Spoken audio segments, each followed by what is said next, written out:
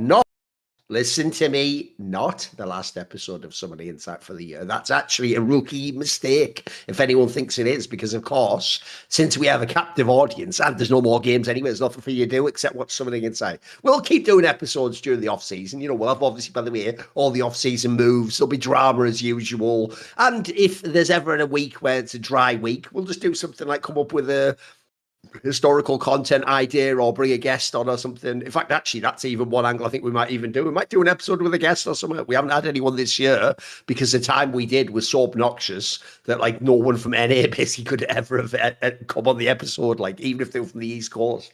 It just started too early, but we can actually potentially do that now. It's the off season. So obviously, we are going to go absolutely ham on this episode because like there was only one match, remember. The weird thing is, in fact, that's where we'll start, Yamato. The weirdest thing about this Worlds that I did find really jarring was that you had all of the first part of Worlds felt so condensed, especially the playoff matches were so fast. Like, bro, you were just playing like in the semis, like 2 days after you played in the quarters, it felt like in certain cases. But then you had the traditional like week-long break before the finals. And I have to say, I actually, even though it's funny because my game Counter-Strike is way more about you play every DL2. And in fact, people would complain if you didn't, by the way. Like famously, some of the stories of favorites not winning the major is because they 3-0'd really easily in the Swiss system. And they just had like 4 days where you don't play the game. You just sat there waiting for everyone else to finish and then to transition to the stage, etc. But the reason is, I've always thought in League, not only do the teams need time to prep, like you need to really think about that specific opponent, but I also think another thing is you need time for all the media content. Like, I think what people were really complaining about was it didn't feel like the tournament was as important because he was suddenly in the semis already. You hadn't had time to process it, to think about upsets, loss. You hadn't had time to preview the next thing and have like cool hype story. But for the finals, you got to do that. Like, I actually feel like for the finals, I did get that feeling, even though it ended up being more epic than everyone thought. Like, everyone downplayed it. It would be like a 3-0 for T1. Like, I actually think I did get like the traditional Worlds feeling at the end. Like, finals did feel like the finals to me. What about you?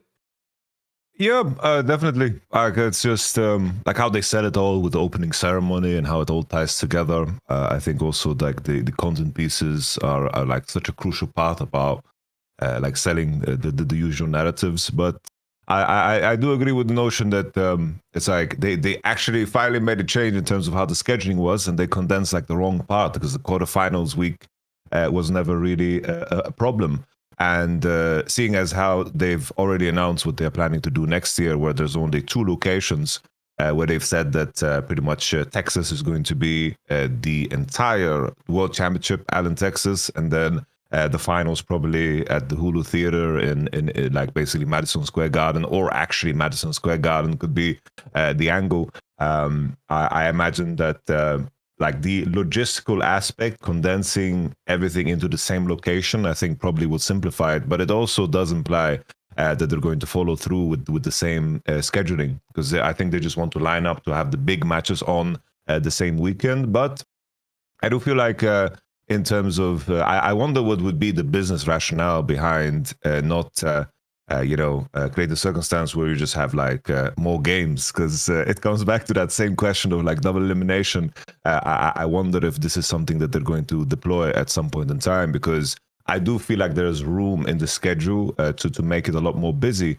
Because something that Keria pointed out, like always in the good discussion of the World Championship, for me, when I make this point, usually like I do it very carefully, but it's always misinterpreted. But the World Championship measures teams on very different metrics in comparison to other teams. When I try to make the point that very rarely, like the Bilibili T1 final, that's like an anomaly in terms of like level of play, in terms of how intense a final was, or in terms of competition. Like maybe you could compare it to maybe 2015 when Rocks played against T1 in Berlin, like in terms of like having the best teams in terms of level, like clash against each other. But very rarely you have like the epitome of like level of play at the World Championship, because you just get tested on so many different variants. Keria mentioned in an interview, it's like leading up from semifinals, leading up to the finals, they didn't scrim once. And shit, okay. And that's something that's like it's not wild. talked about. It's not talked about, but it is. It's like coming into the matches after not practicing for a week. You could even see it in the gameplay that in the first opening game, like it was, like we saw like mechanical misplays from like Kerry on Poppy before he like came into the game. Katie as well, I felt they came online in the second game. It's like the logistics of practice is insanely difficult, and I understand that there are sacrifices that need to be made on that part to make sure that you get the right content pieces and you do all those shoots. I remember last year there was a story that Keria said, we were on a rooftop filming for like 6 hours and they showed that shit for 15 seconds in the video. So we were freezing our nuts off on the roof of a building to make this promo shoot, and they just used 15 seconds of it. I just think, for me, I think more games. That's where I fall on, because I do think that break is a little bit strange. But I guess the argument for, if you want to speak for IS side, is just they want the games on the weekend, and then they have to move all of the equipment around. So it's like they want to line up the semis for the weekend and then another weekend. But it is very jarring as an experience. I didn't like the aspect of like quarterfinals into semis. It was a little bit too fast paced. But if I trade that against the idea of like waiting another weekend for the semifinals and waiting another week for the finals, then everything like would just become such a vacuum again, like in previous World Championships. The thing is, I actually do think that the other reason I'm amazed that it doesn't seem like they even discussed the possibility of double elim so far or even hint at it is because, bro, you just immediately increase the viewership of the tournament. Like, if you think about it, if you do a double elim tournament, the three biggest, most viewed games are going to be the upper bracket final, the lower bracket final, and then the final. Now, you might say, yeah, but I already get the semis. No, you'll get those as well. You get the semis anyway, what would essentially be the upper bracket semis. Will still have great viewership. And also, the part people are missing is this. Not only with double elim do you make it more likely that the final is like more of a marquee match. I know this one actually, like, the funny thing is this one ended up being a good final with some really back and forth matches, but it was actually being carried by what looked like fake narratives, which was the whole telecom war thing, because like, I think even when people sold that whole angle like we did of like, yeah, but like in 2023, KT was the top. It's like, yeah, but the problem is because it never won. It never felt like a true rivalry back and forth like that. So a lot of that was almost just like, hey, it's cool that like back in the day, Faker was playing against fucking KT Bullets or whatever, and you're just like, what's that to do with this game? So the difference is, if you had a chance for the obvious teams like a Gen G to meet them in the final, mate, that would break every viewership record ever if Faker and Chovy actually met in the grand final of Worlds. Like, that would just be like fucking bonkers, probably like 2 times whatever the number of any other match would be. So I also think for viewership numbers, you would just kill it. Like, it's pretty much a slam dunk. You get awesome viewership if you do that. By the way, in this final itself, though, I'll tell you one thing I want to just put out there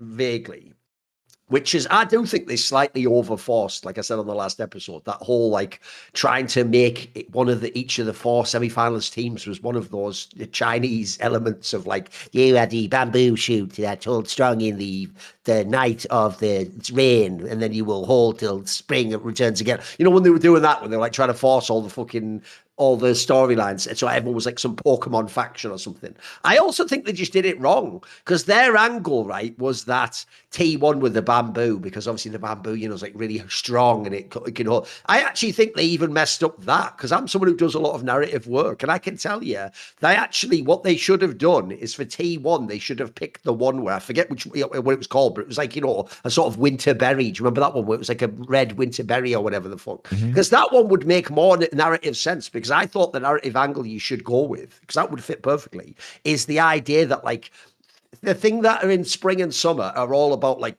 looking amazing, blooming, blossoming, you know, everything's going awesome. No, if anything, the reason why T1 should be the one in winter is because it's the idea they just survive in the harshest environment. That would be cool, because that is what T1's done at all these Worlds, Yamato. Like, what people don't get is, if you actually can get past the smoke screen and all the jungle of all the stupid fan comments about like, yeah, but Worlds is all that. What they do is this, you've heard it a million times, mate. They take the following statement: Worlds is the most important tournament, right? What's funny about that, Yamato, is we all agree with that. I don't know anyone who doesn't. Like, I even think the format of MSI is way better, but I understand that because it isn't called the World Championship and it isn't at the end of the year, it isn't the most important tournament. If people don't know, I do this all the time in Counter-Strike. In Counter-Strike, I actually think the format of what used to be IEM Katowice and IEM Cologne is the best in all of Counter-Strike. So technically, to me, that is better than a major, but it isn't actually a more important tournament than the major, because the major is the major. It has has that status that forever matters more than even winning what might be a harder tournament. So anyway, the point is, we can all agree with the first statement, Worlds is the most important tournament.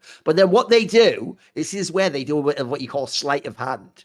Instead of going, so it's the most important. Now, the next question is, how important is it and where does it fit in the circuit? They don't ever do that part, mate. In fact, they skip from it's the most important tournament. And then what they don't bother mentioning is when they said most important, they meant it's the only important. And they just do that little sleight of hand. And that is where all this worthless discussion comes from. Because then we have people just spending a week after every Worlds doing the same arguments like, but what about MSI? Don't we care about domestic play? Isn't LCK really competitive? And historically, that was also great. We do all that the whole time. But the real problem is, if you actually just do it the other way around and just judge these tournaments appropriately, like it's the most important, let's say it's worth like, I think I saw on Twitter someone a good number. Let's say it's worth 40% of the circuit. I think that's pretty good. Because that way, if you won Worlds and like a split, for example, you were the best team of the year. It doesn't matter that someone else wins MSI and the other split, you probably win that one. That seems fair, right? So I think that's a reasonable number. But what people seem to miss, as far as I can tell, is that's the coolest thing about T1.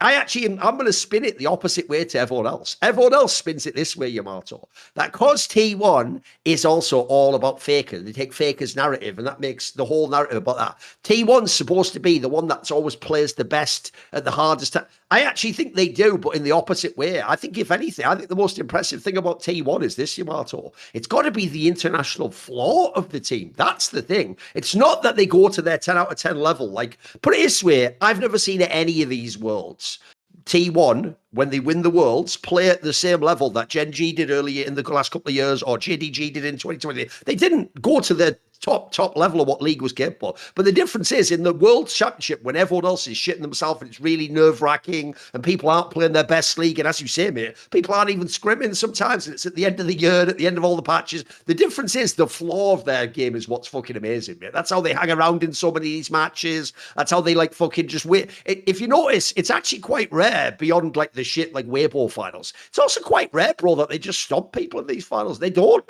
Like this KT series, let's get into it now. Mate, this is one where if you're KT, I thought it was like, actually, if anything, it's a bit of a bummer because you're giving them all this hype and you're making them do all these videos talking about their dreams of winning Worlds. But before the match, it felt like, oh, they can't really do that, bro. Fucking, you're torturing BDD. Why are you asking him what it's going to be like when he wins Worlds? Like, he's not going to, is he? But the mad thing is, I actually think, if anything, this final's worse than getting 3-0'd. Bro, if I'm any KT player, maybe not BDD as much, but even then it's like that thing from the wire, like, why y'all ain't help me, man? Like, man, you could be haunted by this final. Every game's got like 50 moments in it that you're just thinking about, like, oh shit. Like, let's get into it. Mate, even game one showed you this was going to be a way different final than we thought. Because, bro, for about the first 20 minutes, just KT leading, like everything's going awesome. Like, yeah, and in the series in general, this was a very close series for team fighting, bro. You could never tell in any of these team fights who's going to win. Like, half of them are even like split fights where you're trying to calculate with your brain who's winning. It nearly always comes down to like catching one person. What did you think of game one? I thought game one immediately set the tournament. Like, you could tell it was going to be a good series. Game one, I think, props to the score. I think in terms of where the draft started, we had the standard as like leaning into comfort, right? Like Wukong Rumble is the most stock standard KT draft that you can see. I thought, slamming the Ash Braum as an opener as well. Pretty good, yeah. To just chip away at the Gumuyushi pool, I think was really clever too. Yeah. We had the rise for the Prio, and something that we saw with Katie the entire tournament, which was the added nuance in comparison to what we saw in the year, was that Peter and of course Cuz just worked together super well.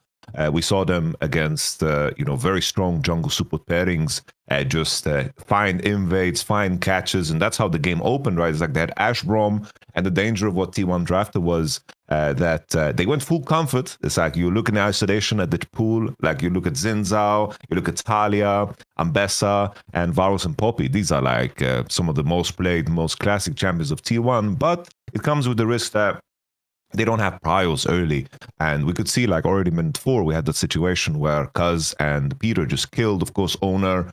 And you could see that there was a sense of kind of desperation almost in the way T1 played. There was a strange play where they tried to gank the Rumble up top with the Poppy. Rumble had like Ninja Tabi, and they managed to get a double kill. And the conditions of the game were like super, super, super in favor of KT leading up to that Drake fight. And I think what's so cool about how T1 play is that they have a sense of courage that nobody else has, I think, at the World Championship.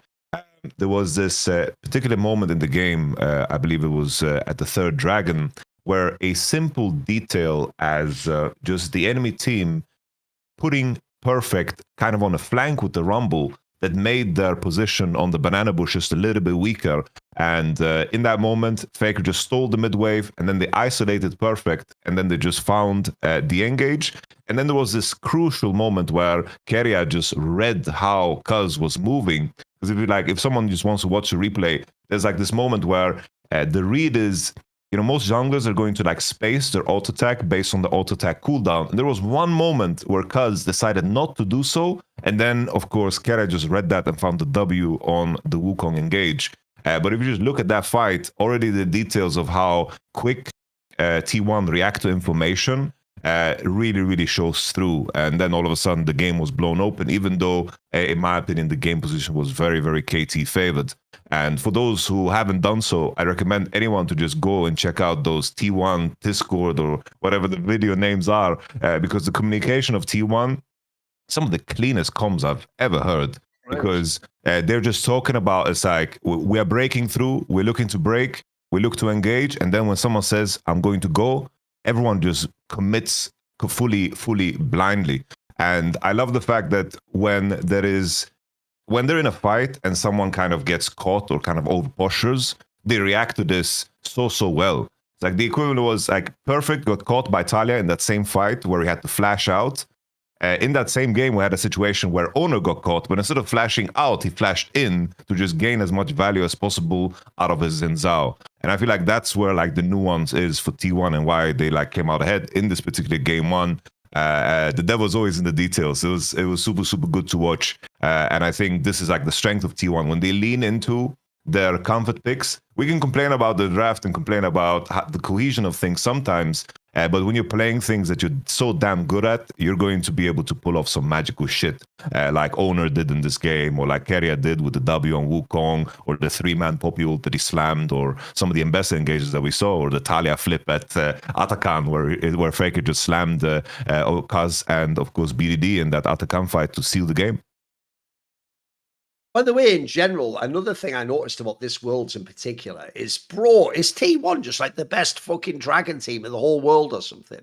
It feels like every time they have control of the Dragon, they just get it. Even when the other team postures and ends up fighting, like, they're just so clean with it. And like, whereas the difference is, if you were KT, sometimes even if you start with the Dragon, you might get pushed off it, or the fight just pulls you away from it. I feel like T1's like basically what I'm getting at is, obviously, they must just all be on the same page of like, are we actually taking this objective? Like, which is more important? Are we switching off for the fight? Are we going for somehow? They're always on the same page for that, bro. Because I feel like if you ever watch one of these series that's like a 5-game series, the one thing if you're watching for the other team that feels inevitable is it feels like the Dragons just gradually keep stacking on T1's side, and you're like, what the fuck? So even though every time each one's like a Corpium one, it's okay, we can give them that one. It's we just reposition for the next fight. Like eventually they've just got like 4 fucking Dragons, like, or the Soul or some shit. It's just too much. No, by the way, that game one, though, like I say, if you were KT, after that game one, you have to be like, look, we fucked up game one, but we can win this series, man. Like, we're right in this match. Like, we're literally getting picks, kills.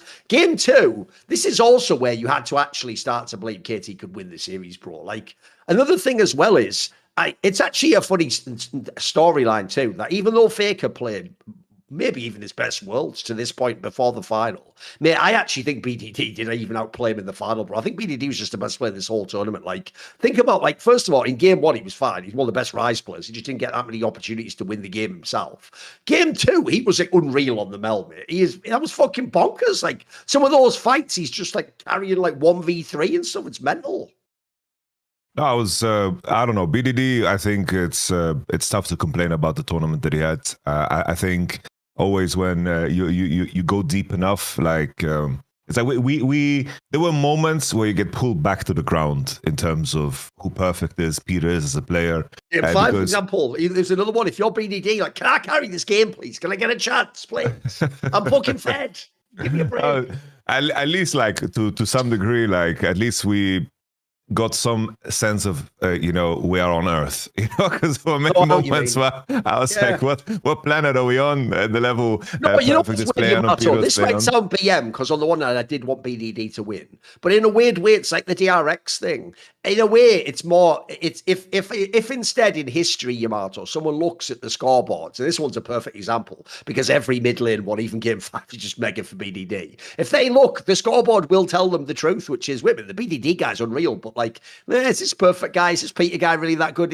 Put it to you, they're clearly not as good as Carrier, for example. Like, that would have been more awkward if it was the DRX and you had to explain to someone like, actually, Kingen and Pioshik aren't the greatest jungler and top lane of all time. Like, that's more awkward, because I know what you mean. Like, they couldn't. The problem really is this, Yamato. They couldn't survive 5 whole games. That's the problem. In general, most of them held up, but you're not going to get 5 world-class games out of those players. Just too much to expect. Yeah, I think that KT did a great job of forming and really forging an identity throughout the tournament. The way they drafted and the way they played was a system that they replicated. Like, I think this was really the hallmark of a team that was just coached. Yeah, really, they looked really like well. they were awesomely coached. Yeah, it's like if you look at the details of like 2v2 matchups, 1v1 matchups, there were a lot of moments where like the players are like 10 CS ahead behind, 15 CS behind, but in the grand scheme of things, they always had a very, very clear vision of what the role of each player was within the game, which I think is like so damn important. There's going to be like better individual players than some of these guys, but they were so damn on the same page. And I do think that outside of BDD, someone that deserves a lot of praise is just Cuz. Because this tournament was insane for Cuz. Even this finals. People named on him way too much. He was really good in this. Even in the final, I think he was awesome. Yeah. I think like if someone wanted to go so far to say that Cuz was the best jungler of the tournament, I don't think that would be a crazy thing to say. You know that point that everyone's made, which is right, that everyone did go too ham about Oda picking fucking Mundo, because he was shit. Cuz was fucking insane on Mundo. What are you talking about? He was baller, mate. And it's like, before people go too crazy about my point about Cuz, it's like, if we're looking at the whole tournament, Cuz was so damn consistent. And Absolutely. there was, the Swiss stage, it's easy to forget, but it didn't look the cleanest for Owner.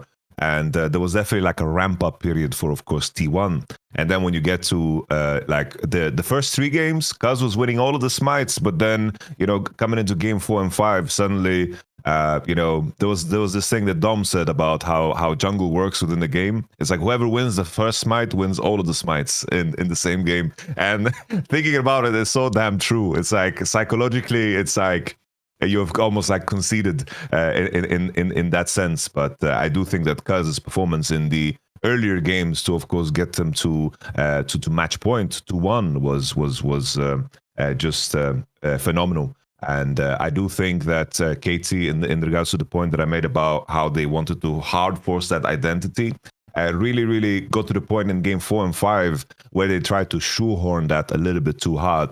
Caitlyn was something that they had success on, but that success was so damn fake, in my opinion, because they did win games with Caitlyn against, for example, MKOI or Team Secret Wales, but something that was awkward for them, and for a lot of teams too, is that they can't find support pairings that make their composition coherent. And in that spot, they picked Tamkench into Kalista Renata, and I called instantly. No matter what the other details are about the draft, this Tamkench is going to solo lose you the game, because it gives Kalista Renata just priority in bot lane, and I think is way too important in the series. And coming into 4-5 as well, it's like the pairing of Yorick and Smolder. It's like at that point, when you're slamming Yorick the way they did, you're picking it because you're running out of champs and you don't know yourself what to pick into Yorick. So you're fearing that lock-in. And while the Yorick matchup might be good into Camille, if you're going to be in a position where you play Smolder into Galio, T1 is going to find opportunities to carry water no matter what for the Camille like they did in the game. So I do think that KT just kind of ran out of steam and tried too hard to stick to that identity. And this is, of course, a challenge that you face always, it brings me back to the Bilibili T1 series in Game 4 last year, where we saw this, of course, just Bilibili leaning into this composition where they played Smolder and Ziggs, which was insane in the spot, but it was so antithetical to what Bilibili was at the time, because patience is just not a word in their vocabulary. And I think that's the challenge that you face. If you are so recipe-based, you're going to really look awkward outside of that recipe. And that's why, like, for the entire year, we praised Genji, because they could play all sorts of different compositions, while KT is like, we need to be strong in mid game, we need to be able to have strong 3v3s on mid, and then leverage that into making sure that our side lanes don't get ganked, and then just show up at the Dragons and team fight. But if you have Smolder, then the game just changes too much, and regardless of how good BDD is on Smolder, everything else is going to fall apart for you, because you have built a foundation that relies on very specific things. The worst thing is, Yamato, you can for real, like, I've actually rewatched this series 3 times because it actually was a banging series. I'm going to say, look, I actually do think it isn't the highest level of play. That's one thing I think Fearless has taken. When you get to Game 4 and Game 5, it almost never can be clean League of Legends, Yamato. It's never going to be 10 out of 10. Like, people have never played these comps. People are sometimes, like, first time in comps, etc. But the excitement level was definitely there. Because, bro, think about the way the series went. Like, even in Game 1 when KT lost, they were doing really well for the first part of the game. They win Games 2 and Game 3. And by the way, Game 3, they also look awesome in. Like, that was like one of the best games in the whole tournament for KT. Game 4, they are leading and in like a nice position. And then basically, if you remember, it's that sequence where they like lose the Atacon fight into like a dragon fight, into like, at that point, T1's just like powered up. Bro, if you ever go and rewatch these team fights, especially the dragon fights, there are like a million different ways these fights could go. Like, I've got to say, that's why I say for T1, I really do think winning dragon fights like that is what won them this tournament. Like, because it's the margins, bro. The amount of times that those dragons that they're able to like separate people from the fights is unbelievable. And also, this is why actually I'm interested, like you said, that they got their comms, because it feels like the target selection of T1 is mega in some of these fights, mate. Like, the amount of times where, on paper, if you did a screenshot, like, I would think, oh, actually, KT can win this, like, if they focus this guy. But T1 just, like, coordinates at the right time. It's unbelievable. But I also think if you are, like, not just BDD, but some of the other members of KT, mate, you're going to be up, like, this is the shit where you keep waking up, like, oh, wait, the final's over. That was 2 months ago. Like, you think about these matches forever, Yamato. There's so many angles you could have gone for, so many things you could have done. Well, I say this, it's like, you know, everyone looks at Faker as this great inspirational figure, but this guy is the destroyer of dreams. Yeah, I know, exactly. He's basically, you know, the guy is like, no matter how hard you try, no matter how good you look in the year, it doesn't matter in the end. It's like, I don't know. It's like, I don't know how many nightmares Faker's in, you know. It's like, we said the same about AL, you know, it's like Tarzan and Tabe just waking up all sweaty. It's like, oh, that series, maybe we never get the chance again. It's like, it was so damn close. So if we did this, we could have gone all the way. It's like, you know, same now for KT, same now for Knight, same for Chovy, same for every player that might be your favorite that is not named Faker. You know, he's just sending a very clear message. You know, it's like this way. I'll give you an analogy. In Counter-Strike, I know it was before your time, but one of the most famous Swedish Counter-Strike player ever was the teammate of Heated. It was the guy called Potty, right? And he was like, basically, he was on the original Counter-Strike stars in like the early 2000s. And I used to have a line I thought was a banger about him because he was famous for being a bit like Faker, really clutch. Like, put it this way, most of us actually thought he was the GOAT early on, not Heated. He was the one because he would just always win every 1vx. In every big game he'd perform. He'd like, it wouldn't always be like pure dominance. Like, Heaton was more of like a skill player. This guy was more like, you know, technique and efficiency and beautiful aesthetics. You know, he's like Roger Federer of Counter-Strike, basically. And one of the things I used to tell people was there was a match I remember, a bit like Faker, when he was getting towards the end of his career. He wasn't like, you know, the best individual player, but he would still win because he was just so clutch and such like a great mindset for the big games, right? And I remember they had a game against an American team where he actually won the game at the very end in like a 1v3 with like 1 health or something mental like that, where, you know, you have to like completely get lucky, mind game a guy, get, you know, like he looks the wrong way when you look the right way, all sorts of crazy things. And what's funny is, understandably, because of how extreme that circumstance was, this American player was complaining to me like, oh, you won't believe it, he was on like 1 health, he got so lucky, like my teammate could have looked. And I said to him, the problem you have is this though, mate. I said, for real, real, you have to just take a number and get in line because you're like one of like 1,000 people who have that story, bro. Because every time he wins the championship, there's a guy like you who's like, and you won't believe it, like I was leading and then he got, and it's like I said, and the problem you have is this, in isolation, I agree with all of you. You're so unlucky, that sucks, it could have, but the problem is when one guy has that story going his way like 1,000 times in a row, that's why he's the GOAT. You know what I mean? Like, that's not, you're just one of a million, because you're right, Yamato. In isolation, if you're BDD, you could be sat there in a bar like, oh, what the fuck? I played the best game of my life. I was awesome in those bloody teammates. But then the joke is, you look down the same bar, and then not only is Knight there, like, yeah, then fucking, you won't believe it. Like, I told fucking Jun not to do that. But then if you keep going down the bar, at the end of the bar, the way down, it's like Tarby himself, like, and then Uzi I was like, I can't carry this game walking down. Everyone has that story, mate. Everyone has it. It's why in a fucked up way, Yamato, it actually is appropriate that even Faker has that story from DRX, where even Faker's like, and then I got boomed by King, and what? It's like for once Faker actually got to feel what that's like to go, wait a minute, I'm supposed to win that one. Like, yeah, they're all looking on the bar like, yeah, motherfucker. Exactly. It's frustrating, isn't it? But then, of course, because he's Faker, he didn't really have to sit there at a bar. He just won the next 3 world championships. Whatever. Fuck, right up. Fuck. By the way, you guys don't know this. Low key, that's actually the one thing I've ever seen in League of Legends. Not getting banned by Riot multiple times and having his core stream and taken away, which made him cry on stream. All the things that's happened to Dom, I actually think the worst thing that happened to him might be T1 winning 3 worlds in a row, because he hits that narrative so bad, guys, that you all tell him like T1 was the best the whole time. Remember, in this same time frame, they've won 1 fucking LCK, bro. One. They don't even make the finals nowadays. But like, you've all just ruined the game for him completely, because it's so obvious that they're not just the best team of the whole year, are they, you idiots? But you've got to give it to them. They are fucking fire at Worlds, though. Yeah. They're too good. I do feel like this one, was a little bit, it's like, I think the community wants to be, I understand it's like the nature of how people consume entertainment, right? It's like people commit varying degrees of time to it, and then they want to, of course, frame the narrative around what they know. I think this is just how people engage with entertainment, right? I think it's normal with any traditional sports. Like I do the same with Formula One. It's like I watch the highlights, and I have opinions, which is crazy when I think about the context. The thing, though, Yamato, I'll always make this point. It is totally fine to have shit opinions. Here's the difference, though, Yamato. You don't tweet at like the most famous analyst in Formula One. Like, you don't know what you're talking about. This guy had the very much.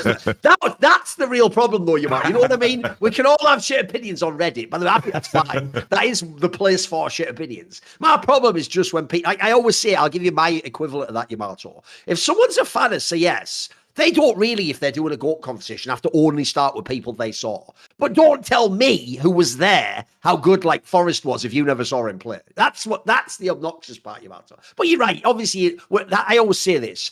When we're not in our game that we're an expert in, we're all plebs, of course. I'm a complete pleb in like tennis or whatever. I've only watched like 4 of the best players or whatever. Some of them I only saw if they played that player. Like I don't have comprehensive knowledge. Yeah, of course, we're all plebs. It's actually part of the fun of being a fan, right? Just having fucking opinions, sort of fun.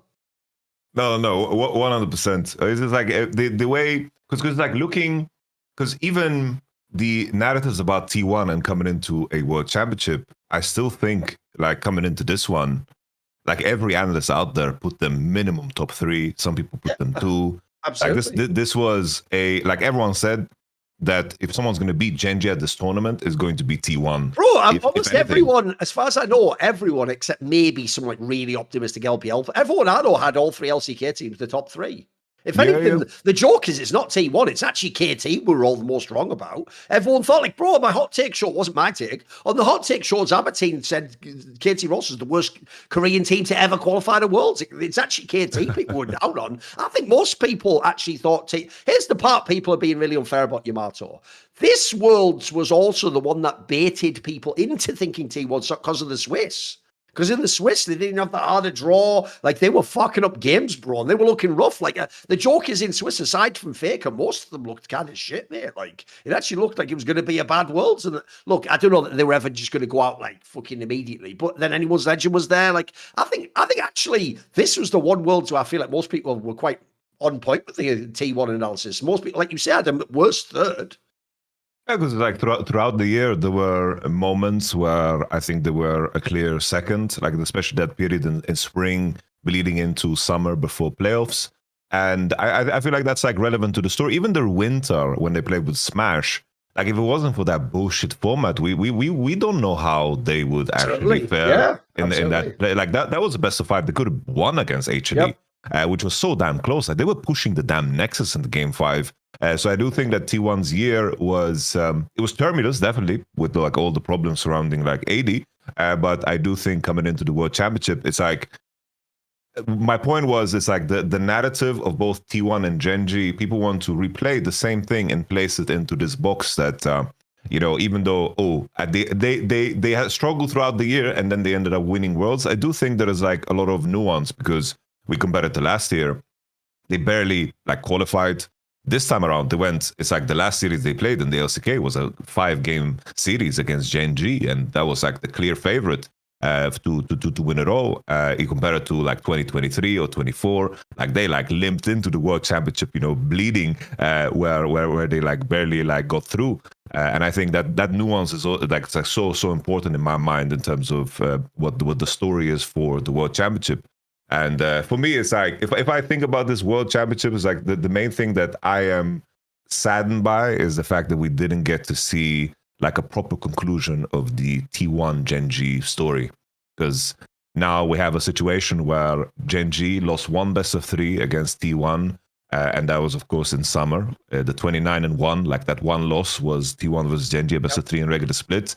And then in the best of 5s, Gen G just had the upper hand because we were robbed even in spring of that matchup because of this dumbass format. Yep. We didn't get T1 versus Gen G there, and now we didn't get T1 Gen G at Worlds because for me, it's like a big part of the double elimination conversation is that we get to see T1 at their best. I want to see more series of T1 at their best, plain and simple. And I wish we had like a proper conclusion to that story. I really makes me feel blue balled, about the whole journey.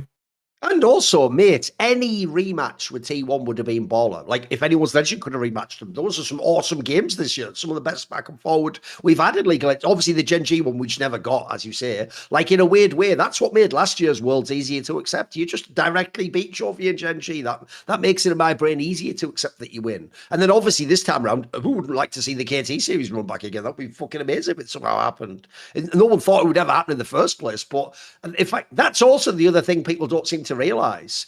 Bro, if you make it double a limb, it's actually quite unlikely KT would win Worlds. Think about what we just said about the final. They couldn't keep all those players going for 5 full games. Like, I do think, I'm sorry, Yamato, I know everyone was hyping it after the semis because they were on like a T1-esque runway, so they've only lost 1 game. I think that's also why they looked so good, though. If you'd have had full 5-game series every match for KT, you would have seen the odd Peter bad game. You would have seen a game where Perfect just shows inexperience. Like, the saddest thing is this as well, Yamato. I have to say, this run did give me more respect for the KT players. But I don't care even if you'd somehow pulled out like Game 4 and won Worlds. I would still make roster moves, mate. Like, some of these players, like, look, great job at this one tournament and in general from the summer onwards. But if you watch the whole year, they are who they were. Like, here's the real problem. Peter isn't Carrier, bro, and he never will be. Look, maybe he's better than we thought he was. He's not as much of a meme, but he's not like, put it this way, I'm sorry, I would absolutely still take people like Kale over him tomorrow if I could take them. Like, they're just too good, mate. Similarly with Perfect, we're not hating on him. He had some good games, but I'll tell you what, you could also very clearly see when he was not on his champions that it was going to be a much harder game and then he wasn't as good. By the way, I'll tell you what we haven't mentioned so far, and this is actually the craziest part of the whole world's narrative of T1, in my opinion. You know, at the beginning of the year, the whole reason why Dom had to shave his hair is because what made everyone make these bets against T1 is Thorin.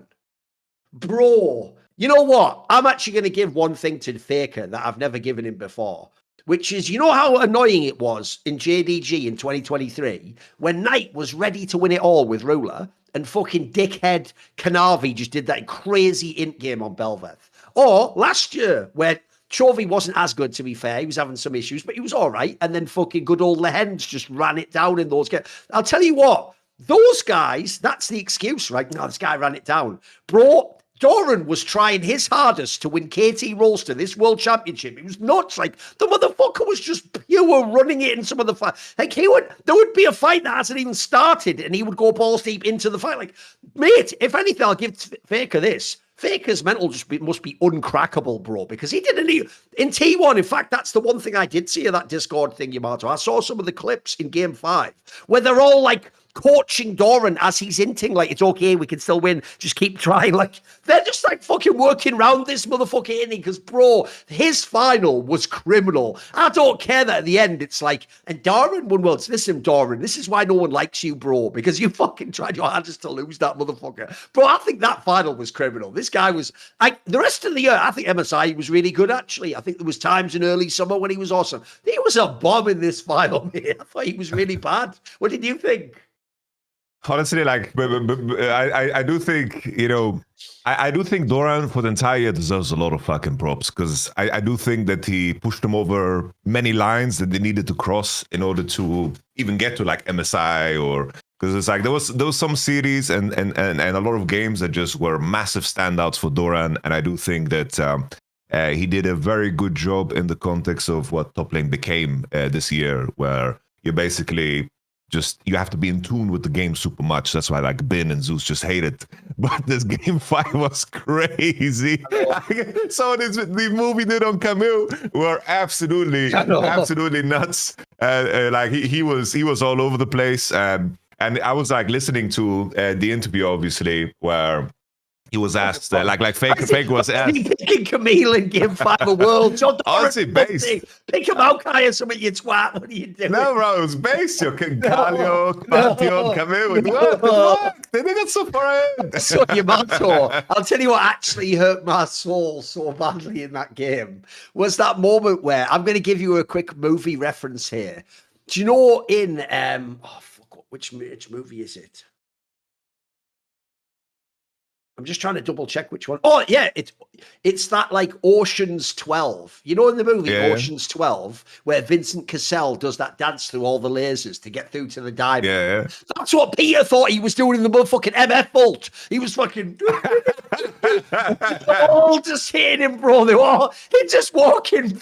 Oh, man, that one clip, I can see it in my own mind. It was nightmare fuel. All you do is go out in the fucking hole. He was just going through it like it was a fucking, like it was sun beaming down on him in a warm. That's that movie. If I'm BDD, that's what I see in my nightmares, bro. That was so great. Do you know like exact sequence I'm talking about? Don't you? Of course, Like, why have you done that? Why have you done that? That hurt me so bad, bro. That one moment. That tilted me so much. No, it was definitely, yeah. It's like they ran out of steam, you know. It's like you become desperate. You just wanna win the game on every play. It's just how it seems like, you know.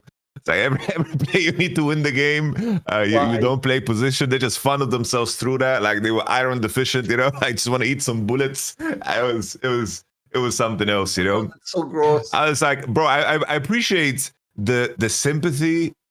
And how they navigate around Thorin, because I think a very important part of the T1 story is that there was a period after spring 2022 where T1 just couldn't win finals.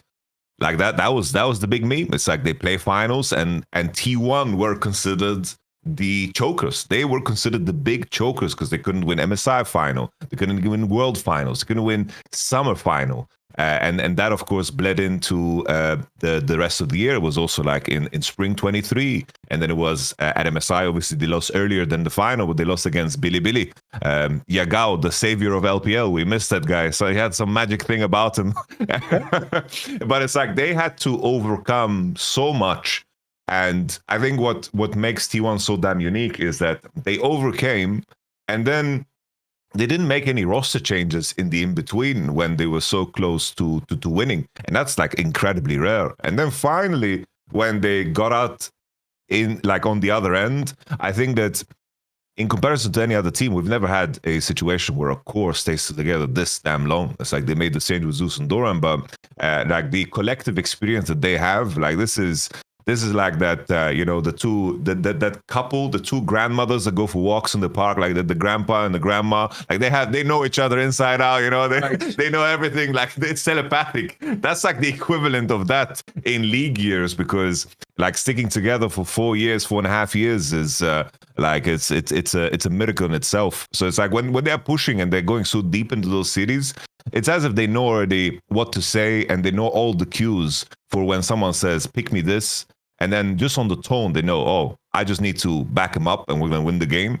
Like that level of trust is something that you're not going to be able to find anywhere else. Like replicating this is like looking back at some teams post-World Championships. It's like teams that won Worlds never really stuck together. It's like 21, EDG, like 20, well, not even 2015 SKT, like which teams stuck together? IG, I guess 2018, but they collapsed during in the side. There's not many though, yeah. G2, right? It's like G2 stuck together, but that was like that. Those 2 years felt so damn long, but it's still just only 2 years, which is crazy to think about. And I think that collective experience, going through that and coming out at the other end, I think a lot of teams don't want to take the risk in staying together, because the easy solution in those moments is to just make roster changes. So, by the way, it even makes sense, Yamato. Think about it. It's not like sticking together did win them all the LCK. They didn't win any of those pro. Like the last one they won was in 2022, and essentially,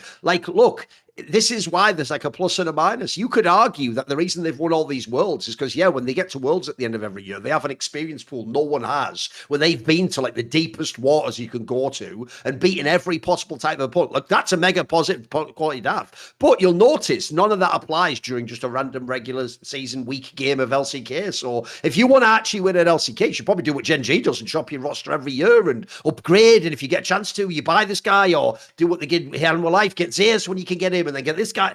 You probably should. The difference is, though, you're never going to be able to build that crazy experience base. So it's like to me, it's kind of like you're picking one adventure. Which do you want? Do you want to stick together through no matter what? Because obviously, if you stick together no matter what, by the way, here's the other angle. You're going to have the times where Gumayushi's going to have a split where he's not as good, or where his champion pool doesn't exist. Now, look, again at Worlds, in the key games, didn't he carry the games? Yes, he did. He had some awesome games against Anyone's Legend and against KT in the big matches. But if you were trying to go for just the best regular season ADC, you would have made a different roster move or something. So you're always making a choice as a GM. It's why actually I think a lot of us do praise the GM choices of Remain from G2, because there's times where he could have stuck with what was a very dominant domestic team, but he's clearly been willing to exchange that, and as a result he didn't win as many championships this year, mate, to try and get the better international squad. Like, you can see what he was trying to weigh up there.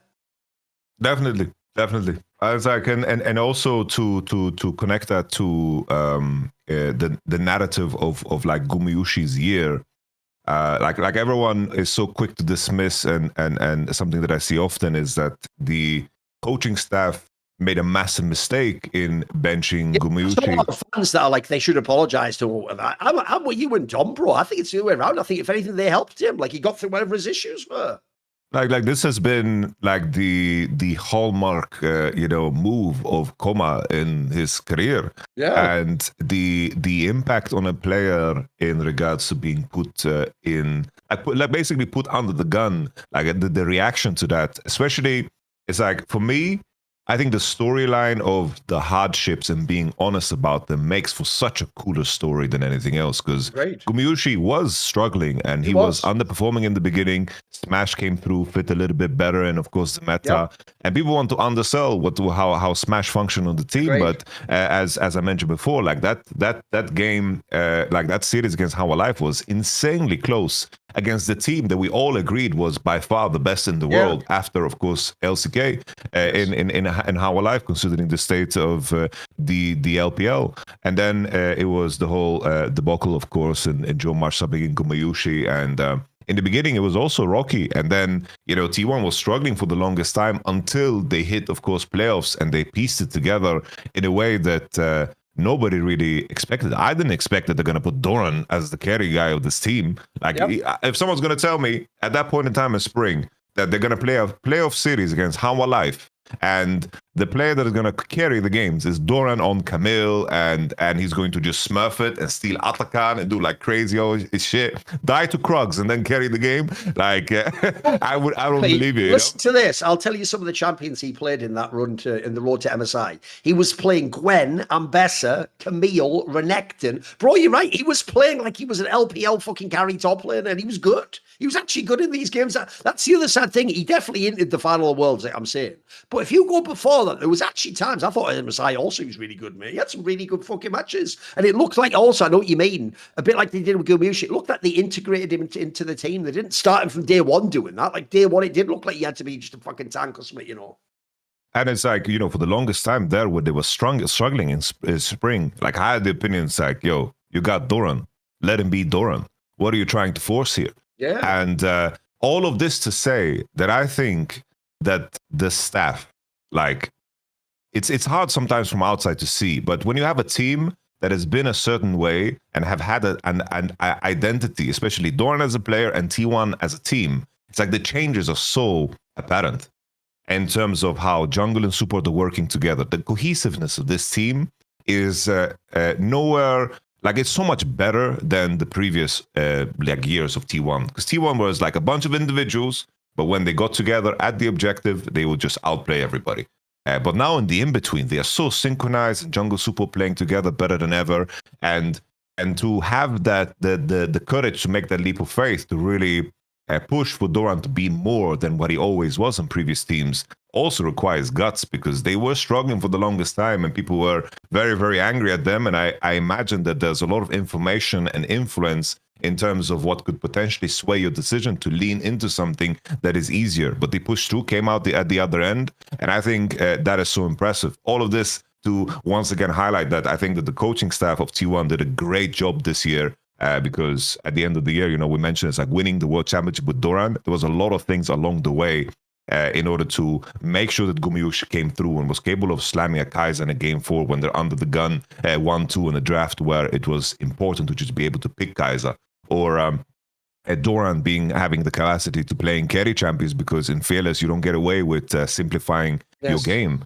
Because in previous year, Thorin was always the guy who just left on weak side, always in isolation, and then you'd hope that like Viper or Zeka would like carry the game, or like Chovy would carry the game. And I really, really like that story of T1 and their entire year in terms of how things concluded.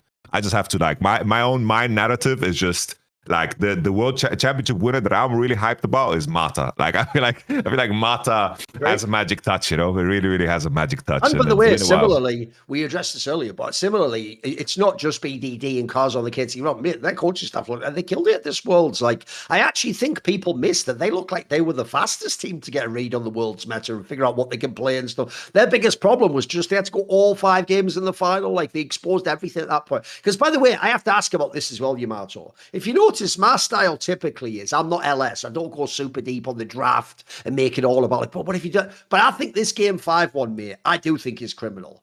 Because if you look at the draft KT roster has Yamato, so they've got the fucking Yorick top lane.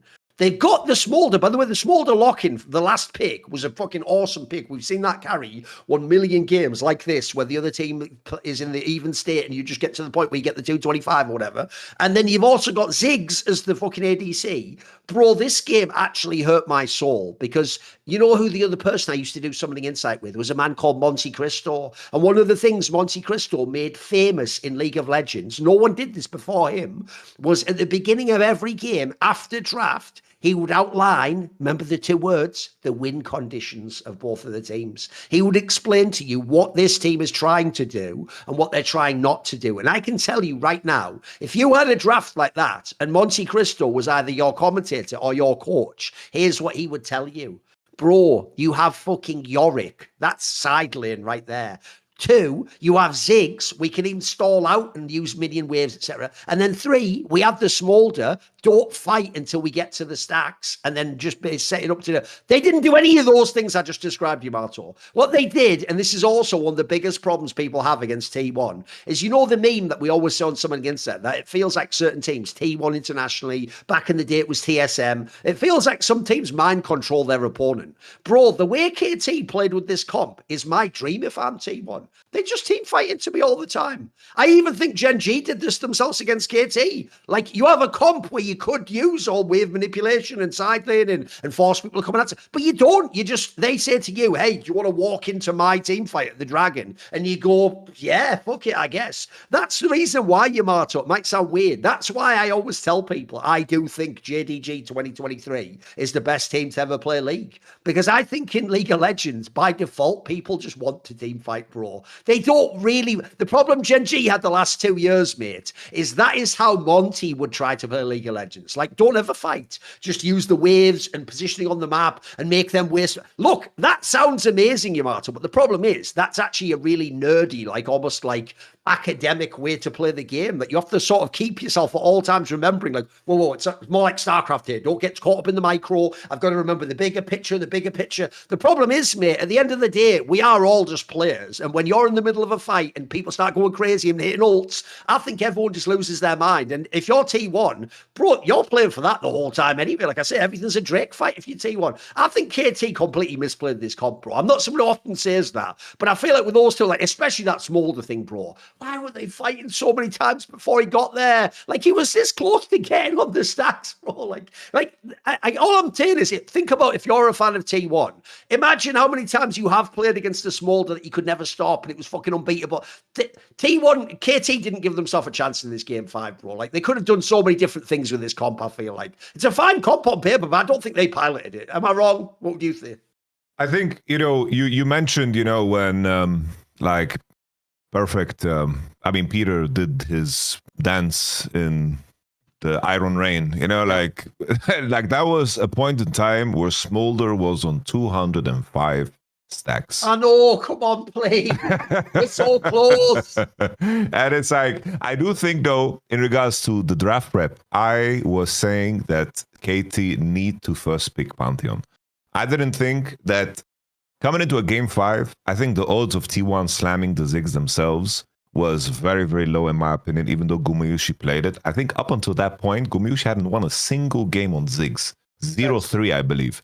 I'm just speaking from memory. Maybe there's something in there or something. I'll look it up. I think that basically it's like, ever since T1 lost against Ziggs of Hanwha Life and Ziggs of Gen G, they decided to pick it up. You won one time and wrote to MSI, but I think aside from that... Okay. So it must have been against probably like KT, I think. It was like a one-off game, yeah, exactly. Okay. So in that moment, I think the issue is, it's like you're picking Yorick against Pantheon Galio, and you're setting yourself up for a scenario where the enemy can easily pick Camille or Jax, losing matchups into Yorick, but you do so into champions that will have windows in the game to break you. And if Yorick is weaker on side, this champion serves no purpose at all. And what T1 did so brilliantly was that just level 3 gank to break the top wave and the top matchup. When that gank lands, like Owner said it himself in the interview, it's like when we killed Yorick top level 3, we knew the game would be easy. Because that really, really defines so damn much, because Pantheon's going to get 6. Galio's going to have roam time as we can sack a wave and then play. And I think that really, really opened up the game. And I think the issue is you give up the Pantheon Galio, which is coming no matter what. And I do think that maybe in that moment, picking something that is not so reliant on making sure, it's like there's no in-between for Yorick. If he loses on side, he's completely useless. And there's not going to be any windows for Smolder to like go top and to break the matchup, which I think is a tricky thing. And I really like the T1. It's like Gumayushi had an insane MF game, but they read the game really well, where they're like, okay, the only thing we need to do is make sure that we pick a bot lane that can contest the push, because we don't want the Ziggs and the Nautilus to have any momentum in the game. Because if they get momentum in the game, they can base and swap, and Yorick can get out of these sticky situations. But MF Leona had full prio, which meant that Leona, Pantheon, Galio, they're going to have windows to break the Yorick, which they did in the game. But looking at how everything progressed, I have to give props to BDD, because it's like he was super far ahead in a matchup that was, of course, winning for him. But even that, like the 1-for-1 trade he did at like minute 4 or 5 in the game was like absolutely insane for the game state. It's like he flash killed Galio, and then he got a wave slow pushing into him. Like, this was a game where Faker was definitely suffering. Thinking back and comparing this World Finals to some of the past World Finals for Faker, I do think that there were games where Faker was like quite lackluster. It's as of how he used his clutch juice, to get them to this point, and then now, the little ones, like in Tupac and hit him up, they needed to come through, and the busters needed to also spit some bars in this final, which of course they did in Honor and Keria and Gumayushi. I think that like Faker was really good in the Salia game and the Nivea game, but in the other ones, like the Silas was very, very rough. The Galio as well wasn't super clean, but in the end, that Peter dance in the bullet rain, definitely like a 205 stacks. That's the most painful part. It is, it's gross, because like if you just wait, mate, you have such a great chance to do something in this game. The other thing that does kill me is like, here's where you have to actually watch all the episodes to get how our opinion evolves. If you go to the last episode, the one where it was after the semi-finals, actually Faker was having an unbelievable Worlds, mate. I think actually one of the best I've ever seen from him. Like, I would really compare it to his original prime. He was actually even handsing people. But I think in the final and over the whole tournament, I'm sorry, BDD was the best player at Worlds, mate. Like, this is actually one of the best performances. Like, you have to compare it to like being last year, Faker himself in 2017. Like, these are some of the best performances you've ever seen. Like, if you are BDD, I really don't know at the end of the tournament how you could really sit and do what all the Koreans do, where they go, I guess I need to try harder. It's like, what are you supposed to do, mate? Like, I think you already played better than most of the people who won Worlds. Like, it's unbelievable how good this guy was. Like, but I actually, listen, there was games he didn't carry, but there's very few games he ever had a bad game, mate. Like, he was just good. Like, even ones that the scoreboard doesn't look good in this final, he's always in the game, mate. He's always giving you a chance. He's just waiting for a teammate to step up or not to fuck up a fight or something. Like, I thought this was an unreal performance. Like, I have mad respect for BDD. Oh, definitely. I think the main, for those that are going to say like that some of the individuals on T1 were just much better. I think like you need to remember that we are putting in context the entire journey, right? BDD had to do heavy lifting already, like in game 1 against like MCoy. He did the heavy lifting against Team Secret Wales. He was insane against Top Esports 2, and just the entire run was very, very clean. While like Keria when T1 going 3-2, I think Keria's performance was very rough in the beginning. I think that you can also call out like Owner, who was like inconsistent. Either he was like the best jungler in the world, or he was like really, really bad. There was not like in between. I think like the IG series really frames that well, because game 1 and 2 he looked really rough, and like Wei just looked like the better jungler. And then of course game 3 and 4, Owner was like completely in the pocket and in the box.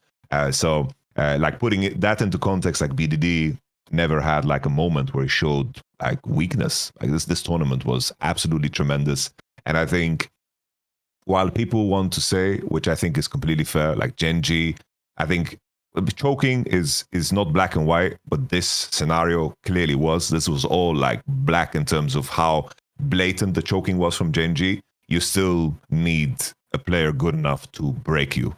And BDD broke Chovy. Like, he broke him in a way that I have never seen before in Chovy's entire career. Even when I think back to like 2018, the finals against KT, or like 2019, or anything really, like this was as broken as I've ever seen Chovy. And it takes two to tango. And BDD deserves props for that as well. Okay, well, we will switch topics in a moment, but first of all, why don't you tell us how we can switch regions if necessary? I will, just in a moment. A few decades ago, private citizens used to be largely that, just private. What has changed? The internet, Thorin. The internet has changed, and everyone is just connected to the device. We are talking across the internet. There is very little secrecy, because of course we rely on our internet service providers. So I want you to imagine that all of the data has been collected and aggregated by your just data brokers into a permanent public record. Your record, your private life is exposed for others, and these data brokers are selling that information, and your internet service provider, or all these applications that you use, or this free browser that you're using as well, is of course making money somehow. And that is by aggregating your data and making a public profile for just you. I'm sure everyone's had that experience where you talk about something and then suddenly you have ads for it. It's like, oh, we talked about a toaster for 2 seconds and then suddenly you have ads everywhere on it. It's like they're in the loop, they're in the loop. And obviously you can keep your data private by just using ExpressVPN. Every time I go online, use ExpressVPN. It just, in my mind, in terms of protecting your data, this is the easiest way to do it. It encrypts 100% of your network traffic to keep your data safe from hackers when you're on, of course, public Wi-Fi, which I think is a super important thing. It's like when you connect to like Starbucks or whatever, it's like I always share the same scare story. It's like when I grew up, I remember in school, people had this application where any cookies that were traveling on the same network was something that could be like intercepted and they could just log in using the same cookies. And back then it was like not that malicious, people were just like writing statuses on someone's Facebook. And that was like the least, still it's like they had access to that part that is scary. You travel, you want to make use of Wi-Fi in a hotel, whatever, and you don't want to feel scared. It's like especially now in a world where everything is so digital. It's like everything, all banking is done, wireless payments and all that jazz. I remember like growing up, our parents were like, no, don't put the credit card online. It was a little bit irrational, but also there is a little bit of rationality in that way too, There's something to it, definitely. Yeah. And ExpressVPN, of course, works on all your devices, phone, tablet, you name it. Just tap one button to turn it on. I used it when I was in Korea, which was super neat because Twitch doesn't allow you to, of course, stream. Basically, it's like a 1080p because Twitch is not used. So I was streaming out of Japan, technically. Also, if someone's never used it on a phone, it's really easy to set up on a phone, actually. It's just in the background running. It's really easy, mate. 100%. And it's like, additionally, something that they added as well as like optional dedicated IP service engineer for like innovative just zero knowledge design. Like basically, ExpressVPN don't even have your data. It's like, right. If for some reason, like the Department of Homeland Security is like, ExpressVPN, give me the information on this guy, he tweeted something, or like, you live in the UK, it's like, oh, he tweeted something, whatever, we need this internet data, let us know what he did, then ExpressVPN is like, we don't have this. It's like, bro, like we don't have the information. It's not in our hands. So they can't be strong-armed into anything, which I think is super, super important. And that is that. Secure your online data today by visiting expressvpn.com/summoning. That is expressvpn.com/summoning to find out how you can get up to 4 extra months. That is once again expressvpn.com/summoning. There it is. Thank you, ExpressVPN. From plugging holes in internet security, the question now I want to actually ask you is this. If you're KT Roaster, right, I just said, look, this run was cool, probably make a documentary about it if you're smart or something like that. But realistically, like I said, bro, even if you'd won Worlds, I still think you should have considered roster moves. So I want to know, if you were the GM, not what will actually happen in reality, but if you were the GM, what parts would you be looking at? Where do you think they need an improvement? What do they need that's different? What would you try and change to make KT Roaster better? Because, like, if anything, surely the big positive is it doesn't have to be the entire team except BDD. Like, we can keep some bases. Like, I'm with you. Maybe Cos earned his spot. Maybe you want to pick another one. But who would you keep? Who would you consider letting go? I think BDD and Cuz are like must keeps, especially now considering the jungle pool. There was a rumor that I read from like the LPL insiders that Tarzan and Kale are pretty much like set to continue with AL. I don't know the legitimacy of it, but it's like already one person's out of the pool. Considering how Cuz has been consistent throughout the year, and now Peanut is out of the pool. Him going military, jungle access is of course a lot less. And I think the main question now for KT is how hard are they willing to compete with How Alive? Because all of those contracts are up. And remember, the rumor is that a couple of people are leaving Gen G as well. So there's going to be really good players available, mate. Yeah. Like if there's a world where you can pick up pieces from Gen G and How Alive, I feel like you should. It's like we talked about so long. It's like, what would How Alive look like if BDD was on that team? Yeah. Why don't you just recreate that How Alive on KT? And maybe this is the year where you're going to hit hard, because obviously the last 2 years you kept it a little bit cleaner.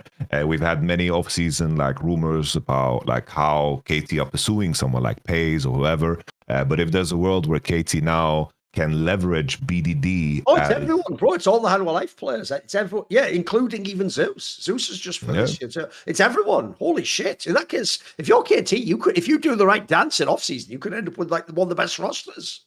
I think the main thing is like you have such a strong argument in the fact that you have BDD. And same way Gen G used Chovy, the same way T1 used Faker, it's like you have the mid laner. And if Hanwha Life aren't in a position where they can contest for BDD, and you compare Zek and BDD, I do think that people will find it more attractive to work with, of course, BDD. I don't know the situation exactly. Maybe you can pull it up, Thorin, because you have it open, the contract situation on Kaz and BDD. But if these guys are sticking around, like I feel like you can convince, a Viper and a Zeus to maybe take a little bit of a salary cut. BDD's doesn't end until the end of next year, and Kaz is actually till the end of 2027. So actually, the two main players you want that you've got them under contract. And you can be like, yo, you KT, you walk up in the room with Zeus and Viper. And then, like, this conversation about that would be a spicy fucking monster, bro. Yeah, like that would be some crazy firepower, because I know everyone's going to be hype on Perfect and Peter and all these guys because of the Worlds run, but I do think that the Worlds runs can be very poisonous in terms of how you define players. Especially when players have bad runs, it can also go in the direction of good runs too. And I'm sure that Peter and Perfect, definitely they have deservedly increased their value because of some of the play they've shown.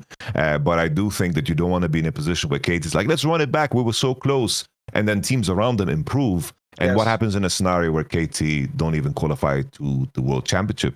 Because keep in mind, it's like LCK, in terms of GMing and where it's at, like teams around you are going to make improvements. They're going to make improvements, like your competitors in Nongshim and D+, and these guys, they're going to try to make roster shifts to come for that fourth spot or third spot.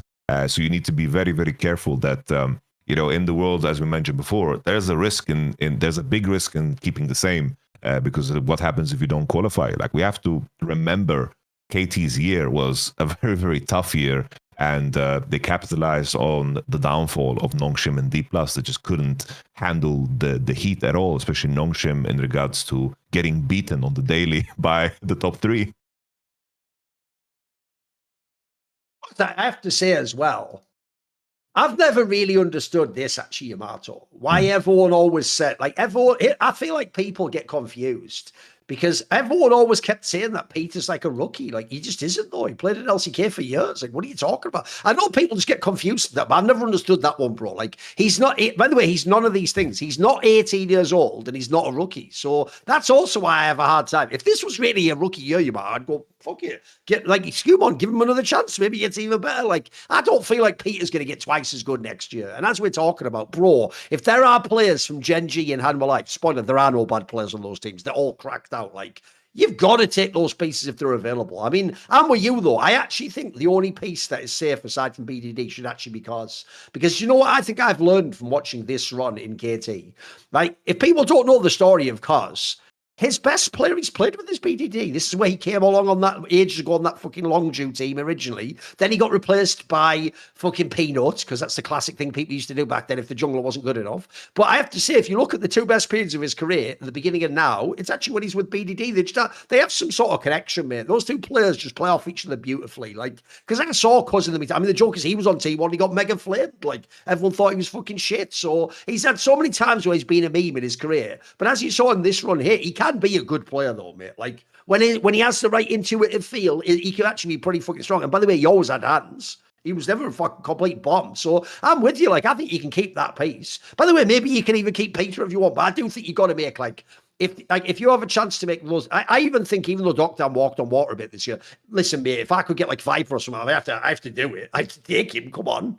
In fact, there's another thing I'd even be thinking about. If I'm Viper and BDD, I'd just get meet up in a bar. Like, bro, didn't we both just play the perfect worlds? Let's just play together, for fuck's sake. What are we doing? Like, why don't we just join forces? You know? Definitely. I'm intrigued as well in terms of how the T1 off-season will go, because that's also kind of a question mark in regards to the turmoil surrounding Gumayushi. True. He's also up for a contract. In terms of how... Yeah, by the way, Doran's contract ends now. It's just ended. In terms of how Gumayushi always talks, it doesn't seem like he would ever want to play for a different team. Like, if there's a world where like T1 make a change, I do think that Gumayushi has like positioned himself so damn well in terms of the community sentiment, right? It's like it's also awesome at all the worlds, Yamato. That helps too. That you always remember at the end of the year at his best. It's probably his best tournament as worlds. It's like even if T1 would sign like Viper, you know, it's like it might make sense, but the fire T1 would be put under absolutely. Due to Gumayushi being like the finals MVP and ending with such a crescendo. Like that is, you know, an evaluation that they need to make. But the reason I brought it up, like if we just think from a player sense, is like Viper has so much power in this offseason. And if there's a world where he goes to like T1, I would love to see like a Gumayushi on KT too, you know? I think that would go hard. That would go so damn hard. Same with T1 players. Any of those T1 players leave, take them to the other fucking squads. Let's just do a proper shuffle where everyone goes to the teams, but we just keep the top 4 teams all have good players. It'd be mega. Because I'm with you, by the way. If you're T1, look, the real problem, like we say, is that they just won Worlds again. So the problem is, in a weird way, actually, if you want to make the fans happy, Yamato, you're better off just keeping Guma, even if you don't win next year, because that way, when you don't win, they don't have any what if. But the problem is, if you replace Gumayushi and then you don't win the next Worlds, even if Viper or someone plays way better, in a fan's brain, they're going to be like, but we would have won if we had kept Gumayushi. They're just going to do that, unfortunately. Because I know what you mean. Like, if I also think the same thing about Faker. Look, this Worlds was great, but you're not just going to have amazing Worlds every year. Like, you're going to have a year where you don't have as great a one. By the way, he was looking a bit sus coming into this Worlds. Actually, quite frankly, his champion pool was scoffed. Like, if you could get someone as powerful as Viper, bro, surely he wins with him. You know what I mean? Like, I can imagine Faker just doing his mid-game moves, just piloting Viper around a bunch of team fights. Surely they just fucking smash the whole world. I think they'd be mega. I think the main 3 roles, right? It's like Carrier, Owner, Faker are probably like the 3 guys like that you never want to let go of. Like this is the core, and then you have like flexibility in the other positions. But it will be intriguing to see how things go down. Like I'm really intrigued in terms of the impact winning has. It's like winning is the best cure for any team issues. So. Maybe everything falls into place. I just remember like that. I've got a spicy one for you though. Yeah. Are you ready for a spicy one? Here's a contract that is really spicy though, bro. Do you want to know whose contract ends now in like a few days? Canyon's, bro. Ooh. Because here's the problem, Yamato. I've got to say, even though on paper that looked awesome, put Canyon with Chovy. Yes, but as we're talking about, if there's other names available, like if I could get Tarzan or something, maybe I'd do that more. I don't know. Like, because I feel like, I don't know about you, but I feel like Canyon just fucking phoned in the last half of the year. It just feels like this was one of the worst periods. They got away with it because people looked at Chovy and they looked at some of the other names. But I feel like he just fucking, this was not a great year for Canyon if you want to like put yourself as the greatest jungler of all time. This was, yeah, like the first half of the year is good, but even then, but I thought he was a bit scuffed even in the regular seasons, you know. Yeah, it's just one of those players that have operated like a certain way for so long. And there were times where he got away with it.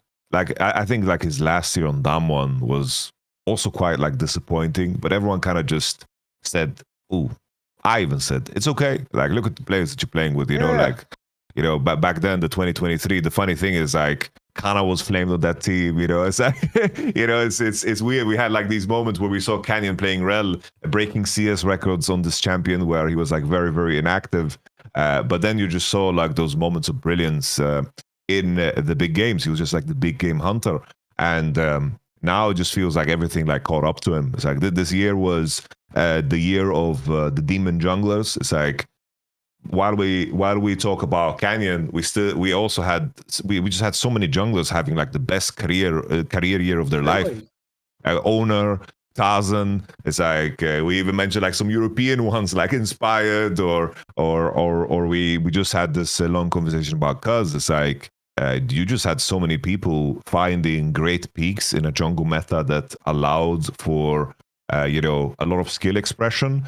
And this was supposed to be, you know, the context where Canyon does well, but it just seems like his method of getting away with it has finally like caught up to him.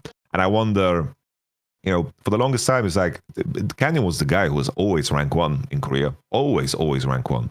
Like I remember just watching his solo queue VODs, and he just put in so much effort and just seemed to like love the game.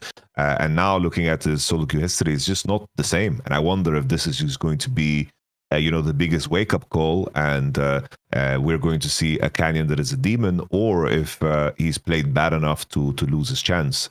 But in regards to the jungle pool, it's like we mentioned Cuz. It's like in terms of the other guys too. If Tarzan is already set for AL, and with how Kanavi and TES kind of ended, the jungle players that you can move up to slot to replace Canyon becomes extremely limited. So maybe, just maybe, this is going to be just a moment where Canyon is going to have a moment of reprieve, and he gets to get a good chance here on Genji to continue. Because all in all, like if I'm Genji, I don't think roster changes is what's going to save you. Because in the end, it's like you had as good of a year as you had an amazing roster. Yeah, you had an unbelievable roster. It's like you couldn't have had a better year.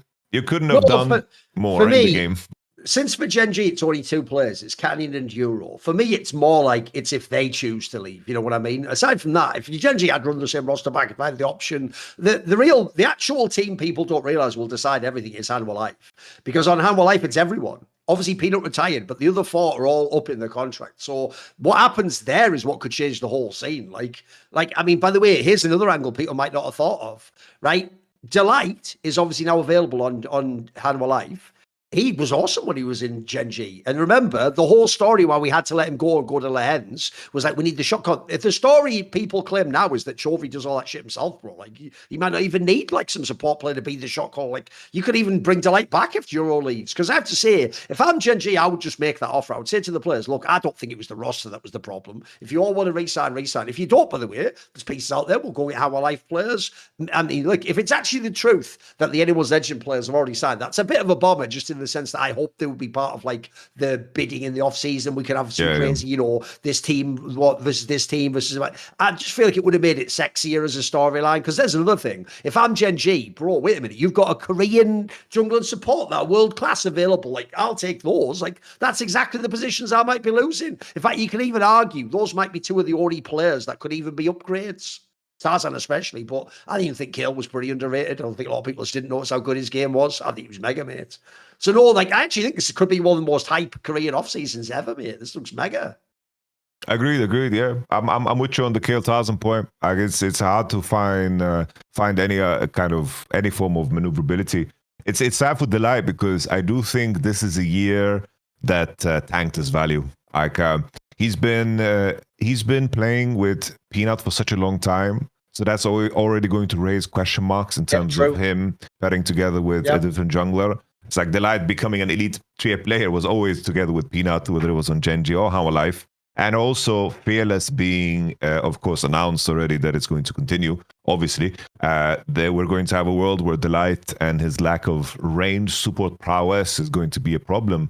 Because even Peter, as a player, showed his foot forward at this Worlds with Lulu games, with Renata games, and he did quite well for himself. So I do think that this is one of those years where maybe a team can get a very cheap Delight, because he's definitely a player that on certain champions has showcased at certain points in time that he could be the best. But at the same time, we know the leadership of Peanut and the impact of missing someone like that could be maybe blatantly obvious, because I do think that this pairing, there was a reason this pairing was made, and Delight missing that is going to be intriguing to see how that kind of plays out. If Delight, for example, goes to a D+, I think that would be like insane for D+. If you want to make a move after Barrow, and him proving himself in that context would be super nice. So I wonder how everything's going to go for the guy. That's true. There is also D+ to remember. Like, they're only a couple of pieces from being relevant again. Like some of those pieces, people will forget this part, Yamato.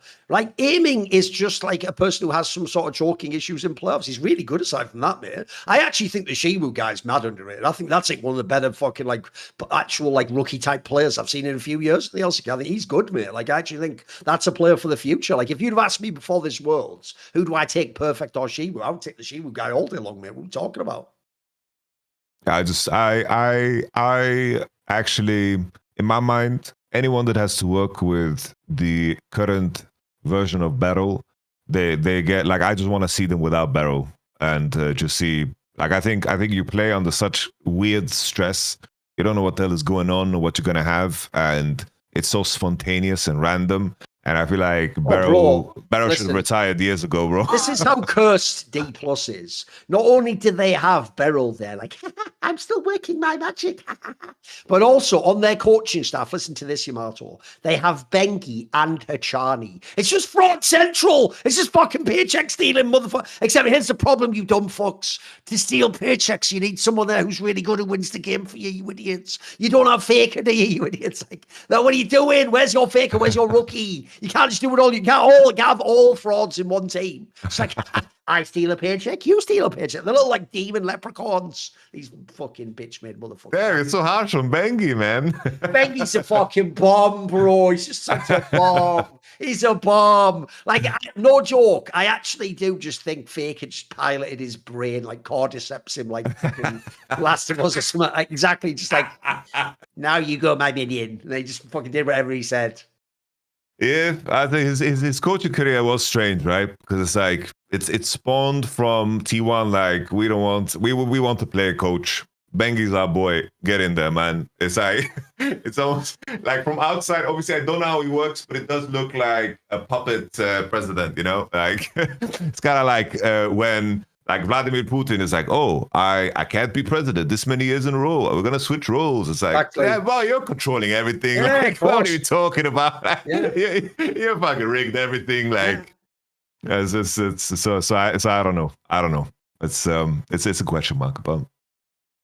Also, the other thing 2013. What's annoying me as well as this, Yamato, is obviously right now we only just got to the point where people are going to start putting all the rumor stuff out there, etc. Even though the LCK has some unbelievable ones, because the top teams could actually change like their super. Like I said, on paper, Life and GNG have like two of the most crazy super team rosters I've ever seen. Like that was amazing GMing by the squads. The one that actually is also super spicy because it is every year is obviously the LPL. Because bro, the LPL is way crazier in my opinion. Because the difference is if you look in the LCK, it tends to be that like it's actually rare that the canyons of the world move around. Like normally, your really big 2-star player type names just stay in the same teams and people move around them. And it's more like we swap jungle and support, or we swap like a top player or something. The LPL is the one where not only do people just completely leave franchises they were in for years, but bro, you get the weirdest off seasons ever where people go from like as you saw, bro, the teams that just left the league was RNG and FPX. Like half a decade ago, those were the best fucking orgs. Like, and EDG's like semi-irrelevant. Like, it's actually the turnover in the LPL is nuts. Like, some of their off seasons are just mind blowing, bro. Like, and I want to know what happens to IG, what happens to fucking TES, etc. Like, surely some of these squads blow up, so you reconfigure them, etc. You know, like, by the way, there's one we can have a little bit of speculation about. If there's ever a squad you have to change, it has to be Top Esports, Yamato, because we've already seen what they're capable. They can be really good, but that particular core of players, like, I'm sorry, 369, Cream, and Jackie Love.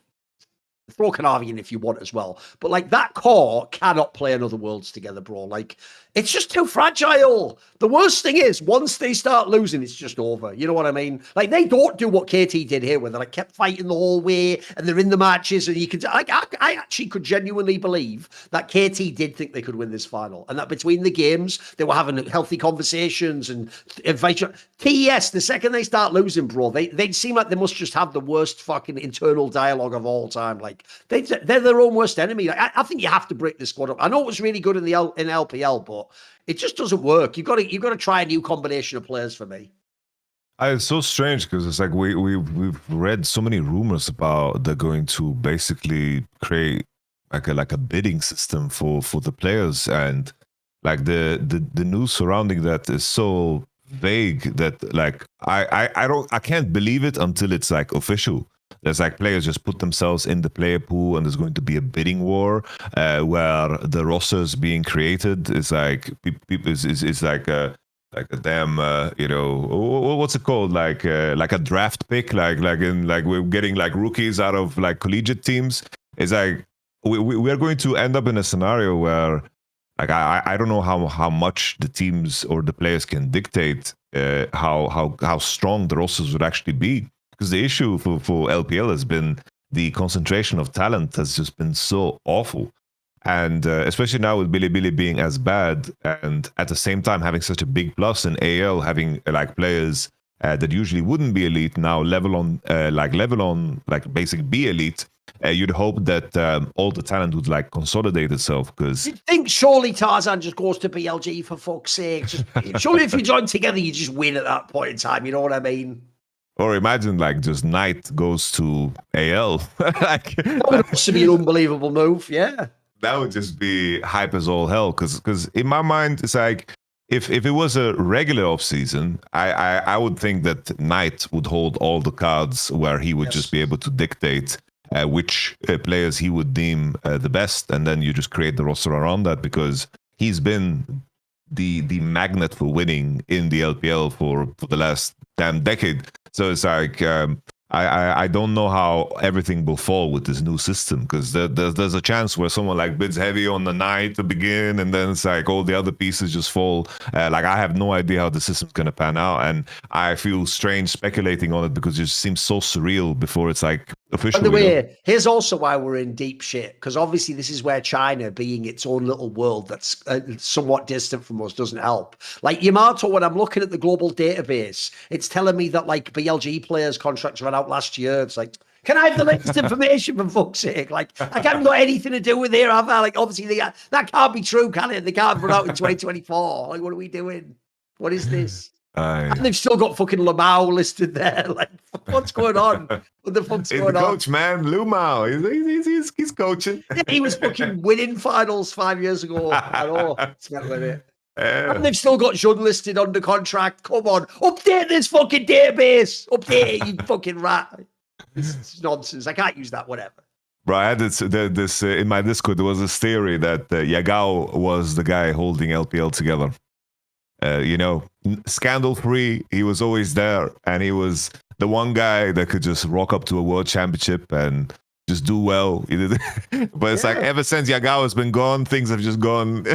No, I've always said the thing about Yagao is he clearly was never actually as good as like Knight, Peak Zhao, etc. But I know what you mean. Like, first of all, he's an overachiever. Like, he seems like he just actually gets better results than you'd imagine. But also, some of it does seem to come from both in terms of style of play and what it seems like personality-wise. He just seems like a really good teammate. You know what I mean? Like, and that's why the analogy isn't just playing style. Even he just does seem like the Chinese Niski. Like, everyone just likes this guy, mate. He's not caps. He's not going to hard carry the game, but he's going to find his place within what you're doing. And also, crucially, if you have other good players, then they get a chance to shine. Yeah, absolutely. It was definitely like a bad last year on JDG, but it's like Yagao's history. Many years of really good. Yeah, he had a pretty good career. Yagao's history is like really unique in the sense that it's like, oh, he's one of the few guys that has beaten Chovy. It's like one of the few guys that just beat Knight in finals. It's like there's definitely something unique about the guy. It just seems like he strolls up to a game, whether it's a final or an international or a regular season game, and he's just himself. And remember, he doesn't get credit for that first MSI that he beat Faker's team, bro. Like, remember, LPL mids who were Chinese don't beat Faker. That doesn't happen. So that's like a pretty fucking bagging trivia right there. Yeah. Oh, that MSI it's like a certified classic. That. Even at this in the same year at the World Championship, we had of course the 3-2 series against Genji, which also it's like Yagao just farmed victories against some of the best mid laners in the world during that year. So the respect to Yagao. No, the sad thing about that Worlds, if you remember, is it was just then that the Shy ruined the finals by winning that semi for us. Like, that was supposed to be BLG in that final, but the Yagao version, like, that would have actually been an interesting match even. I'd love to have seen that one, but sadly, the Weibo just won it and then fucked up the whole final and didn't do anything. It was just dog shit. Like, the Shy just ran it down from minute one. It was mental, wasn't it? After having what was an epic series against Bin, that was a fucking banger semi-final, yeah. It's probably the best match of the tournament. Yes, sir. Okay, what about here's another reason I need to know the rumors, Yamato, because right now it's killing me not knowing, are they running back IG? I haven't heard any rumors, mate. Listen, on paper again, you can easily make that squad and do it another year and run it back. You can do it again. Honestly, yeah. Why not? Like, comes down to No, Rookie and the Shy. It's You like, could argue, by the way, they actually played. Look, the two best obviously was Anyone's Legend and KT. After that, they played a pretty decent series against T1. Mate. They almost went to 5 games. Like that was right there. Like that suddenly in hindsight looks better than it was at the time. definitely, yeah. Like I remember that Rek'Sai, tunneling into the mid turret. Like that was that was a very close game. I know. That could have just dictated things. I guess it just comes down to like how much coal can they shovel into the Shy Rookie engine? If these guys run it back, I know they're running it back for the right reasons. Like I would be down to watch that. I hope they stick All right, together. there we go. That's what we need. We need the Shy to KT roster. Maybe BDD is the only one who can tame the Shy and have truly harness his power level. Because I feel low key. That's one of those ones where, I actually get the feeling, no joke, fans sometimes do think that like Doinby and Shy are Chinese because they're just not LCK players. They never have even given it. And the weirdest thing is, they've never given any indication they want to go back, bro, and they want to have a career. Like they just are the guys where, I mean, I guess it's like Bjergsen with LCS. They just decided their careers in another region, and that's just all it is. Because I've always wondered about that one. No one, because it's never been a rumor, no one cares. But like, I've always thought, bro, what if, especially while he was good, what if the Shy had ever come back to the LCK? That could have changed everything right there. By the way, I'd even love to see someone like him play with fucking Faker. Maybe Faker, again, would be the person he'd be more respectful of, or he'd play the right way with the coaching stuff. So I'd certainly love to throw that in the mix, that little spicy jalapeno, and see how it goes. Bro, that's a habanero, bro. This is a Carolina Reaper, True. Ghost Reaper. Yeah, exactly. It would be... it would be nuts, Try to think of what else. It's like, did we ever talk about like the Busia move? Did we talk about it? No, we'll do that in a second though. But I have one last one about Korea though. The last one is this. Look, based on what happened with this Worlds, I don't imagine personally T1 will be making a roster move. But since Hanwha's entire team's available, does they stay on Hanwha even? Because sadly, that's one thing that does annoy me about the way people's recency works. Sadly, now it's presented as he was shit the whole year. What a stupid move. He should never have left. T1 was always better than Hanwha Life. And why did he leave? Like, people forget, like, bro, he wasn't. I just want to remind people, when they won the first tournament, LCK Cup, and then first stand, people didn't just say Zeus is the best top laner. They said he's the best player in the world. And I think at the time it was accurate, bro. Remember, again, same thing with the T1 angle. It was only in that road to MSI match loss that suddenly T1 became this important factor and everyone put them above Hanwha Life. Before that, Hanwha Life was supposed to be, if not the best, because Gen G just won that first match, the second best team in the world. And in fact, they'd almost beaten Gen G, remember? So if you go to that moment of the year, it's a very different story. So what do you think about the Zeus angle? Where should he stay in Hanwha Life? Should someone build her up? Can he go elsewhere? What do you think of that aspect? Because that could also be a power change, right? I just wonder like how much can Hanwha Life dominate the offseason through money, I do feel like that is what if people don't know, they supposedly have the most money of any team to spend. Like everyone claims that if they want to go ham, they can. I mean, it looks like it for the past few years. Supposedly they pay the highest salaries, everything. There's of course like these salary caps and there's different rules about like what your players have accomplished and like when you can break the cap, but depending on how many LCK championship and worlds you've won or whatever. There's definitely like a lot of rules that you need to like maneuver around in terms of how much you can spend. But I do think, like as mentioned before, like the fact that you look at mid laners and junglers, it's like KT having these two guys signed is such a big advantage on off season. You're just starting on the right foot. Like if let's say if Viper was simply like re-signed like earlier on in the year and he was extended to 2017, like 2027, then suddenly you would have a situation where you would have so much more leverage. But now, just because nobody is signed, all of these players just become so insanely expensive. Like Hanwha Life don't carry any leverage here, and considering the results, like I think these are just all elite tier players that can shop around and drive up their price. And I don't know if LPL would ever like put their, dip their toe into the conversation.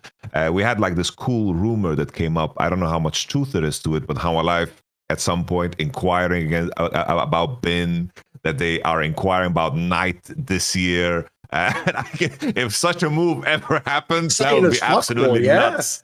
That would be like if we had Knight in the LPK, that would be one of the coolest things Especially ever. because here's what's dope as well. That is one of the rare cases, just like an Uzi I could have been in the past, where it would be justified bringing a Chinese player over. Normally, you'd say, why would you do it? It's Korea. You could just have a Korean-speaking player. But those two players, mate, I could imagine you could play around those players even without all speaking English and still be amazing. You could win everything with those players, yeah. If it's also, it's like if LCK's plan is to just take a gun to the LPL's head, like this would be, Yeah. this would be. Imagine the viewership spike. Yeah, whatever team gets those players, bro, might have like the most viewership in the LCK. Yeah, totally. It would be crazy how screwed the LPL would be. Absolutely. It would get to the point where like the riot CIA would just like call Faker into room. It's like we need LPL to win worlds to save the game. Like, can you do this for us? like they would have to do like some crazy thing, because I would be worried about the future of the game because of how big the viewership is, of course, in China. I think people would be surprised how many Chinese fans are T1 fans. Like this is just the big part of the viewership, and the consumers. The majority of them are in China, so it is scary. I don't know what would happen if Knight would leave the LPL on that front, but strictly from competitive, like that would be insanely hype, because obviously I do think that Zeka, like this whole thing about being the best player, best mid laner 1 month a year, like that's not enough. Like you don't get away with this if you want to be on a team together with Viper and the likes of Zeus. Like there needs to be, you know, stability there. And on the flip side, if the LPL would pursue like a Viper and a Zeus, like these are the type of players you want to spend big money on if you want to bring them over. But if How Life already offers that money, I see it hard for someone to convince them to come over to the LPL, considering the state of the LPL currently. But maybe. Also, the hype would just be crazy. Like you're saying, first of all, you would like any time that whatever team they're on played T1, you'd probably break viewership records with all the Chinese fans. And also, I actually get the feeling, because I saw this when they were really good at the beginning of League of Legends and at certain times in StarCraft. If you're a foreigner and you embrace being in Korea, Koreans, even though they can be like very sort of like xenophobic in the sense that they want Koreans to win, they also like the novelty though of like some foreigner coming who's really talented and who wants to be in winning Korea. Like if you were the Nanawars of the world back in the day, or obviously in early days Double Lift in League, they were fucking love at these players, mate. Like that was like a novelty to them, a thrill. So I also feel like those players would also be very popular too. I think they'd have like crazy attendance. People would be super high. Obviously Chinese fans would come over for the finals. So no, like I actually never thought of that angle, because like it just didn't seem possible in the past. But yeah, if the LPL's dying out, mate, and especially if the money ship's limited there, maybe there is a world where you do a move like that. Because I tell you what, it would be a hell of a marketing move, like you're saying. Like it doesn't even matter if it works. Like just the who wouldn't watch that is what I would say. Everyone would fucking tune in, mate. That would be crazy. So even during my stint, like I was treated so damn well, like by everybody. Like it's like the novelty was like, oh, this is the first, you know, let's say like English speaking coach in the LCK. It's like I was treated so well by everybody, and there was a lot of hype around it. You know, it's like whenever it's like I was just a coach, and it's like whenever like we would play, I would just hear like the casters like hype me up or whatever, you know, and it's just a very easy storyline to kind of sell. It's like I don't know how much like these reality like competition shows that you watch that always like show up on Netflix, but there's always like one like American dude or someone like there was this show called Devil's Plan, where it's basically like these like board game-esque kind of battles that you have against each other, and then it's like if you win, you survive, and if you lose, you get like thrown into a theoretical prison, and you play like elimination matches. And they also had like a StarCraft player that was that lived in Korea, but was, I believe, American in that mix too, you know. So like I do think that's a very, very easy, you know, marketing line for sure. Well, in that case, if you say you were listening to the casters, you could have listened to them on some Raycon headphones, maybe. Oh, I'm doing Raycon. All right. What? I don't know. You said you had your Raycons. I do have them. Honestly, you take Raycon, I'll take the other one. Go on. Yeah. All right. You know, I finally have them. Thank you, Monty, man. There you go. You know, I was tracking this package. Package. It was a tough one. It arrived. I picked it up the other day. UPS. You know, finally it arrived. God bless. keep your ears open and your holiday playlist rolling with just Raycon Essential Open Earbuds. These open earbuds, let you stay connected to your surroundings, which is super important while you enjoy your favorite music. You're listening to something inside your podcast or just calls. Perfect for a little jog, in the gym or commute or when you're just kicking back. And this Black Friday and Cyber Monday, you can save up to 30% on all Raycon audio products.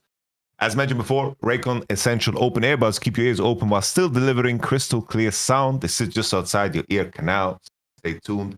I personally, it's like when my ear is like the cave of my ears. Is that what you call it? Was that the word for it, Thorin? Like what is the inside of your ears? The chamber. I don't know. the chambers, the ear chambers are very large for me. So it's like I gotta press them in. It's like borderline to like where I like almost lose my earbuds sometimes, and then I have to dig them out and shit. These ones are very, very simple. They like connect everything, and I have complicated ears, and it worked for me too. Lightweight and all day comfortable. They never feel bulky, which I think is super important. I think, especially for us, that just we're always like, listen, I'm always listening to something. It's like my ADHD needs to be like quiet. If I go for a walk, I need to be listening to something. And the comfort is such a crucial detail. Whether you're at the gym, out on a walk, or grinding through your to-do list, this is the go-to. So here's the kicker. Raycon delivers the same premium audio quality as the big brands, but at half the price. Add in over 3 million happy customers and a 30-day happiness guarantee, and there's zero reason to overpay. Why are you overpaying? Stop overpaying, Like, bro, time is money. And if you're overpaying, you're losing time and you're losing life and all, everything is connected. You gotta stop overpaying for things. So a couple of features, as I already mentioned, the open ear design, multi-angular hook, fancy words, but when you have them in your hand, it does make sense. Lightweight, multi-point connection. Thorin always mentioned it, but you can connect it to multiple devices and switch seamlessly without the hassle. I hate that thing where it's like you have to connect to the Bluetooth and then you have to Google. It's like, how do you activate the Bluetooth? And then like sitting there and then you have a noise and it's like, and then it connects to your older device and you need to forget the device and all that jazz. Pain in the ass. 36 hours of battery life, 8-hour earbuds plus 36 hours in the case. That is days of just non-stop listening. So I mentioned already, Black Friday is around the corner. Raycon audio products up to 30% off site-wide. From every essential to the latest releases, it's perfect time to upgrade your sound or get ahead on gifting. These early deals won't last long. Shop now before they're gone. Go to buyraycon.com/LFN open to save on Raycon audio products site-wide. That is buyraycon.com/LFN open to once again save during this Black Friday and Cyber Monday. So just go for it and upgrade your life. Do it.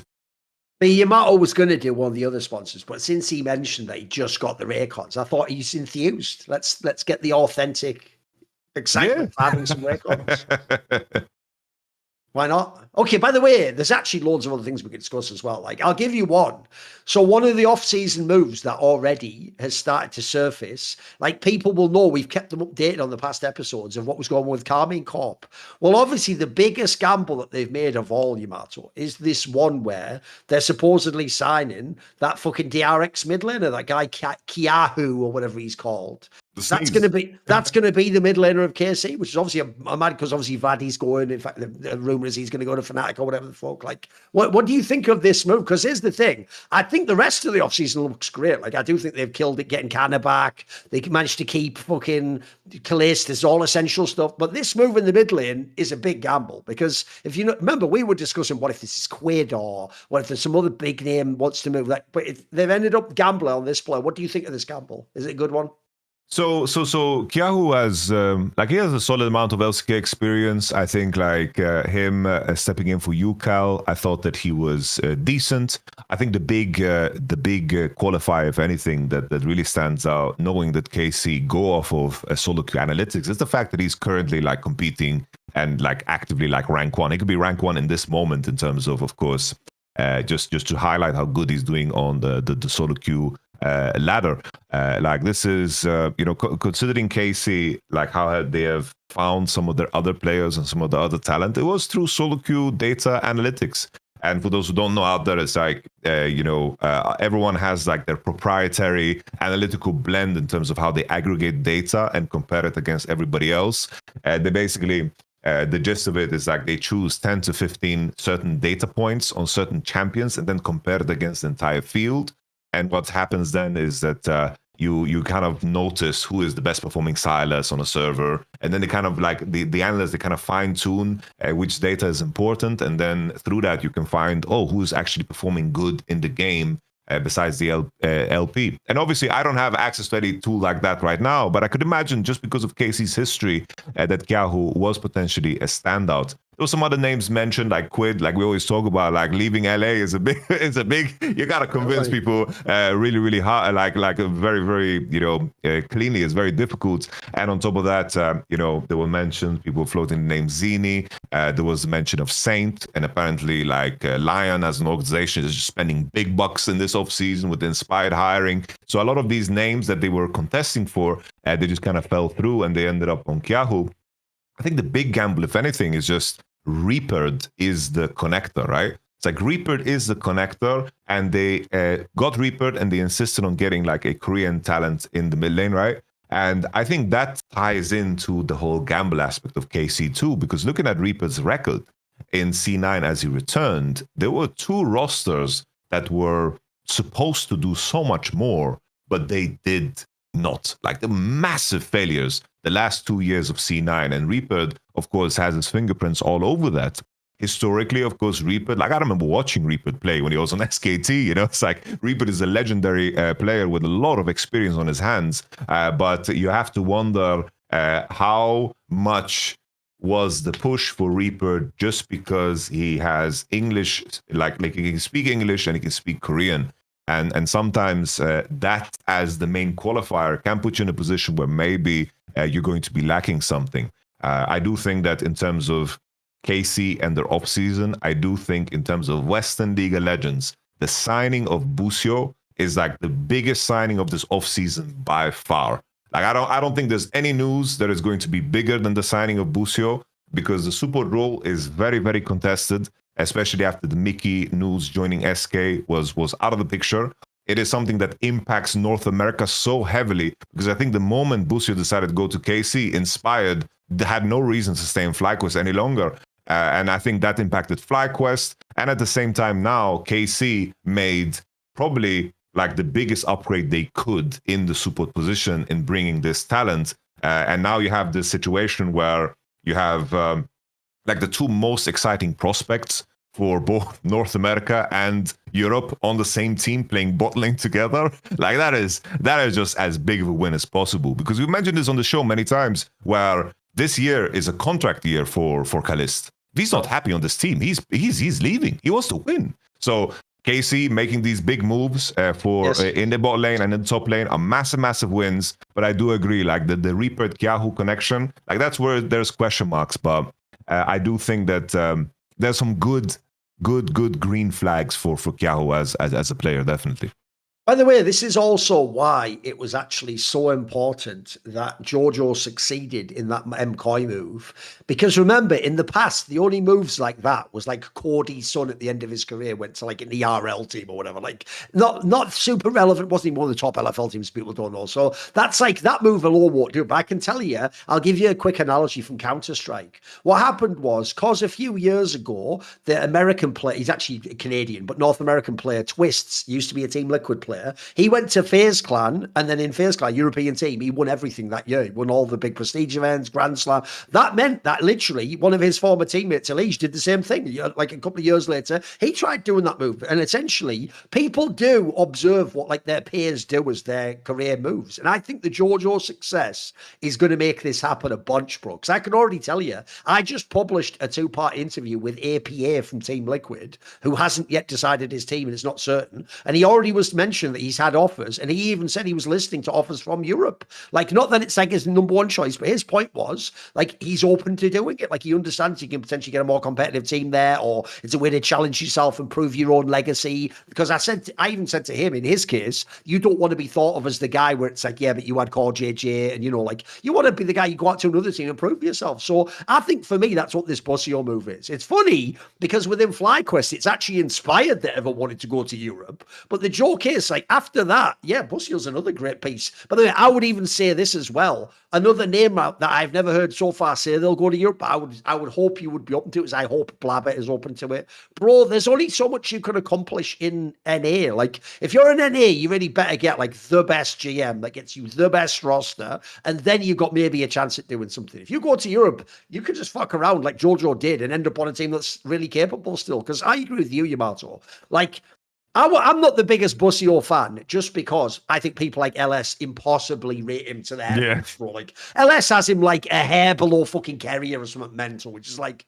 child please. But okay, within the context of Western players, though, he is mega. Like, the real problem he has is because he role swapped, people don't realize he looked really bad because that was the first year of the role swap. Like, he did look terrible when he initially role swapped. I think now, like 3 or 4 years in, he's actually gotten to a very high level. And crucially for me, I'm just looking at that and thinking this, Yamato. So much of all the good things I was told about Targamas were from interviews, bro. They were like, oh, but you know, if you heard what he says in the scrims, though, oh, wow, but this call he made, yeah, but his attitude. Fuck all that. I just want someone with Calist like Buzzio, where I can visually see they're really good. Like, I think Calist is better than Masso, so I think this could be a fucking banger bot lane, bro. Like, this could be some really fucking tight shit. And if you're Buzzio, you now have a chance to do the same things in FlyQuest, but more. Maybe, you know, you can also make a playoff run at Worlds and you can beat some top team. Because essentially, it's only the mid lane is the question mark. Every other part of that team's good, Brit.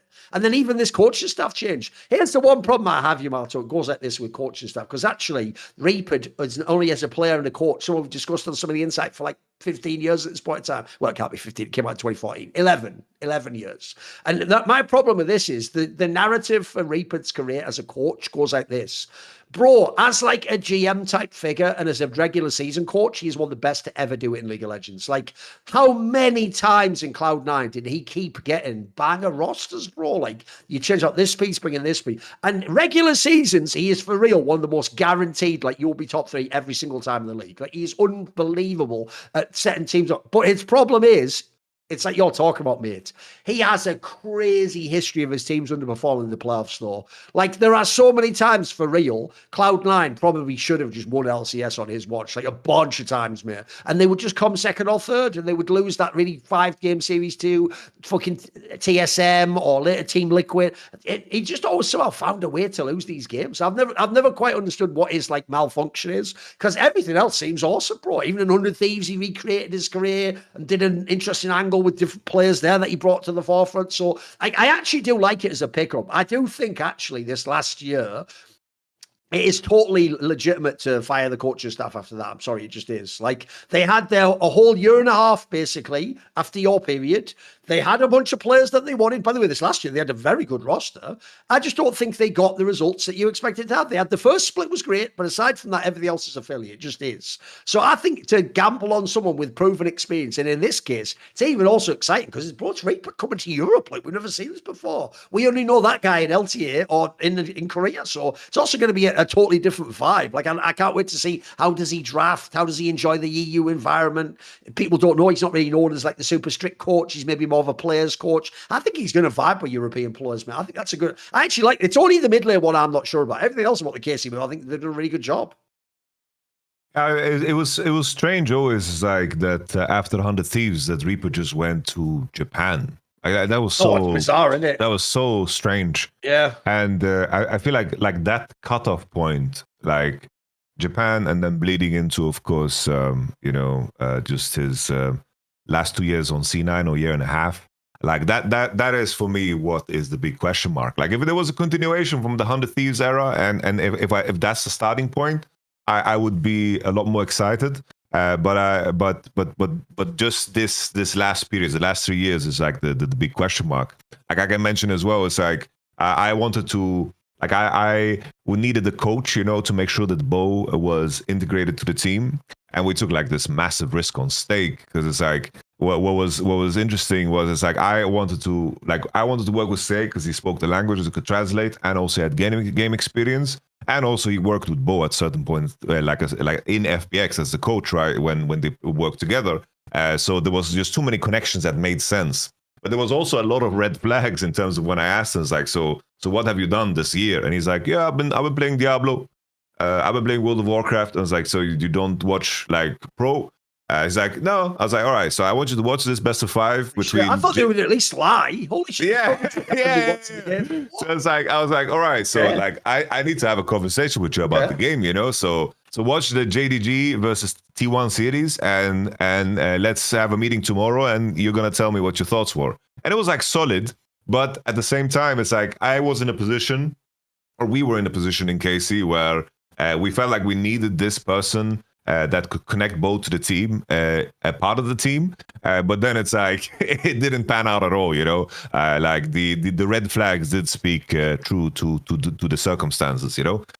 So I wonder. I bring up that story because I wonder how this is going to go. But I know that a fresh opportunity can also be, you know, a very, very easy way to like revive your ambition and your passion for the game. And maybe this is just this can play out in a world where, like, in a way where Reaper is just perfect for the situation. So we will see. It's like there were periods I remember in early C9 where he was like benching players and like having good control of everybody. It was like the golden glue Svenskeren, like the double mid lane, mid jungle combos that they had, and he was making, you know, changes. It seemed like he was like fully in control of the team, and maybe he can recreate that here on KC. As I just wanted to like follow up, we're talking about Fly, like them losing Busio. It was also announced that they have signed Thinkard, who of course has gotten a lot of value the last couple of years in terms of how his teams have performed. coach, if people remember, and then obviously then he was coaching in Brazil. This guy just seems to be finding like very, very high peaks with the rosters that have been given to him, and he's been around for a very, very long time. Oh, he's an overachiever too. Look at the rosters of players he has. This guy's cooking, yeah. And that's like a very, very ambitious move for FlyQuest, but it also opens up a world where two of the smartest minds in regards to League of Legends are now available. Yep. Like if a team wants to just bolster their strategic side, like we mentioned, like months ago, we mentioned like Mythy going to MKOI, or like Nuktak. Like if Nuktak joined KC together with Reaper, I feel like that's something that would like make sense because you also have this thing where Busio had very, very premium coaching on FlyQuest. He had the attention of Arrow and Mythy, like basically attached to him and Maso in terms of working and helping his development.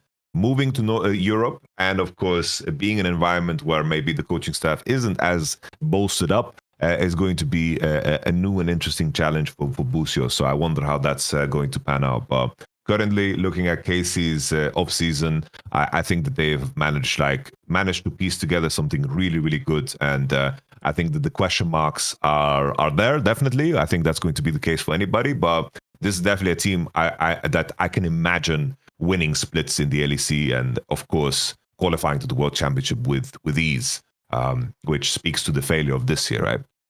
By the way, we'll keep talking about some of the off-season things, but there's actually a story that I linked in the group chat if you go further up, where it was an LS tweet, where basically when they were doing a breakdown of the final of KT and T1, that Caster Jun guy just threw in there as like an offhand comment. He said the following quote. He put, because they were talking about the idea of like, you know, what was the decision making of the players when they took the Baron. The Caster Jun guy goes, regarding this, in next year's LCK season, the coach will be able to help with that a little bit. A change which you can look forward to. And he's basically implying that, like, it sounds like they're going to do like a timeout system. Basically, it's what I always said, Yamato. Actually, I always said was the most unique thing about League is I always said, I actually think you'll never be allowed timeouts because it'll be too powerful in the game. Like, the most obvious thing is, like he's saying, being able to do a timeout and be like, why did you just fight that Baron? Like, think about that whole discussion I had about the game 5 of the win conditions. If you had some guy to go, guys, remember, like, that's not how our comp works. Just stick to doing this, this, and this. Like, I feel so. If that's implied that's going to happen, everyone else made it some small thing about. I think this could be enormous, mate. This could be change the whole game. Like, think about. I actually think, by the way, this does devalue legendary in-game captains in the same way. Because I can tell you, this is actually not too dissimilar to something that happened in Counter-Strike. In Counter-Strike, up until the latter part of 2016, a coach used to be able to talk the whole time, Yamato. In fact, it had even gotten so that there were some teams where the coach basically was the shot caller of the whole squad. He just said what to do. And when they changed that, I remember telling people, oh, bro, the second you change that rule, because that's the opposite direction, the most OP player becomes some guy like Glaive or Carrigan, where it's like they're super smart, but they also play in the server, so they can just talk all the time. Like, I feel like if you bring a coach that can talk like this, it makes people like Faker making some godlike, mid-round rate. It makes it not as impactful. What's your thoughts? Am I going too far the other way? Where you at on this move? Are you a fan of it? Do you like it? Even though when I was a competitor, I always wished that would be the case, because always felt like I had the advantage that I was a player, and as a player, I was always the one, like, I was always shot calling the games that I was playing, and that's also like how I watch games, like internally when I'm watching games. So I always wish that this would be something, right? But I do think that, like, I think it would be a terrible idea. Like, definitely, if you can pause, I think that would be just straight ass. I think, like, if you want to implement this, I think it needs to be like, you can decide a moment in the game where you can talk to the team without pausing. But the game just continues on, right? And the game just continues. And if you're disruptive, that's on you. Like, go fuck yourself. If you manage to, like... So people saying that, like, they're all going to be talking over each other. Sean, what are you doing? Stop doing that. It's like a Peter moment walking. What are you doing, you idiot? Get out of that. Oh. Yeah. It's like a fucking Who Wants to Be a Millionaire, like Lifeline. It's like, let's call our coach. Like, because it's like, I think that's the only way, like, you can implement it. You need it to be like Who Wants to Be a Millionaire, because the best ones is the ones where they take too much time. They're like, all right, I'd go for like answer. We're sorry, we're out of time there. Imagine the coach being like that, right? What we need to do, guys? Listen up quickly. I've got to tell you. Shit, what do we do? Because it's like, if that was the case, that would be like a very cool thing for broadcast, right? It's like very similar to, it's like I mentioned, I always watch Formula One. It's like Formula One, it's like you have the tech engineer, like saying, it's like, oh, you need to do this, you need to do this. And in many moments, like the driver's like, shut the fuck up, like, I'm driving. All time, easily, your boy Kimi Räikkönen, when he used to just tell them to shut the fuck up all the time. Because he'd be like in the middle of driving and they'd be telling him some shit, be like, shut up. That could definitely happen. I love it, yeah. And I think that will have like some, like, if you can show those interactions on broadcast, that's hype as all hell. Like, that would be super, super cool. But I do think that any form of pausing would be terrible. Like, that's something that you just can't add that to the game. I agree also with the notion that it like removes from the magic because we're so late into the game. But I also understand that League is in this world where I think that the novelty of things, they need to like chase that somehow, to keep, people intrigued before they figure out how bullshit it is. Kind of like the Swiss format. It's like the Swiss format in itself. Now everybody's recognizing that it's bullshit. But we've been saying it since day one. Like, bro, it's like, bro, you're 1-0 and you're 1-0 and your next matchup is Team Secret Wales and these guys get How Alive. Like, what are we talking about? We've always called that, but now it's so blatant. Where everyone talks about, it's like, who's gonna get screwed this time? Like, that's the community sentiment, and I wouldn't be surprised if Riot is just going to be in a constant state of let's just keep the novelty going. Like, let's say next year they add WASD movement, and there was this tweet as well where it was rumored about, it's like there was conversation about League 2, where they're gonna make like tech developments, tech improvements to change the game. And I wouldn't be surprised if they roll out WASD movement, and that's going to be like very, very novel because you're gonna have a couple of players that play it and use it, and there's an excitement in that. And I think that Riot need to consistently chase novelty. It's just so difficult to keep people engaged. The current generation of like players and like viewers. So much to consume. It's an obvious thing to pivot into, right? So the story goes, this one is a very, very vague one. It didn't seem like it was some like super, essentially just something from the Chinese community, I believe. But whatever, people there believe there's some basis to it. Their rumor basically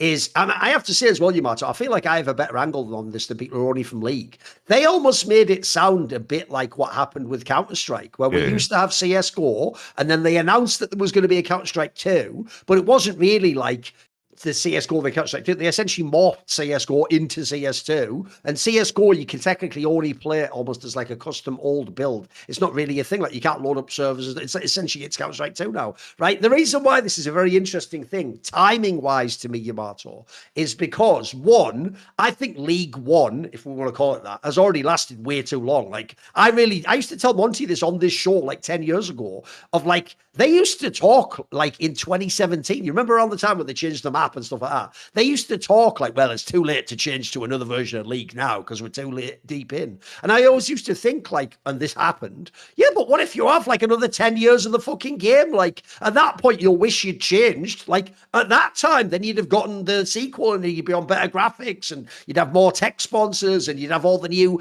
by the way, think of how many modern problems in League. We have a million tech pauses. Seem to be because the code was made in 2009 and by a guy who doesn't program the game anymore. Like, there's so many aspects that would be an upgrade. So I get the vibe. The reason why I find this plausible, Yamato, is actually not based on League's history. It's based on where the esports industry is. So first of all, one thing about esports that's actually kind of a dark secret that I think we're going to have a hard time overcoming is it does seem like esports as a genre has stagnated in that there is no next game after League of Legends. Like, Overwatch tried, it didn't manage to make it. Counter-Strike isn't it because Counter-Strike doesn't have all of Asia. No game has ever actually supplanted League of Legends, which has now had like a solid 10 plus year run of this, as being the game. Because the problem with the other games that came along that were bigger is they weren't massive esports games. So like Fortnite was enormous for the casual mode. But even to this day, you barely know beyond streamers who the famous Fortnite players are because it didn't nail the esports side of it in the same way. And so you've never had the next game coming. So first of all, if you're Riot, there is no next game right now. You're going to be with League. And then crucially for me, this is the biggest detail. Valorant is a success, but it's not as big as Counter-Strike. In fact, it'll probably never be bigger than Counter-Strike. The fighting game they're bringing out, look, even if that was huge, mate, fighting games themselves aren't as big as League and these other. So the real problem you have if you're actually Riot is, oh no, ironically, your number one product still is League of Legends. And right now, it's actually, even though we talk about the esports side dying off, etc., it's still a massive casual game, though. So I do think if you're Riot, if I were them, I would be trying to pivot into a League of Legends too. Even though in doing some of the way, you could fuck it up completely, you could destroy the whole scene. Like, I actually think, if anything, the cynical move Valve did with CSGO and CS2 that I think was smart was keep the game fairly similar. Like, the joke in the modern days, if you came out of a coma and they didn't tell you it was CS2, you would believe for the first half an hour that was CSGO. It looks the same almost, mate. It'd only be, when a smoke grenade went down and you saw the different mechanics or so. Aside from that, it's actually like 90% similar. It's why actually we even have a problem in CS2 that people sometimes forget it's a different game and talk like all the CSGO stuff applies, which isn't always 100%. So what are you at on that? Would you like there to be a League 2? Would you like them to transition everyone over and shut down League 1? What would you think on that aspect? I do feel like it's one of the panic buttons that you can press, right? And I do think like market conditions have allowed League to and Riot to let things like ride out. But looking at how more effective Riot has become, I do feel like they have restructured things in a meaningful way. Something as simple as how elegantly they tie in like just to like lure in the casual. I think in terms of the stories and the game modes and like letting people play League in very different ways, I think that this year they have done a tremendous job, whether it's like all of these different game modes and at the same time dividing things up to 3 seasons with a very, very clear plot line that has crescended now into Xin Zhao being killed while destroying Atakan. I don't know how in the loop you are about the lore, but this is like a very easy way to bring obviously people a European back. player playing the Xin Zhao there, we assume. What does everyone suck on Atakan? I don't know. What? No, he defeated him. He defeated him. See, right, he defeated him, and now it became a new champion. But I do think in terms of how much of the cinematics they're pushing out, in terms of how much effort they're putting into making the game, having a reason to open up the game.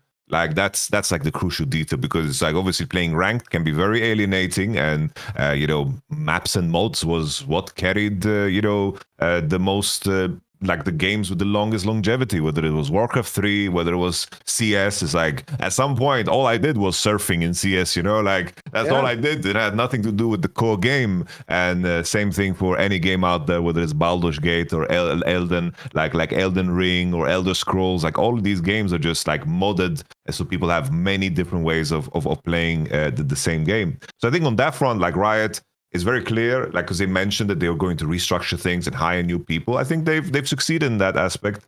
But I do feel like the advancement of the game and like rebooting it would be like eventually that needs to happen, right? And the scary thing is, it's like kind of like an off season in League. You know, sometimes if you stick with the same team for too long, you might just miss the gravy train.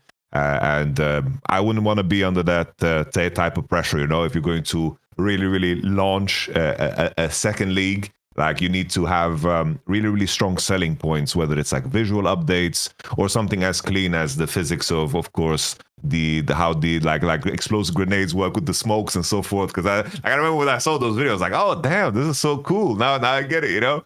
And then it's like the little details that let's say the pro players were complaining about in terms of how like the weapon play was and the spray patterns were, and like the nuance at the highest level. Like those complaints, they get drowned out by the fact that everything's like kind of new, you know. So I like that execution needs to be super clean, because we've seen the other side of it, right? It's like Overwatch.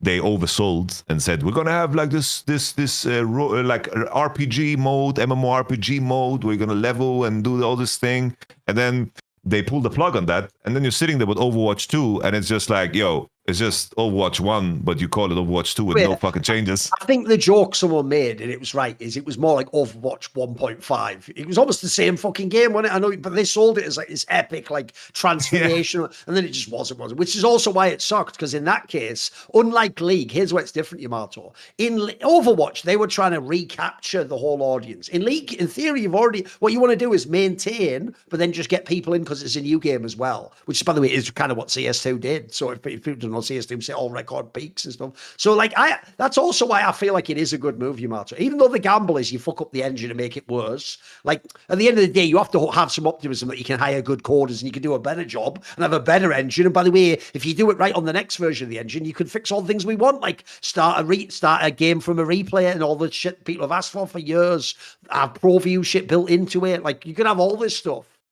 You can have all this stuff. And now, like I say, I also think now would be a good cynical time, because I do think at this point in time, especially if you're Riot, bro, it looks like League's going to be here for at least 5 more years. Come on, like think of all the investment. Like there's still enough like top level player. By the way, we're still doing mad viewership numbers at Worlds, etc. Like, look, it's certainly a concern that the LPL interest is dying off, and that in Korea you don't have as much money. You know, that's all true. LCS might die, but there's still enough of a game there that you could easily keep this going 5 more years, mate. It's a big esports game too. And also, spoiler, Faker hasn't retired. That's a big deal too. Like that story, essentially, that's one thing people don't give credit for in League. You know, when Mark Merrill did that stupid thing on Twitter where he was pissy with Dom, and he was like, well, you know, you're welcome for having a free game that I allowed you to have a career on. There's people like Dom that you can't say that to, because it's like, mate, he did way more with the thing that you gave him than what he gave you. Like, what are you talking about? You owe him. Like, if you're Mark Merrill, you actually owe Dom, like, literally, like, some gratitude for what he did to promote your game. Faker's the ultimate person that's true for, mate. Like, you can argue Faker has hard carried the narrative of Worlds the entire time of their history. In fact, there's even years where him not winning Worlds is the narrative. Like, that's like a big deal. And then I'd also throw this out there as well, which is, because I think the opposite to all the shit I saw on Twitter. On Twitter, everyone was like, because Faker wins Worlds, that's why no one cares about the LPL anymore. It's like, bro, I think it would have been way worse for Worlds if every year it was a different winner. If every year, you know, if one year Chovy had won, but then the next year Knight won, and then the next year Peanut won, and then the next year, what would be special about it? Everyone would have just won by the end there. Like, in a weird way, I think dominant periods are really good, because actually think about, even if you're talking not about T1 winning the last 3 Worlds, the narrative of the losers sometimes is interesting. Well, BLG, maybe they even played well enough to win, but they didn't manage to do it in the end. This one now with KT, BDD was like the best player in the world for a month or something. Like, that's kind of a cool story. I don't buy it myself, and I do think that the second T1 doesn't have Faker and they're just a normal team, that's when you might see the viewership just die, man. Maybe then people just leave. Like, think about in games like football, when people like Messi, like, fucking step back, bro, there's less interest. There just is. It's true. For sure, for sure. I think people find comfort in continuity. And Faker and T1 is like the one thing that has been continuous. You've had casters change. Like, I remember where like the LCK was synonymous with Monty and Doa. Yeah. And it's like that shifted and that shifted again and that shifted again. And that's like, now it's like a big deal. Of course, the Chronicler leaves. People enjoyed him together with Atlas. He left. Well, why didn't anyone tell me? Couldn't you have mentioned that at least 700? Bro, you know what? I'm going to do a classic Thorin rant here. Mate, Pino, one of the greatest players of all time, retired. He got like half a minute within the game. They gave Chronicler like about 7 fucking send-offs. Like, what's going on here? Fucking hell, mate. I'm surprised at the end they didn't interrupt Faker winning Worlds and just go like, what do you think about Chronicler leaving? Like, but okay, yeah, okay, so he has left. Okay, thanks. I'm glad that he's got to be fair. I did that, bro. I made the same point. It's like I was just counting how many goodbyes we've had. You know, it's kind of like it just seemed like they like changed their mind. It's like, oh, you're booked for these show days, and this is your last show day. It's like, oh, actually, it's your last one. Do this. They milked it, bro. They really milked it. But like to my initial point, it's like the continuity is comfort. You know, it's like watching the same show and knowing how it goes and all that jazz. It's like. If everything changes around the game, the champions are different, the teams are different, the players are different. At some point, investing time into something is just not going to feel as rewarding. Because the tricky thing with esport is that the game always changes. But if you compare it to any traditional sport, it's like anyone that played football growing up or anything, it's like it's still the same game. It's like, oh, the referee is checking a fucking camera at VAR. It's like that's the only new thing. Fair play, you know. It's like I can understand that, you know. Like these referees are getting too many death threats. You know, it's like check it on the camera. You know, I get it. But everything is like so relatable and continuous. It's like you can stop watching a traditional sport, come back 10 years later, and odds are, bro, the same players might be playing, unless it's American football and they're just getting tackled and all their bones are breaking and they get CTE. But for most of them, that's the case. With esports, longevity isn't a thing, and at the same time, the game constantly changes. So it's so many challenges that are just fighting each other at the same time.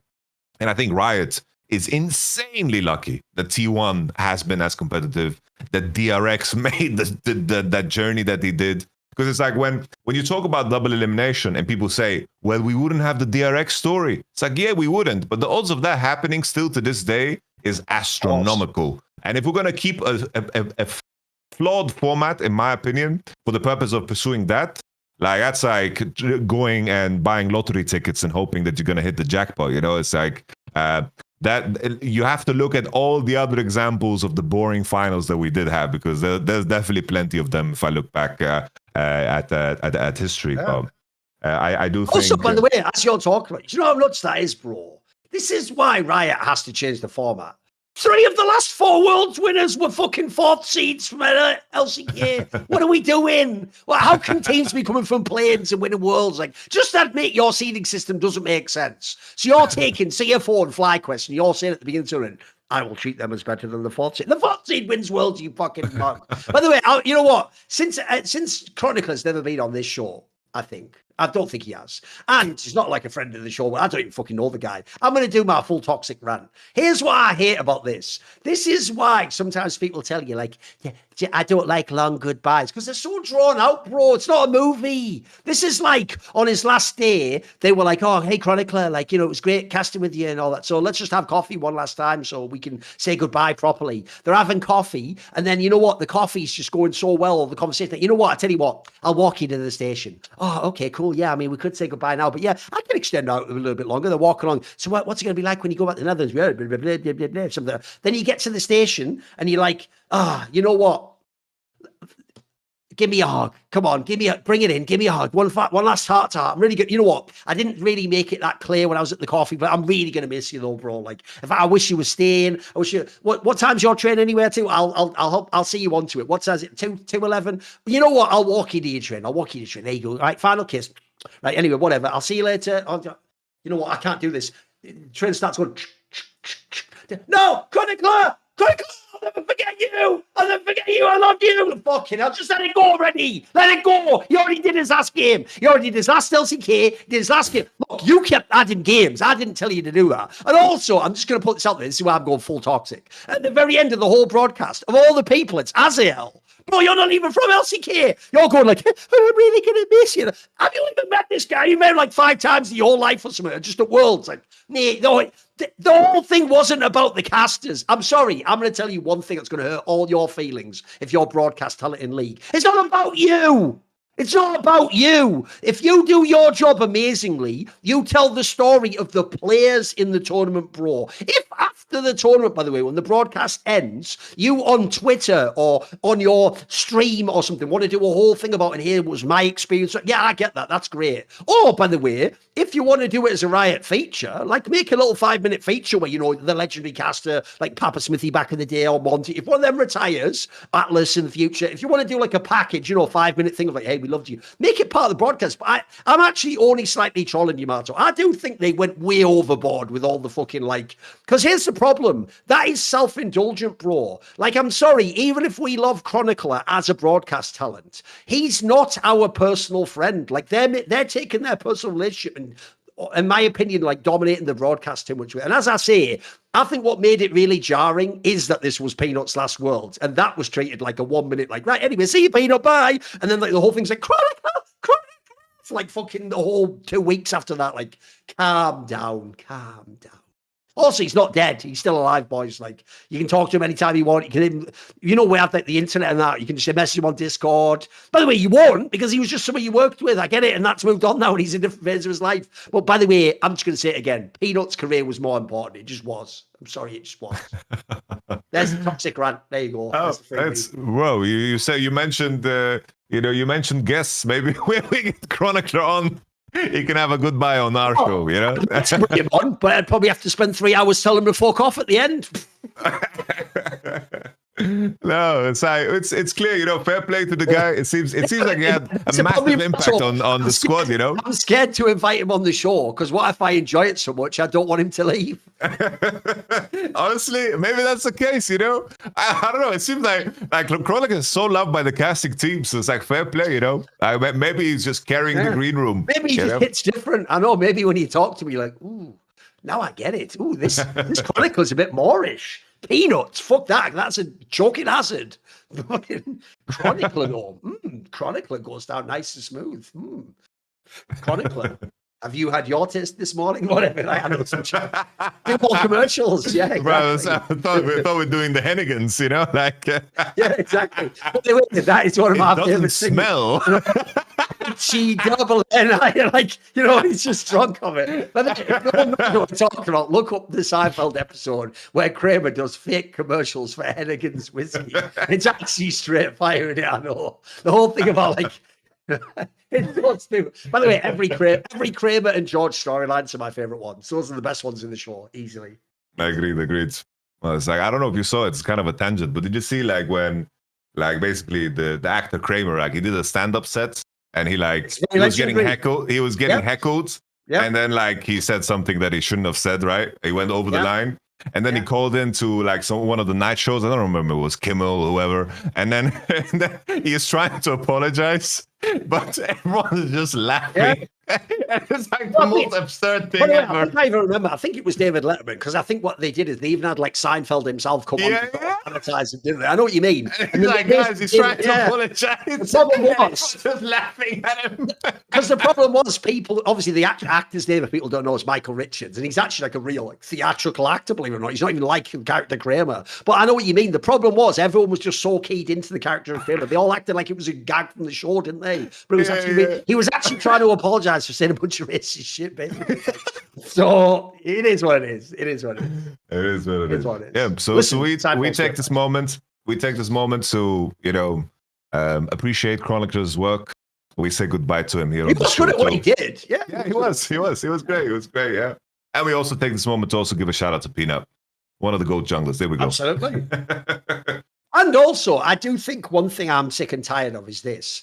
Look, if you have a discussion about Peanut's career, yes, obviously you're going to have a discussion about he didn't win Worlds and why didn't he win Worlds. But one thing I'm really bored of is this, Yamato, because one thing I hate about fan culture is, among men at least, so much of it is just based around stupid playground shit of like, my dad would beat your dad up. And the reason why I say that is, believe it or not, the biggest thing about Peanut's career isn't that he didn't win Worlds.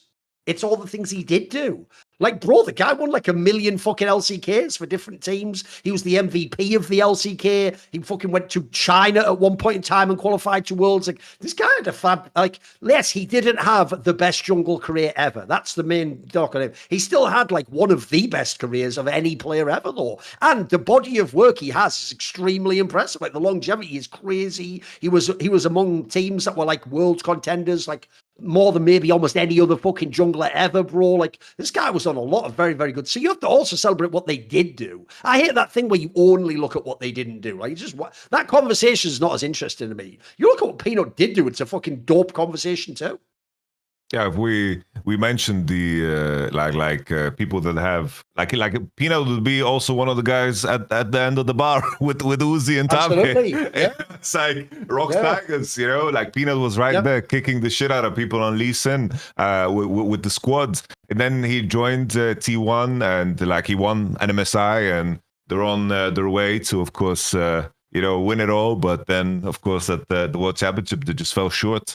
And I think that part of that, I think also framed the narrative around Peanut in a tough way. But the fact that he won the LCK on 5 different teams is crazy in itself.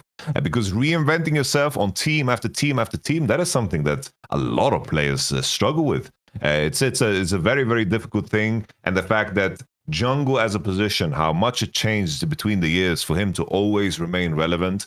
I will always have an immense amount of respect for the Yankoses and the Casas and the Peanuts, because the longevity is something that, the new school, they are slowly getting there, but still it's like, playing at the highest level for like 10 years of your career is absolutely crazy to even begin to conceive. And he was supposed to be done. Remember when he was like in China with LGD, he had to come back and join Nongshim. Now look, in hindsight, that roster looks way better now because now Dogdam looks good. Gory turned out to be good. At the time, that was a roster of nobodies, and he was the MVP of the whole league, bro. Like, that's why he got those shots on Genji and Hanwha. He earned his way back to the top as well. Just a fucking legit ass player. Yep. Shout out to Peanut, man. You know, it's weird. Like the whole the exemption from military. It's like having the timing where you're so damn insane in conjunction with the Asia Games. Like that is that it's crazy that has such a big impact on what you can and cannot do at your career. Because to remind everybody out there, it's like the team that they sent, of course, was Kanavi, it was Chovy, it was Faker, it was Keria and Ruler, and I'm trying to remember the top laner. Was it already Zeus back then? Do you remember? What year was it? This was 23, right? This was 2023, I believe. Let me pull that. Could have been Zeus. It would be him or Keen, presumably. So Asia Games. Let me pull that up. Korea roster. South Korea national team. It was Zeus, yes. It was Zeus, Kanavi, Faker, Chovy, Ruler, Keria. There we have it. All right. And then they're gonna do that next year again. So it's gonna be interesting to follow that. Who's going to get the exemption, you know? Oh, it's because it was 2022, right? Okay. That makes sense. Okay. It's because the problem with that one is they list them all by the like fucking name, don't they? They like change to the surname instead of the alias when you click on the Leaguepedia or whatever. It's like Choi instead of Zeus at the top lane. Anyway, whatever. With all that said, Yamato, it is also time for another classic sale, because did you know our wonderful clothing partner Into the AM is running one of their epic sales? So first of all, as usual, you always get the 10% off when you use our code, which is intotheam.com/LFN. And you can always apply that code discount to all the bundles they have. Like they have the classic 3 graphic tees. I've got like the pastoral designs and the Neo Tokyo Cyberpunk design. You can get 3 of those for $61.95 that you would then apply the 10% discount of the LFN code to. You also have basic tees. Like I've got one where it's like a black and a... By the way, I have to say, Into the M feels so good and feels so comfortable. Now that I wear those ones, I hate going back to my normal t-shirts. Get 3 basic tees in a bundle for $52.95. Also, you can then put 10% on. But because of the sale coming up, their Black Friday sale is coming up. All items, listen to that, all items are up to 60% off from the 13th of November. So that will literally be in 2 days from now, until the 8th of December. So you've got a very healthy time window to buy from here. And that is in addition to the 10%. So if you find an item that's 60% off and you use intotheM.com/LFN, you get 10%, you get 70% off that item. And I can tell you, I'm not even trolling, just like the Ridge wallet and like, so there's only, here's the thing, I won't lie, there's only a few, but there are a few items, maybe Mando, there's a few where genuinely, if we never had this sponsor again, I would buy from this company. Like, I actually think their products are fucking fire. I'm loving them so far. I think the Aura frames is obviously another classic one I'm a big fan of. Like, these are things that genuinely, now that I've discovered them, I think they're just better. Like, these are the best t-shirts I've had. So check that out. Obviously, Into the M has been very loyal, supporting us, but also, spoiler, if you don't know the business model, how we do it at LFN, we're not doing some old school esports. Like, you get a logo and then you just, fingers crossed, pray that works. Because they use codes, they can tell that you guys actually go and use the code and buy the item and say where you heard from them. And that's why they keep re-upping with the deals. Like, that's why every few months, especially when there's a sale, there's a deal from the M. So thank you to Into the M, and also shout out to all the people that have bought the t-shirts. There's loads of people. And I actually saw, this is going to be something quite cool for the future, there actually are a bunch of like newer branded things that we're also coming along with for both Into the M. We did that shirt with the dragon on, and we've got other stuff coming along as well. So anyway, let's continue on, Yamato. What do you want to talk about now? Because now, I'll tell you what, there's also a lot of good rumors in Europe if you still want to stick with some of those. We could go down that route. What do you want to talk about? I did want to just talk about Genji briefly, because on the topic of like What's how, like my angle is just like how people frame the narrative around Genji, saying that this year is similar to the other years where they just choked at the World Championship, which I think is extremely like reductive, because it's like the main thing that I wanted to like bring up here and say on the show is it's like when people look back at the previous years of Genji, it's like 2022, like they won summer, sure, but coming into that World Championship, it's like you know, they had a very strong roster with Ruler and so forth, and DRX did the run and beat them. For sure, you can criticize them for that one, but it seems like everyone stumbled against DRX at that Worlds.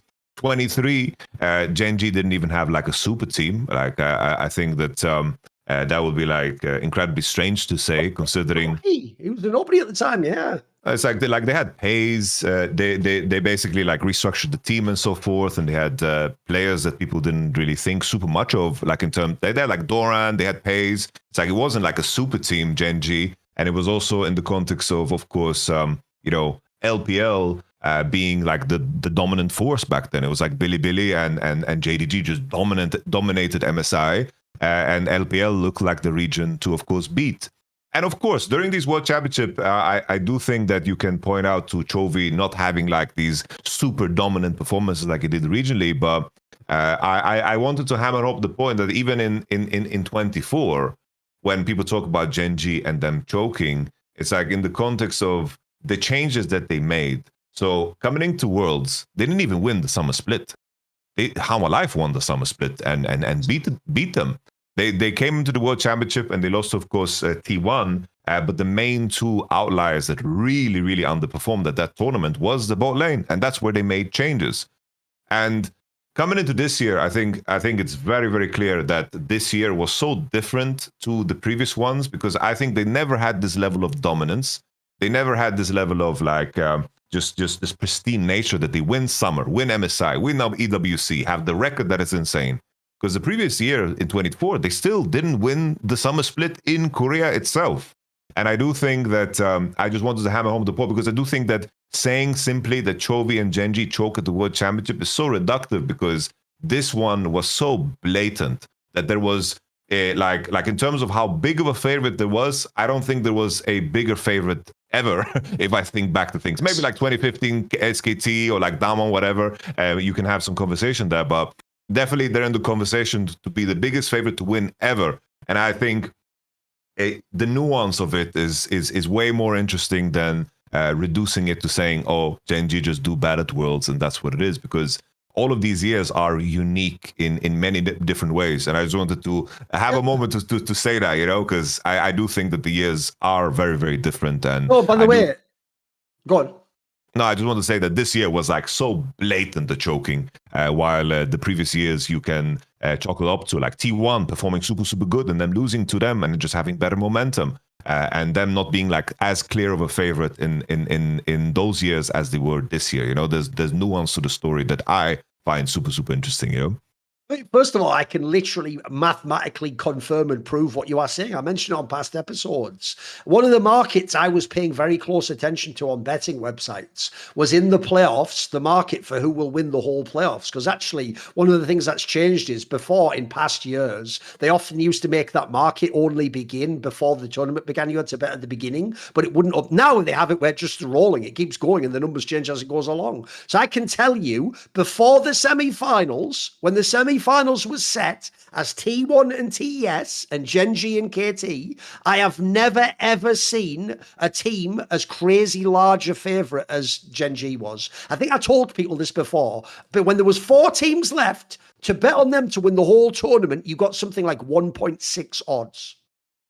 Bro, that is impossible. Like, even a normal big favorite, bro, would be like 3 or 2.5. Like I said, if you wanted to take T1 before the semis, by the way, I think there was something nuts. Like, before the quarters, I think they were like 7.5 odds to win Worlds. Like, massive multiplier where you were taking a big gamble. So I'll do a similar thing to what you just did there. I want to also run down both Gen G and T1 over the years, because I'll tell you one thing I'm really bored of, which is stupid T1 fans gaslighting everyone about what happened the last 4 years. So first of all, on the Gen G one, you'll have heard this a million times, Yamato. They always go, well, you say that T1 deserves to win, but why did you say for the last 4 years that Gen G would win? And it's like, I didn't.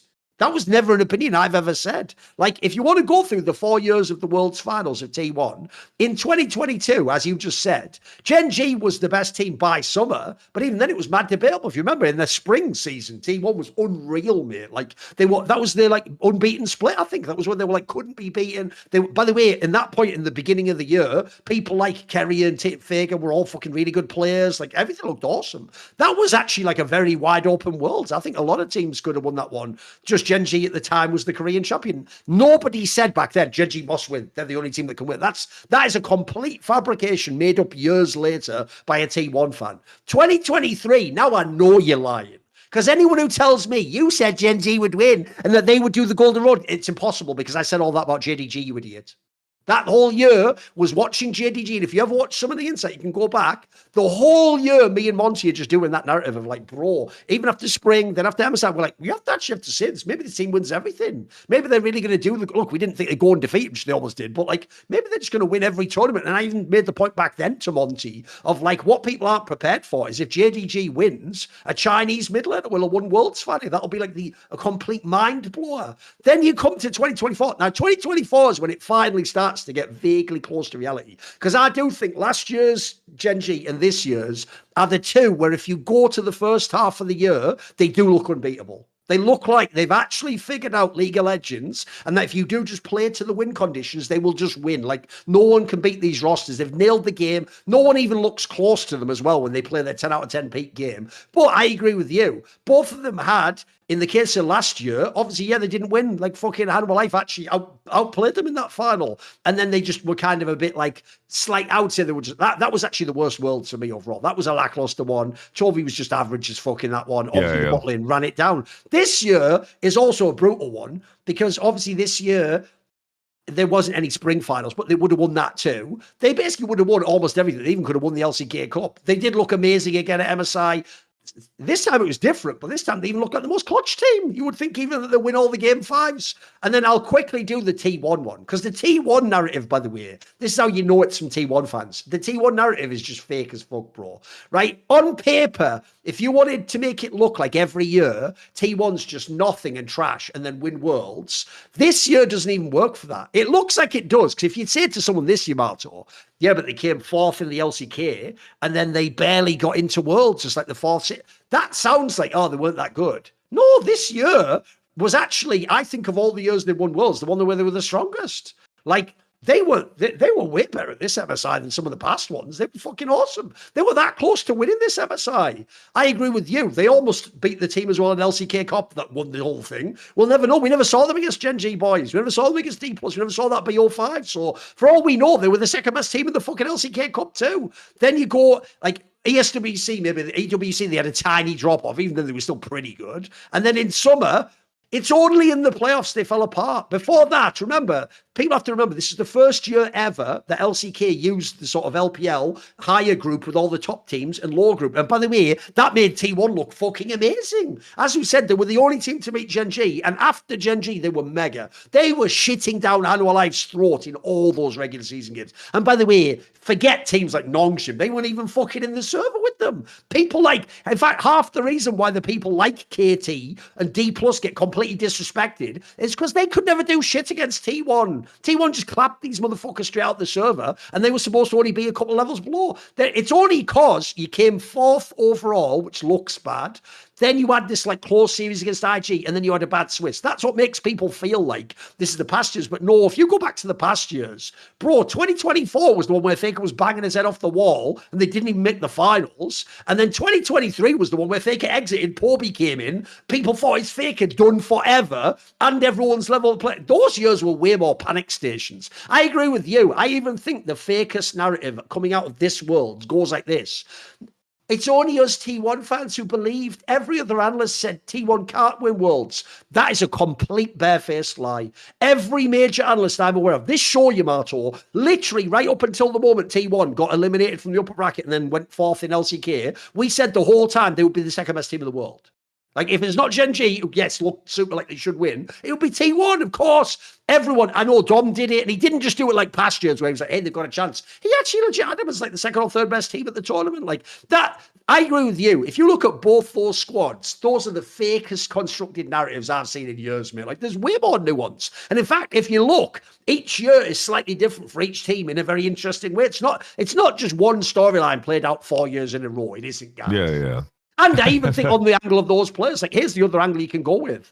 The joke is, Faker could have lost this Worlds like he did in 2017, and he actually played better at this one than I think he did in like 2023 or something like that. Similarly, if you go to Gen G, yeah, Chovy was kind of whack in this Worlds, but I think actually there's been Worlds. I think that 2023 one when they lost to BLG, I think he was awesome at that Worlds, mate. Like, I think he played pretty well. Like, I don't think he was even the reason they lost. So I think also people just want the narrative to be too simple. They want it to be really like one sentence for each player and team, and it's always applied. Because if you notice, that's the weirdest factor. This is what I want to ask you about. The weirdest thing about fandom in League is they almost want characters to be like Pokemon cards. And I crucially said cards there, not Pokemon. Because even in games, Pokemon level up and evolve. But a card Pokemon is always the same Yamato. It always has the same exact ability, has the same exact damage. No matter what happens, it's always vulnerable to the... They want anime storylines, bro, where the Goku always wins and Vegeta always almost wins but can't go. They don't want it to be that these are like evolving players with different careers and they're learning lessons and having experiences. It's why in a sad way, it has sort of ruined some of the narrative storytelling of League. That Chovy, it's not even that Faker wins, it's that Chovy has never won Worlds. If he just had one, or if Knight had won one, I feel like so many of these narratives wouldn't be pushed as hard, you know. But at the moment, they get to pretend like, because Faker wins all the Worlds and none of these other guys get to, that these guys must all be like flawed bombs and Faker's like the perfect ultimate weapon, you know. Even though, by the way, actually, what makes me... do you want to know something mad from Yamato? In a weird way, I actually respect more when Faker wins these ones at the end of his career because he isn't the best player. I think it's kind of nuts to be able to win when you're not the best anymore. If you're the reason why it's a diss to trophies, he is the best. You should win, bro. That's why I told you that meme. I said it on the last episode. That meme is fire. The one where it's like worlds won during Faker's prime, 3. Worlds won during trophies prime, 3 by Faker. That is a hilarious meme because that is fire. Oh, it's just, on the topic of like Pokemon cards, I think it nails it on the head because, like I mentioned before already, it's like people consume entertainment differently, and everyone just starts at the World Championship and then works backwards or not, right? Like I made this tweet about, there's been periods now with T1's like basically Faker's career where it's clear when he has like longer extended breaks that things work out for him because obviously outside of the game, probably Faker has the most rigorous schedule out of any player in terms of obligations. It's like nowadays, if you go to Korea, you see Faker's face plastered on fucking everything. You go into a CU, a 24-hour shop, and he's on the noodle packets, he's on the onigiri packets, he's on everything. He's there on an ad for like a crypto exchange. He's just one of the busiest people ever, and you always see like they're doing fan meets and all this jazz. I think like the Hall of Legends year was like extremely extreme because there were so many events in Korea that they were hosting that he needed to participate in. So I made a point that, in the context of Poby, it's like Poby is a player that could be good enough to, not too good to be like instantly a starter on any LCK team, but good enough to maybe sub in on occasional matches against like, in regular season just to give Faker that additional time off. Like if he subbed in, that would make sense. And then I see in the comments, it's like, this guy went 1-8 with SK, like with T1. He's complete trash. Why would you even suggest this? This is so disrespectful to Faker. I'm like, what are we talking about?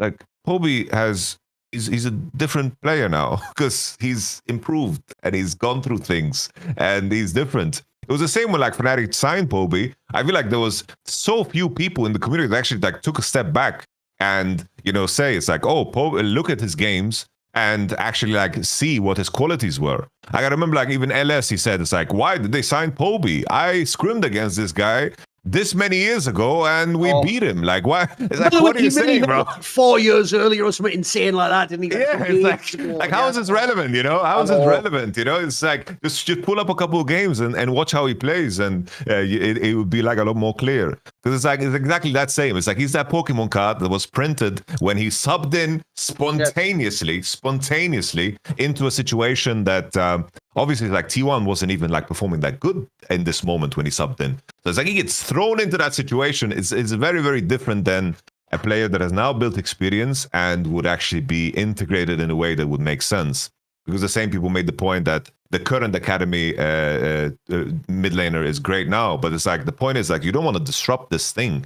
Or then people also said it's like they should get BDD or Chovy. It's like, bro, like these are guys that are supposed to be, on the first seat. Like, what are we talking about? I think people get. Here's what people have mistaken, Yamato. Oh, I can tell you there have been years where Team Liquid and Cloud9, these teams tried for those players, maybe a Fnatic, etc. But what they don't seem to get is this. Just getting in the room doesn't make them sign the contract. Like when I say Team Liquid tried to get like Smeb or something back in the day or Chovy, I mean as in they sat down and gave him like the greatest proposal they could think of. Like, you have all this money.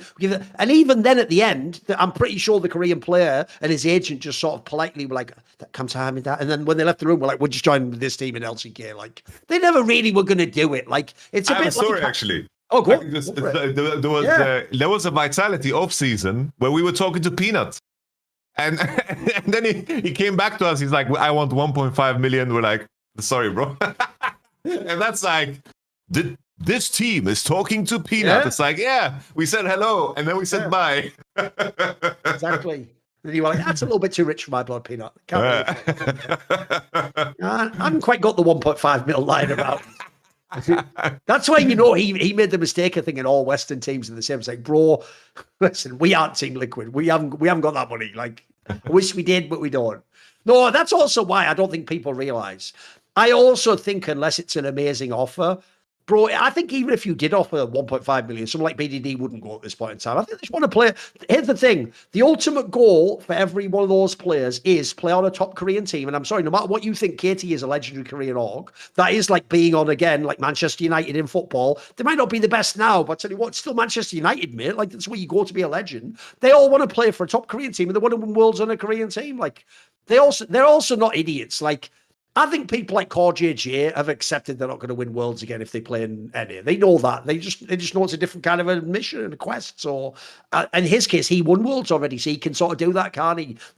I don't think ever that it was ever real that BDD was coming to the West, boys. It's a cool idea, but it's just not plausible in my opinion. He's not coming and playing on FlyQuest or fucking Fnatic or Cloud9. Like, come on.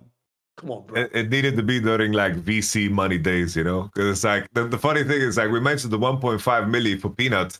It's like, maybe if it was a little bit later, because like Vitality paid these sums for perks, right? So it's like, you know, it's like in a different time, in a different world. That reminds me, in my APA interview, shall I tell you a hilarious detail I didn't know until now? This is actually mental. Well, I was pointing out to him how crazy it is he even got to break into the lineup. Because remember, the original selling point of the roster before he joined was they can all speak Korean. And in his case, spoiler, he doesn't speak any Korean at all. And this is what's hilarious. This detail's even funnier though, Yamato. When he joined that team as mid laner, he even said, oh, they didn't stop speaking Korean. So he was just playing like a solo queue game, Yamato, like real else yet, and they were all speaking Korean to each other. And he's like, "Hey, I'm going in." Like, what the fuck is this? And he is so fucked in the head, bro. It's so insane. And so I had to just be like, "That's funny." Like, what the fuck are they doing over there? Like, what are you doing? And then he even made it sound like they were being like charitable to him, Yamato. Like, no. But then eventually, sometimes they would like switch and translate and be like, "What are you saying?" It's like, "I don't even speak English. I don't know Korean. I'm playing fucking mid lane for fuck's sake." So I don't even know, bro. I can't even. I just imagine this guy like tuning it all out like a solo queue game, like 15 CS. Meanwhile, like umpteen Core JJ's having an argument in Korean. But okay. Are we doing Baron soon, guys? Shut the fuck up, Shibal.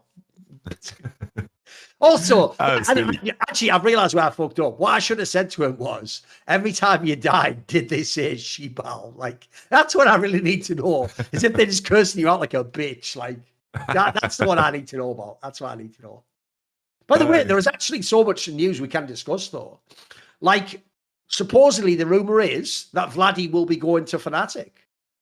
Now, here's the interesting thing about that move for me, Yamato. If you think about the other moves of, like, the rumor is Oscar and him might be leaving, Razork, it's available, he can go, Mickey X is going to SK. That implies to me that the two players you have got in Fnatic is you're going to have Upset and Vladdy. Mate, as much as everyone memed, that's not a bad starting point, though, if you put some other decent players around him. Like, you could quickly get back to a contender again with those pieces. Bro, I can add this too in terms of, because you always have like the Spanish speaking podcast, so you get like the translations. Yeah. Apparently it's like Fnatic is in a position where they are choosing between Upset and Razork, and apparently Vladdy wants to play with Razork. So there's a world. Ooh, okay. There's a world where this off season ends and Upset is not on an LEC team. Oh, not at all. How is that even possible?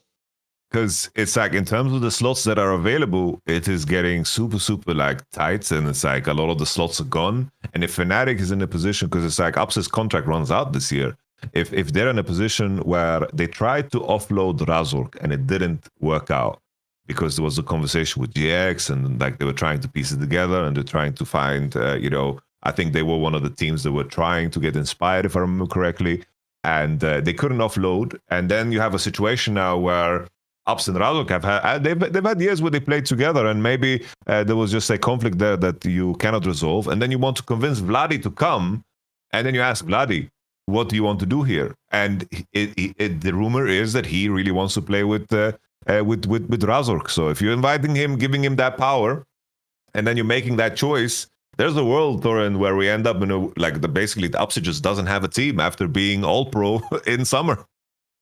He was the MVP at one point in time too, mate. He was MVP of the league. No, the reason why that is bonkers to me is because I don't care what people's contract status is. Upset is better than fucking Noah. Upset is better than Flackhead. Come on, mate. He's probably better than Kazi at the moment. Ice, maybe I'll give that one a fit. I think Ice is slightly underrated, even though he didn't have a great end to the year. Still a very good player. I mean, look, I get why they won't replace Super with you. I think he's better than Super. That's just one thing I don't get. You can say Upset didn't play as well in playoffs as you expect. By the way, if you haven't noticed, go ask Viper. I think the hardest position in the game to play if your soul and his failure is fucking ADC. Like, that's one of the carry positions. It's not 15 years ago. You can't just carry your way out the game. Like, everyone has fucking gold nowadays. So I think the only people who should be safe is the ones who are already on the top teams. Like, I get why Hansama wouldn't be replaced by him. Obviously, Kalist is the piece in Karmiko. Look, there's a few players I get why you wouldn't make the change, but the idea he can't be in the league is mental. He's way too good for that, mate. He's way too good. It's tricky because it's like... one of the LTA teams, surely some LTA team wants him. Like, fucking, he's better than almost every one of them. Yeah, it's like he is insanely good, but I can imagine, like, if I'm playing like the devil's advocate here, it's like the track record is the one that is like tough. I think that's like a tough pill to swallow. I can imagine for teams, and I think we are now in a situation in Europe where it's like no one wants to bench anybody for the sake of hiring another person in the same position. It's like a lot of the contracts that are in place are sticking because it's, you know, we heard a lot of noise. We had two situations where coaches where publicly it was stated that if they didn't get certain results, they would resign or get fired. Also, BDS was one. Vitality BDS and Vitality. Yeah. I think that they're going to stay. Like, both of these coaching staffs are going to stay. After all that. Yeah. It's like the contracts carry so much weight. It's like people don't want to hire additional people because the labor laws are goated for the employee here in Germany, you know? So, like, this is what's just going to, be in place. So the maneuverability is very, very tough. But definitely, like, I hope... I hope Upset plays because it's like we both agree that he's really, really insane. But I can understand the challenge from the other side too. So I'm intrigued to see how everything kind of pans out. It's like SK made the commitment now. It's rumored that they went with Yopa, right? So that's a slot that is like closed off, and we'll see how everything else plays out. Like in terms of Fnatic, like. I wonder what's going to happen with Poby because I do think that he was like decent and he's a player that should have like the opportunity to play. But I also understand from Fnatic side, it's like you want to have a big name player that is going to like actually carry some kind of a big upside because Vladi did show very, very high peaks and. You have the coaching for Fnatic is you just tell the fans forget the rest of the year. Remember what he was like in winter. Who wouldn't take that player? Of course we'd gamble on that guy. In fact, here's what I even tell the fans. Bro, the only reason we have a chance to get him is because of what went wrong in the rest of the year. So we're gonna be opportunistic and hope that with our coaching staff, he'll be more like Winter Vladdy than he'll be like Summer Vladdy. There you go. That's the sale. Because I'm with you. Like, look, Popey shouldn't be playing for Fnatic. With that said, though, again, I'll do the same thing as I did with Upset. You're telling me Popey's not better than like Camilo? Of course he is. Shut the fuck up. Like, he could definitely play in one of these other teams. Absolutely. Like, I even think if you're a smaller squad, you could also be opportunistic and get Popey and have like a very solid mid laner. There's like Navi, there's Team Heretics, there's even there's one more that I'm spacing out on. There's SK that could have been, except they're doing the leader angle. They could have done SK too. Yeah. Totally legitimate player to pick up. Well, I hope the chap gets a chance, you know, because I understand from Fnatic's side, it's like Fnatic's off season, they no longer have the money. They don't have the pedigree, they don't have the reputation, and they also don't have the players that attract players. It's like you're in a situation where you're stuck on a contract with Oscarinin and Razork, and like Razork is a player that I can imagine like coming into next year he can still become good because he just hasn't been good. But you're just in such an awkward spot, and the fact that if you manage to seal the deal on Vladi, like I think considering your position in this off season. That's like the best thing that you can hope for in terms of creating some kind of a potential, because the snowball pain of signing Humanoid on such a big contract and not participating heavily in any of the off seasons and making some of these decisions along the line, it's like Fnatic has reached a point where they legit need like this year is supposed to be like a complete rebuild year, and then even more suffering the next years to come. It's kind of crazy to think back. It's like we were around since the get-go. It's like Fnatic was a team to beat and to join, and eventually I did so in my career. But it was always, it's like the history of Fnatic was the snowball of the Season 1 World Championship and then leveraging that into creating like a legacy spot for like bringing in Reckless, of course, and then taking the gamble of Huni and Rain over. And then 2016, it's like they had a rough year, but they was very ambitious with Spirit. Bleeding into 2017, they always were, they kept their ear to the ground about which players were the next big players, because they found Caps. And regardless of them, if you want to flame them for losing Caps or not, it's like in the end, Caps had so much power in that offseason he could choose whatever the hell he wanted. To find Nemesis as the replacement, finding Whippo along the line. It was like a very strong period of how they moved very, very smooth and were the organization that moved as good as KC do now in terms of them acquiring like those players first. And Fnatic just lost all of that. And I think their momentum was just so killed because even though the Humanoid signing was so damn good, the fact that they were stuck with such a big contract meant that they just couldn't move around at all. And then they made the decision of getting like Rux, Advien. They were saved by Rogue, that they got Trimby. But then you moved away from Trimby as well. And there's like so many moments in time over the last 5 years of Fnatic that now have accumulated to the point where you really, really feel the pain. We've said it so many times on this broadcast, like on the show that like it was felt weird to call it broadcast on the show that if you could participate in any of these off seasons, maybe you would be the one, with some of these talented players. But the methodology of Fnatic is just so cursed and so terrible over the last couple of years. I'll tell you when they died, mate. I can pinpoint it. It is 2023, and here's why. Because think about these three names, Yamato. Well, you're one of them. You could have joined as a coach. No thanks.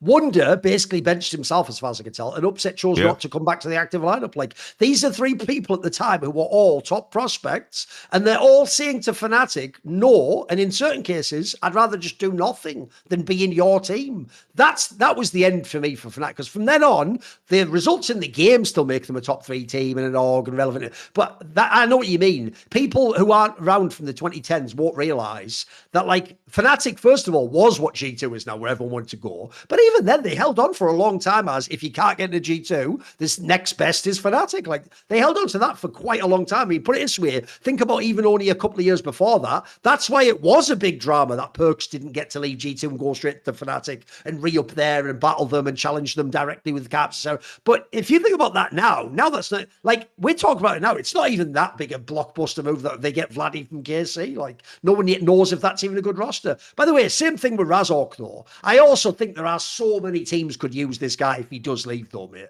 Like, by the way, the most obvious one I'm going to put straight out there is, if FlyQuest just lost Inspired, bro, there's a player you should sign immediately. Like, that's a real talent. Even in the LEC themselves, mate, surely this guy could walk in a GX or Vitality tomorrow, and they'd love this guy and build the whole team around him. Like, I'm even thinking to myself, someone like Gyoto could do amazing things with a player like Razork. I'd even love to see that sort of personality put with him. I've always thought he probably needs like a harsher coaching presence. I feel like people have been too soft with this guy, so I'd like to see like a fucking Gyoto type guy.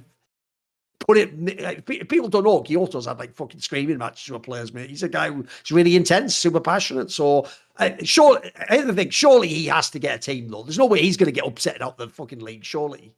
Yeah, I think what it seems, what the rumors seem to be, like based on what's said publicly by the journalists, it does seem like Razork is going to be staying on Fnatic. The Oscarinian piece is weird because as much as people want to criticize him, I do feel like a rule should be, if you want to replace someone, you should always be forced to say with who. And that's a very tough question to answer right now. It's like, who? That like you want to take a complete gamble on somebody like Ragnar or somebody that has been playing like in ERLs for long. It's like those guys. I do have a deep amount of respect for like KC and Team Heretics for really utilizing the academy team. Because it has been quite disappointing that some of the other teams don't utilize it at all and don't even form partnerships, because that is supposed to be like your edge within the region. And now we have players like Trayson from Team Heretics that is probably going to play on the main roster. KCB, like the roster, like all these players look like exciting prospects. And that's where, that's where the future lies. Because in the end, it's like Oscarinin was a player that Fnatic brought up from their own academy team. and as much as you like, as much as the criticism towards Oscarin is fair, considering he was an ERL prospect that they brought up because Wunder wanted to bench himself and he slotted in. I think it was a fine value. But I think that's at the core of everything. It's like the concept, like in terms of how you utilize your money, it does seem like Europe is in a place where like an organization like KC is making a lot of money, making a lot of revenue, and that's good, and they can like swing that around. But a lot of the other orgs, you know, they are pinching pennies, you know, like it's very, very difficult to find maneuverability. I have to say, let's do it. We only briefly touched on it. Obviously, that inspired move is bonkers. Because here's the problem with that move, Yamato. So, to me, I am very shocked by this. I thought there was only two options for inspired. You either just re-up with FlyQuest and rebuild a squad around yourself there and stay in the same spot with most of the same teammates, same coaches if you can. Or, to me, you do the move that was implied. Like you come to Europe and you go to like a Fnatic and you try and battle G2 and you try and see if the European team can be the best one. This move to me is completely out of left field. So first of all, the org he's going to, like Lion or Leon or whatever, that's not some historically giant org. Obviously, that's one that to us who are Western European, that's fairly irrelevant. We barely know anything about them. Then secondly, right now, it's not yet confirmed what the full roster is. Like some of the other players they already have are just like, I mean, they seem like they're all right players. The rumor is they get some cracked out bot lane. That's what people say. That's why he's doing. What do you think of this? Because it implies to me, I have to say, this story to me sounds like one, this org just did some amazing presentation to Inspired. It sounds like that, first of all, and they've gotten him to buy in. But two, it sounds to me like he actually does just behind the scenes super heavy fuck with some of the players they're getting. And he just thinks that even though to me and you it might be like an underwhelming list of names, he's acting like it's going to be the best team of his career or something. What do you think of this? I was very shocked by this, Yamato. I think Inspired as a player definitely could be like an upgrade for so many teams. It's just like this off season is so poorly timed for him. Like considering like the top teams in Europe, they don't have like a big reason to move jungle wise because we have Yikes, Cumont, Elioya, like Fnatic as an organization. Like I mentioned it before, but they just don't have like a lot of pull right now in terms of money or pedigree or even like roster building, especially after they lost Mickey. Like if they kept Mickey, Vladi, and then Inspired, maybe there would be some pull here because he could actually envision a world where he could compete in the region. But he probably knew that Busio is in conversation with KC and leaving FlyQuest, so he saw the writing on the wall. And I wonder, like the main question for me, what this signaled to me was that Team Liquid, it's like, even though there's been so much talk about River, joining the military, like looking at the age that he's at, like it's something that they can, there's workarounds, I think. At least historically, that's been the precedent. So I don't want to speak out of turn because obviously I'm not like a lawyer, versed in like conscription laws, like as that's not what I'm versed in. But considering Team Liquid, like they didn't go for Team Liquid, kind of implies to me that they kind of have kept together the River Quid dynamic. That's my guess because I don't see who else they would get there. And then you think then about the options. What was explained to me is that the Lion as an organization, their ownership group is extremely rich, like extremely rich, and they are making some big moves. It's like Saint as a player, I think is super cool, but the ADC position, what has been rumored, is Smash or Berserker. And the last time I read was that Smash is the number one, the number one candidate, that is like a thing that could happen, is likely to happen. And then it's kind of like clean. That's pretty damn interesting. You slot in like an Impact or a Dokla into that roster, and suddenly, that's one of those like cooking rosters where Inspired like finds a way to like win a championship, like he's done in the past with your EGs and your FlyQuest. So I think like the money was probably a big pool, and I think he just assessed like these are the rosters that I can actively win with. There's nothing available for me right now in this off season, which is unfortunate. That I'm just gonna go for the big bag. Wait, The Smash one is exciting because I have to say, one thing I also hate about how T1 fans have gaslit everyone this year is that whack narrative that they all made that the Smash guy wasn't good and that somehow like Koma betrayed Gumayushi by fielding Smash. Bro, Smash was better at the beginning of the year and he deserved those. In fact, it wasn't until basically he had like some minor failures that he got replaced. Like, I actually think, put it this way, you know how you said about how people judged Porby based on his time in T1? Mate, if you're judging Smash on his time in T1, it's a way more favourable one. Like, this guy could walk into most Western teams, in my opinion. He looked really good. And he was everything he wanted in a young ADC, like young, aggressive, fucking goes balls to plays all the mega carry champion. He's a sick player. I would love to see this guy play with Inspired, yeah. It's like interesting because Smash has experience working with an English-speaking support. Which is underrated. Like it's a very crazy connection. Yeah, that's a crazy connection, and I think that goes a long way. You know, like figuring out a way to work together with your support is a very important detail, and he has that already in his back pocket. Like Smash would be an insane signing, and then you just have to plug and play like the usual North American suspects in the other positions, but.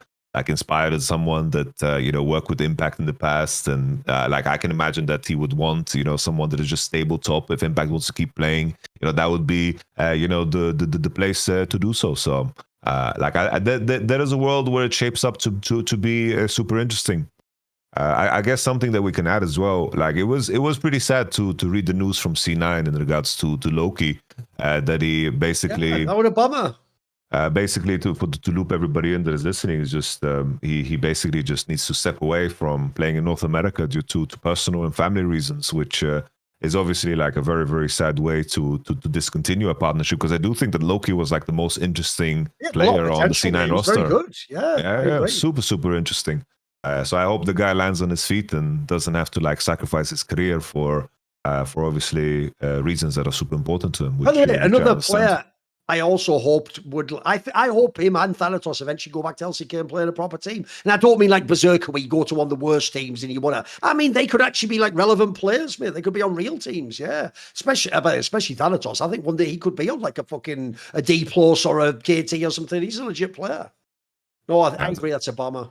Thanatos is such a strange player because it's like.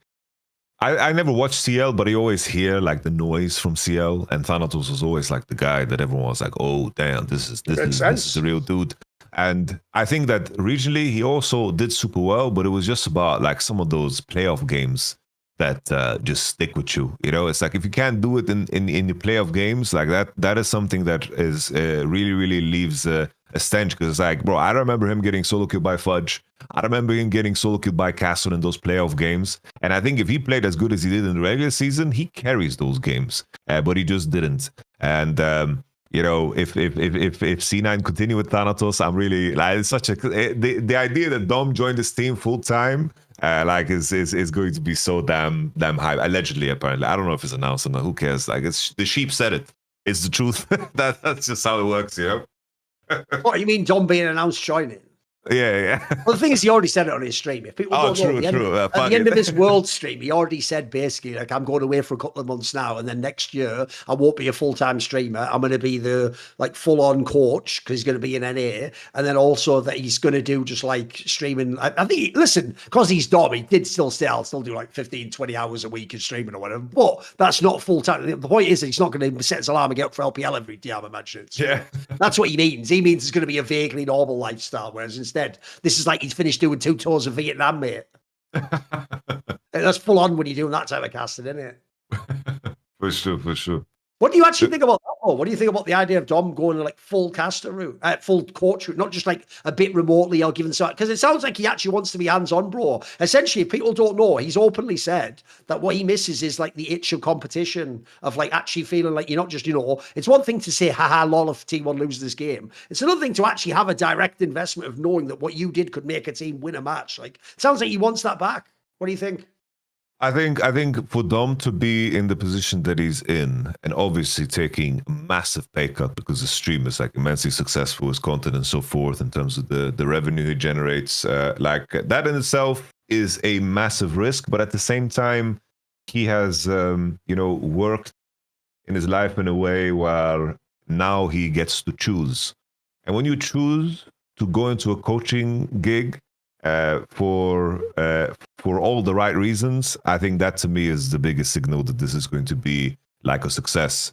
I think that he's joining a team as well that he worked remotely with. And my understanding is that like the players just basically like said they want him to be there. You know, he was there for a week in person, and like they want him, so he has like the full buy-in of the guys. And I do think that from speaking to Dom, you know, like he doesn't like that they came up short last year. You know, he doesn't like that at all. He wants you know the story to conclude the right way. So I do think that a lot of the stars are aligning in terms of making this.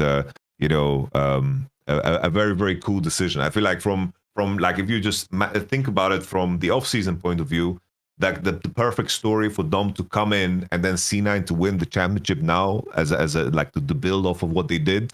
I think that would be like the really, really cement Dom's impact. And I think that aspect of it is super, super nice. But in terms of what he's going to add to the game, it's like Dom is fucking brilliant when it comes to the game.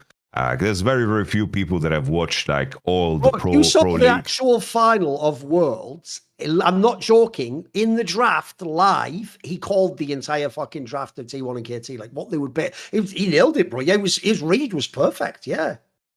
I think Dom just has the right mind for it, and I think that there's very, very few people like that have like this workhorse work ethic. It's like. There's two of us in the call, and then there's Dom, and there's like not a lot of people that have the capacity to just drop 18-hour days, no problem, you know. And I think Dom is going to pour himself completely into this because he understands the risk and the implication. Like I think Dom is going to pull this off. I think C9 getting Dom is a massive, like insane signing. And then on top of that, it's like how many more people are going to tune into the C9 games to just see Dom fail or Dom succeed? Like that in itself is also really, really fucking hype. No, I think the mad underrated thing about Dom, I can tell you. Put it this way, I've told this story before. One thing I was actually shocked at is, in life, when you have a skill, you often will actually, ironically, think that other people have the skill. You will think, well, it's not that big a deal because I have this skill, so I'm sure everyone else can figure it out. So one thing I always take for granted, Yamato, is I actually don't go around bragging to people like, I have an amazing memory, you know. I just always think, I'm sure most people can remember a lot of things. And I've told this story before that I once basically asked Papa Smithy to do like a certain type of show, and he basically just straight up told me like, I don't think I can do it, mate. And I was like, what do you mean?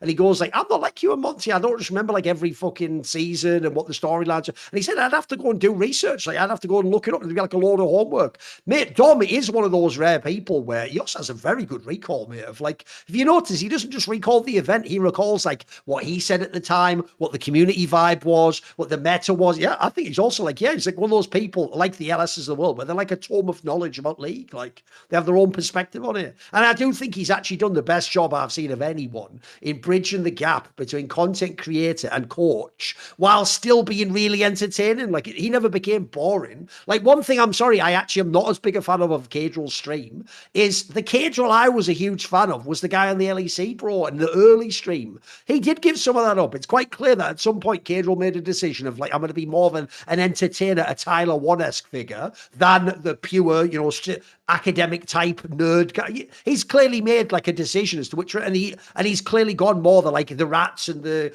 entertaining in WWE angle. For me, Dom, I think he's almost perfectly walked that line, bro. He's always maintained the like edge of like, I can still say anything out there, and I can be crazy and I can be but I always think he has some of the most reasonable analysis of anyone in the scene, mate. Like, think about his analysis of T1. He does dislike T1 when they're not as good and the fans are shitty, but I think he is probably the best person of the people who dislikes T1 and also giving them, like, appropriate praise without it sounding like he's just surrendering to the lunatics. I think he does a very good job. That's a fine line to walk, mate. I think it's hard to do that. I know the T1 fans will just say he doesn't do that, he's a hater, but that's just not true. You can go listen. I think he has some of the most reasonable T1 analysis I've ever heard. Anyway, the problem is, though, what Dom's learned, like many of us, is you can't just do it all. You have to pick, and you need the right support network around you. So in the same way as he can't just be remote and give the odd great piece of advice and have C9 become a top team that could do anything at all at EWC, not just be complete bomb failures that ruin it all for all of us. In the same way, if you're going to start your own online business, It's really intimidating, isn't it? You're probably thinking to yourself, I don't know how to make a website. Even if I do, how do I connect it to e-commerce? Then, like Yamato says about back in the day, everyone's scared to put credit card information. How am I going to get people to be customers of mine? Well, the good news is this particular ad and episode is brought to you by Shopify. And they have all the things you need to support you in your journey through e-commerce. Millions would agree, businesses out there, that the tool you need is indeed Shopify, because Shopify, apparently 10% of all e-commerce in the US, from household names like Mattel and Gymshark, or like toys and gym outfit gear, to people that just started and are new entrepreneurs, all use Shopify. It's like a widespread, ubiquitous platform. They have their own design studio with hundreds of ready-to-use templates that you can already get going and have a really lovely looking, professionally designed store that's immediately up and running to match your brand style. You can accelerate content creation. They've got all AI tools that help you to write the descriptions and the headlines and to enhance your photography, etc. So it looks like a very professionally made site. If you want to get the word out there, they can help you with email, social media campaigns, SEO, so that you have the best search engine results. And also, they are just experts at e-commerce. Like, how do you manage your inventory? How do you do international shipping so you're not only selling in your country? How do you process returns when people want their money back? All sorts of things. If you're ready to sell, then you're ready for Shopify. So turn your big business idea into a cha-ching Shopify business idea with Shopify on your side. Sign up with your $1 a month trial and start $1 per month trial and start selling today at shopify.com/summoning. Go to shopify.com/summoning, all one word, shopify.com/summoning. Cha-ching. Check out Shopify. Thank you to Shopify, and thank you to anyone who uses it and makes their own site. It's a really useful tool.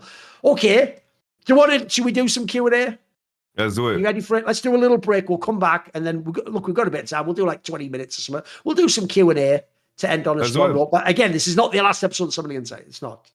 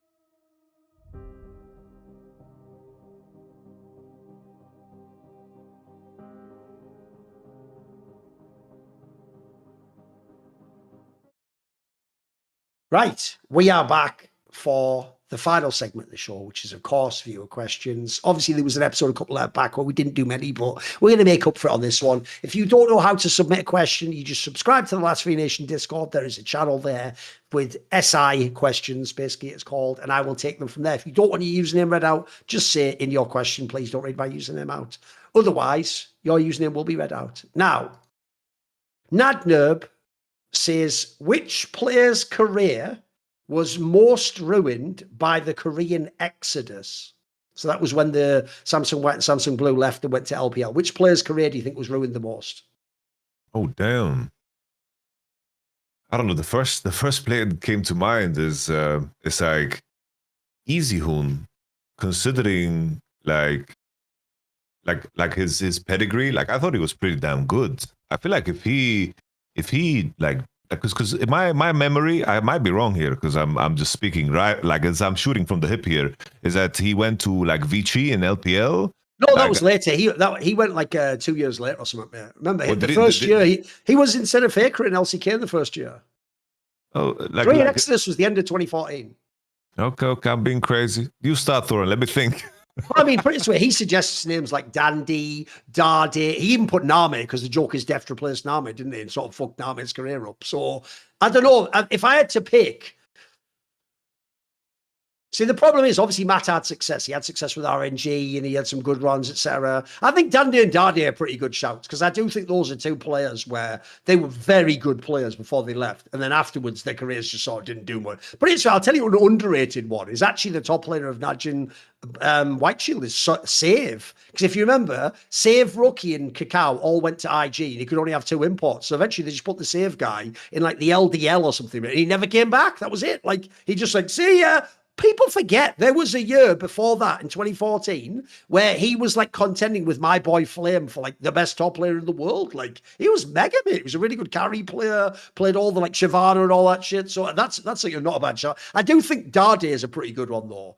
Mate, that guy was really fun. Look, if people remember, he was the original King of Spring. He used to, before Xiaohu, he was the guy that in every spring would be insane.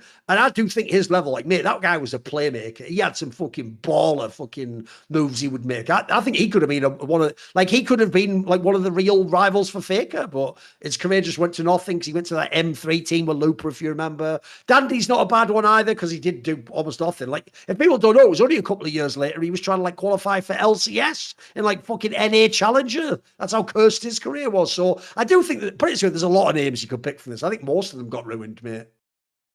Who do you pick? No, I think if it's tied to 2014 specifically, then I think you mentioned all the good suspects. I was thinking Korean Exodus was like a living thing the entire time. I know you read about Easyhoon though. Like he was actually like a good player in Korea, so it's kind of mad that he just became irrelevant when he went. Him and Bengi just fucked off and never did anything, did they? It was insane. Yeah. It's like they brought like Koma with them as well to Vichy, and it's like it just didn't amount to anything. And then it's like it kind of like put the spin on the whole topic of who was really like important on the SKT, you know? Because I did think like the whole like during the time, it's crazy because back then. I didn't like the narratives around like what Easyhoon was for Faker because I just thought Faker was so damn good, and I hated the fact that Easyhoon was playing games. Like I remember your video, like that was a legendary video, like how Koma is ruining fucking esports. It's like it's crazy that back then I had to like I was getting into fucking scraps and beefs with Easyhoon fans. Like that Easyhoon fan group was rabid back then. I remember. Right, what about Need for Speedo says, how accurately do players know the math behind ability damage, combos, shields, etc.? Do they know the numbers or are they going more by feel? I think it's very, very based on feel. It's kind of like how, you know, like if you tell someone that plays football professionally to make a pass, they don't think it's like, I need to use this amount of power to get this distance on the ball and so forth. I think it's a question of you read it, you get a feel for it, and then everything just becomes instinctively, because there's just too many variables going on at the same time for you to mathematically real-time calculators. Like there's like 10 champions with different item sets every fight that you're in. So you have to intuitively calculate it. It's like similar to how like as I mentioned, the football example is like how your touch is intuitively. That's like basically the same in the game of League. I would just say it's mainly all off feel. Like people are. That's why I don't think. Sadly, sometimes jokes become too famous, and then they become not a joke anymore. If people don't know, the original one to do that famous joke was actually Hotshot GG 1 billion years ago, where he did some solo queue play, and then he survived on like 1 health, and he went calculated. But he meant it sarcastically. The whole point he meant was obviously I didn't fucking calculate that, did I? Like, but then people took that as like a real thing, where they actually believe that when Faker survives on 5 health, that in his brain he was like, "Come on, if I do this, then like he thinks it's like." Did you ever see the Sherlock Holmes movies that Guy Ritchie made with Robert Downey Jr.? Yeah, where they made it that like all the fight scenes were like that. It was like Neo in the Matrix. It would like slow down, like bullet time, and then he would be like, "And then if I take his arm here, then the sir goes on." Like they make it like they think losers think Faker's doing that, bro. They don't realize all of them Faker Chovy. They've just played the game 1 billion times that they can sort of by feel get a sense that I might just escape here, but they're not really knowing the numbers, guys. Like, I would actually be shocked if many of them could even tell you the exact number of the spell. I think they just have a sense of like, that'll do like 1/3 of my damage or something, you know, like, or health rather. It'll be something more like that for me. Here's one. So Bean Burrito says, Thorin, since your MMA GOAT video, because I did a video on my side channel at the end of 2023 about like, who do I think the best ever is in MMA? By the way, the whole premise of why I made it was actually to explain to people who are casuals, shut the fuck up about Khabib. He actually didn't have that many title fights. Like, he actually had a very small resume, unfortunately. If you know the history of MMA, there are some people who have like mate, John Jones and Anderson Silva might have like 10 title defenses or something mad. Like, they have like impossible resumes. So anyway, this guy says, since I made that video, several fighters have made significant accomplishments. Most of the current champions have titles in 2 classes or several title defenses. Have any additional active fighters entered your nominee list, or are you tracking or approaching? Basically, the short answer is the 2 most obvious ones that would be on this list that weren't before, based on both resume and like dominance, would be Islam Makhachev. Like, by the way, I always tell people this. This is how I know if you follow MMA. Islam is who you guys think Khabib was. Like, he already has a fucking better resume of fights.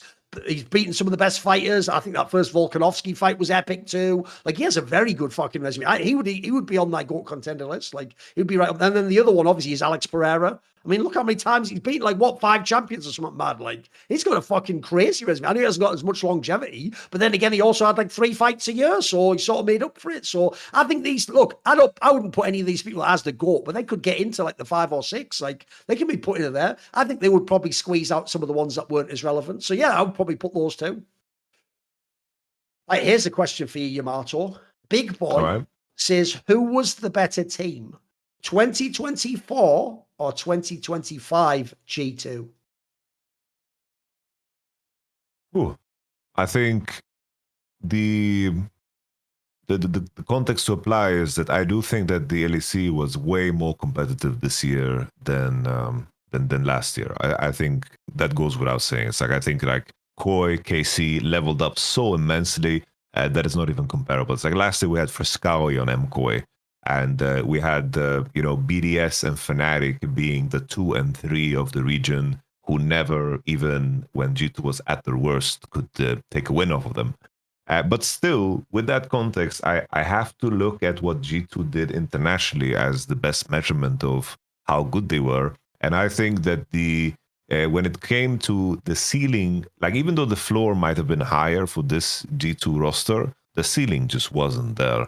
And I think it's normal with Skumond being on his first year. I think that Skumond had just as good of a year as Yike, in my opinion. Like, I think that Yike had a very easy time because of how dominant G2 was in his debut in 23. But 24, like, Yike was kind of all over the place. But when they were playing the internationals, they were actively like competing in 24, in my mind. I still think that the Worlds run that they had in 24 was were like they just had a higher ceilings. Like they were competitive against T1, competitive against Bidi Bidi. Like they had games, but you saw them this year against top esports. They weren't in those games at all, and that's top esports, the team that everyone loves to say that is just filled with chokers. Like they didn't have a chance.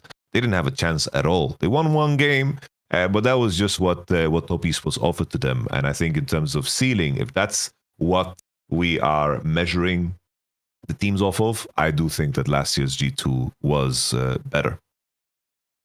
Yeah, the problem I have is this. Again, it's a bit like what I did with the T1 framing. It depends which part you focus on. Like, if I can choose the window, bro, I think what G2 almost did at MSI last year, the one where they almost beat T1 in both 4 series, and they did beat TS, bro, that was almost one of the best runs of like a Western team. That was really impressive shit. But the problem is, then you think of Summer, and they were mega scrappy. I mean, remember in the fucking season finals, they lost to that MCOY that had like the 34% win rate, or whatever that stat Dom had was like. So that makes them look whack. But I also think their high was very high. I think they almost did do something insane at that MSI. Whereas like this year, they took longer to get going, but I do think at the end, they looked very clean, bro. They had really nice macro. All the pieces looked legit. No one was even that super insane at one position, but they just looked like a really nice, well-balanced team that all were. So I don't know. Part of me feels like it was 2024. I also sort of agree. People just let the worlds run, distract them. But I can also see why people might think it was 2025. I just think what people are missing as well about 2025 is you had one extra available slot in the playoffs.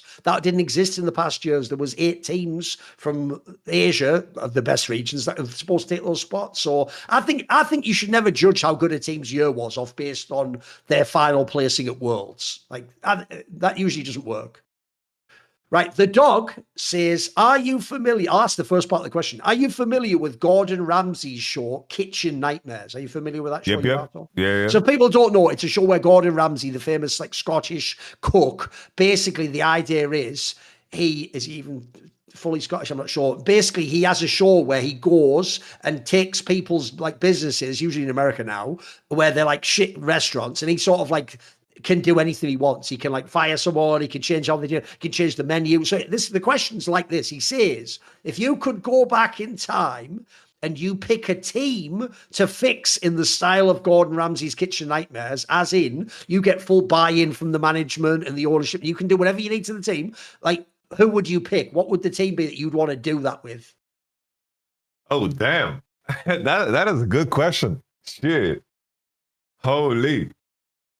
I need to have a little You thing. can think. I'll tell you one I've got already. Okay. Right. Back when I used to do a bunch of content with Loco, so we're talking about like end of 2018 on for a year or two. Basically, if people don't know, one of the most underrated things about Loco Doko is because he not only is Korean, but used to be a top player in Korea, he always had connections to be able to talk to the top players. So what a lot of plebs would miss when he'd give you a piece of info is sometimes he wasn't speculating, bro. He just asked that player and they told him what was going on. So people forget that Loco, back in the day, literally knew and was friends with people like Mata. So when Mata was in that KT super team in 2017, the one where it was Smeb, it was the jungler. It was Score, Smeb, Score, Pawn, mid lane originally, the one with Ukal later, and then the bot lane was Deft and Mata, right? What people won't know is, I'm pretty sure Loco just knew this from within the team, but he told me early on in that team, this is why he still picked T1 to be the better team, even though on paper that team looked like the best team ever made, the KT Super Team. The reason why he didn't think the KT Super Team would be as good, and this is why I'm getting to this point, is because in that team, the mistake you made was you had Smeb from Rocks Tigers. Well, Smeb supposedly was like not only a shot caller in Rocks, but obviously that team had like the go even pray gorilla bottling. So they should just play the top side all the time so Smeb could get his game off. And I was told the problem you had in KT was Smeb still wanted to call the game that way, but then in the bot lane you had Mata, who was a legendary shot caller, and he wanted to play the whole game through Deft. So you basically had a team in which this guy wants to be the carry top laner, and the other guy's like, let's funnel everything into, by the way, Deft was insanely good at the time, the best ADC, right? That in itself just doesn't work. You can't have a team torn apart between top and bot lane. And I do think if you have a look at that roster, sadly, it's not as much a surprise they actually slightly underwhelmed most of the time. Like, on paper, that should have been the best roster to ever play League of Legends, but it wasn't, sadly, in the server. It was still very good, but it wasn't quite at that level. It didn't even go to as many worlds as it should have done. Like, I always thought that's one of those ones where if you could go back in time and really sit people down and say, look at the opportunity we have here with this roster, mate, you would play very differently. Because I do think the main problem with super teams is this notion that because the players are all really good, it requires less coaching. I think it's the opposite, bro. I think the more talented and more versatile players are, the more coaching you need, because you actually have to convince certain players to like give this guy the game and the resource at this point, or you have to take a back seat now, or in this draft or this meta, it's not your time to get the pick. That's not some of the hardest shit in coaches. But I always thought to myself, that roster is a what if, mate. Think of what they could have accomplished. That could have been a really fucking nuts roster. Speaking of like terrible world seeding, the next year, 2018, in fact, we had KTIG as a quarterfinals. That's brutal. That's terrible. In my mind, I have a little bit of a spin on it. It's like I would join KC. Never fire me. Let me just play out the whole project, because it's like you look at what KC did. I'm sure you thought about this. What would you have done differently if you could have? It's like looking at the offseason, I think it made sense to give a shot to the players that have stuck around for such a long time, because they were part of the whole process in terms of getting you, of course, moving you up. Because the team needed to, save money. So like sticking to the contracts of Cabo and Saken and Targamas, I think at the time made sense. Especially if we have the vision to play Kalis and Targamas together because of how well they did. But I would have just given, Coach Yamato, time to enact his vision. I think that, in terms of Winter Split, it's like what Coach Yamato said was that Winter Split, the only thing that matters is how we use our time. And in terms of fleshing out the project and getting the most out of the whole bow situation and upsets and so forth, it's like, I think that if you hire someone like Yamato, it has to be like you know the profile. Let him play out his vision. And I think by extension, I think that you can apply the same thought process in regards to KC for this year, because they completely squandered the momentum of Winter Split by being a little bit too greedy in terms of how they needed to expand. And they kind of lost the track of what they needed to do. I think that if they had a presence in the room that had the experience to carry that team forward, I think it would have played out a little bit different, because you just had a coaching staff that was extremely inexperienced in terms of managing a roster that was this good and that competitive at the time. Like you look at the coaching staff, it's like Apples is out, but it's like you brought in like Wadi, who doesn't have experience. Rea was put into a position where he didn't have like super much experience either. And in the end, like you squandered a massive chance, because between spring and summer, in terms of how you utilize your time, like that 2-month period, how you prepared for summer was also something that you kind of mismanaged. Because when you have that big of a win in winter and everything just hits perfect in terms of how Kalis plays, Kana, how good he was in comparison to the last year, it's like that momentum needs to be carried over, because you are sitting on a golden goose here that is laying golden eggs. But instead, you went into the kitchen and just, I don't know, made pancakes. Like you need to do something better with it, like it's not enough. And I do think that that's a scenario where some better decision making could have led this KC roster into just massive success in this year as well.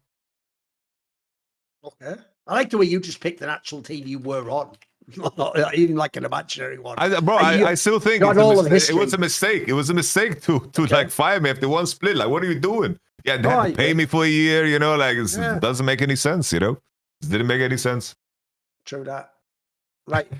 Nixon says, would T1 have won this Worlds with Peanut instead of Owner?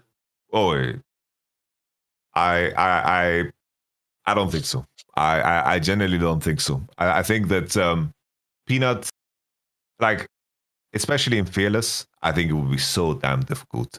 And if this was proposed as a question, like after last year, in terms of knowing how the owner carrier synergy was always kind of off, but they made it make sense. Like if it was from last year coming into this one, I would think Peanut and Carrier together would be a very interesting duo in terms of how like they set each other up and how they play, because Peanut is such a force in the game. But I do think that what Peanut adds to the game is quite like redundant when you have a player like Faker in the team. And at the same time, well, Owner like has so many moments in the game where he just clutches it out completely, and Peanut is not that guy. And I think that especially this year, T1 has really come to rely on like Owner, because this year has been the best year of Owner's career. And it's not like he had bad years before. It's just that he's never had this level of consistency. He's always had very high peaks, but he had moments and periods where he was playing quite bad for T1, which was reflected in the results too. But this year, I think that Owner and Tarzan were in a class of their own in comparison to everybody else in terms of level of consistency and play. So I think that they just wouldn't be able to do so. If this was a situation if it was 2024 and they would have Zeus and you would want to add Peanut, I would be like, oh yeah, for sure, that's possible. But now in this climate, in Fearless and with Doran, I think impossible. No, I was going to say the same thing. Any other year, I would actually say yes to that deal. I would say, you know what, this will work. I actually think that means Peanut and Faker will offset each other's weaknesses and they'll win the fucking league. The problem is, this is the worst year to ask that. Like, you can make a very strong case. Owner was the best jungler of 2025. In fact, if anything, I actually think he had the odd bad game in playoffs at Worlds that make people forget how good he was. Like that Mundo thing, sadly, is what everyone remember on this Worlds. That was fucking trash. Like, that was actually one of his worst moments. They won in spite of that. So I don't get that. So I think he was mega this year. Like, but that's a player. Like, essentially, if I'm T1, I said this in a past episode, the only 3 players I would want completely locked up in my team is the jungle mid support. You would have to keep Faker for the marketing anyway, but then I want Kerry and Owner. The rest of them we can make work. There's lots of top laners and ADCs I think could succeed in this team. Yeah. Right, I've got 2 more we're going to do. So yeah. Milkman22 says, I recently watched an interview with Dilbert creator, that cartoon, Scott Adams, and he claimed to have used affirmations as a contributor to his success. What are your thoughts on affirmations or similar concepts like manifesting or law of attraction, etc.? What do you think? I do think it's like the mind, it's like the human body and mind. It's in many ways complex, but also in many ways simple. It's kind of like if you are tired, if you do actions associated with being tired, you will become more tired as a snowball. There's but at the same time, there are mechanisms in your body that if you do things that are associated with being awake, it'll be easier to stay awake. And it's like one go-to thing that I always like point to, where it's like, if you are tired, stare on your roof for like 10 seconds and you'll feel just a little bit more reinvigorated.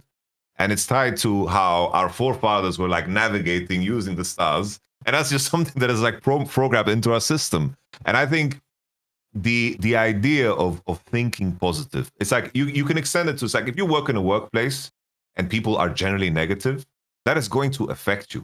That is going to drain your energy. That is going to make it harder to come from a place of optimism if you are surrounded by that.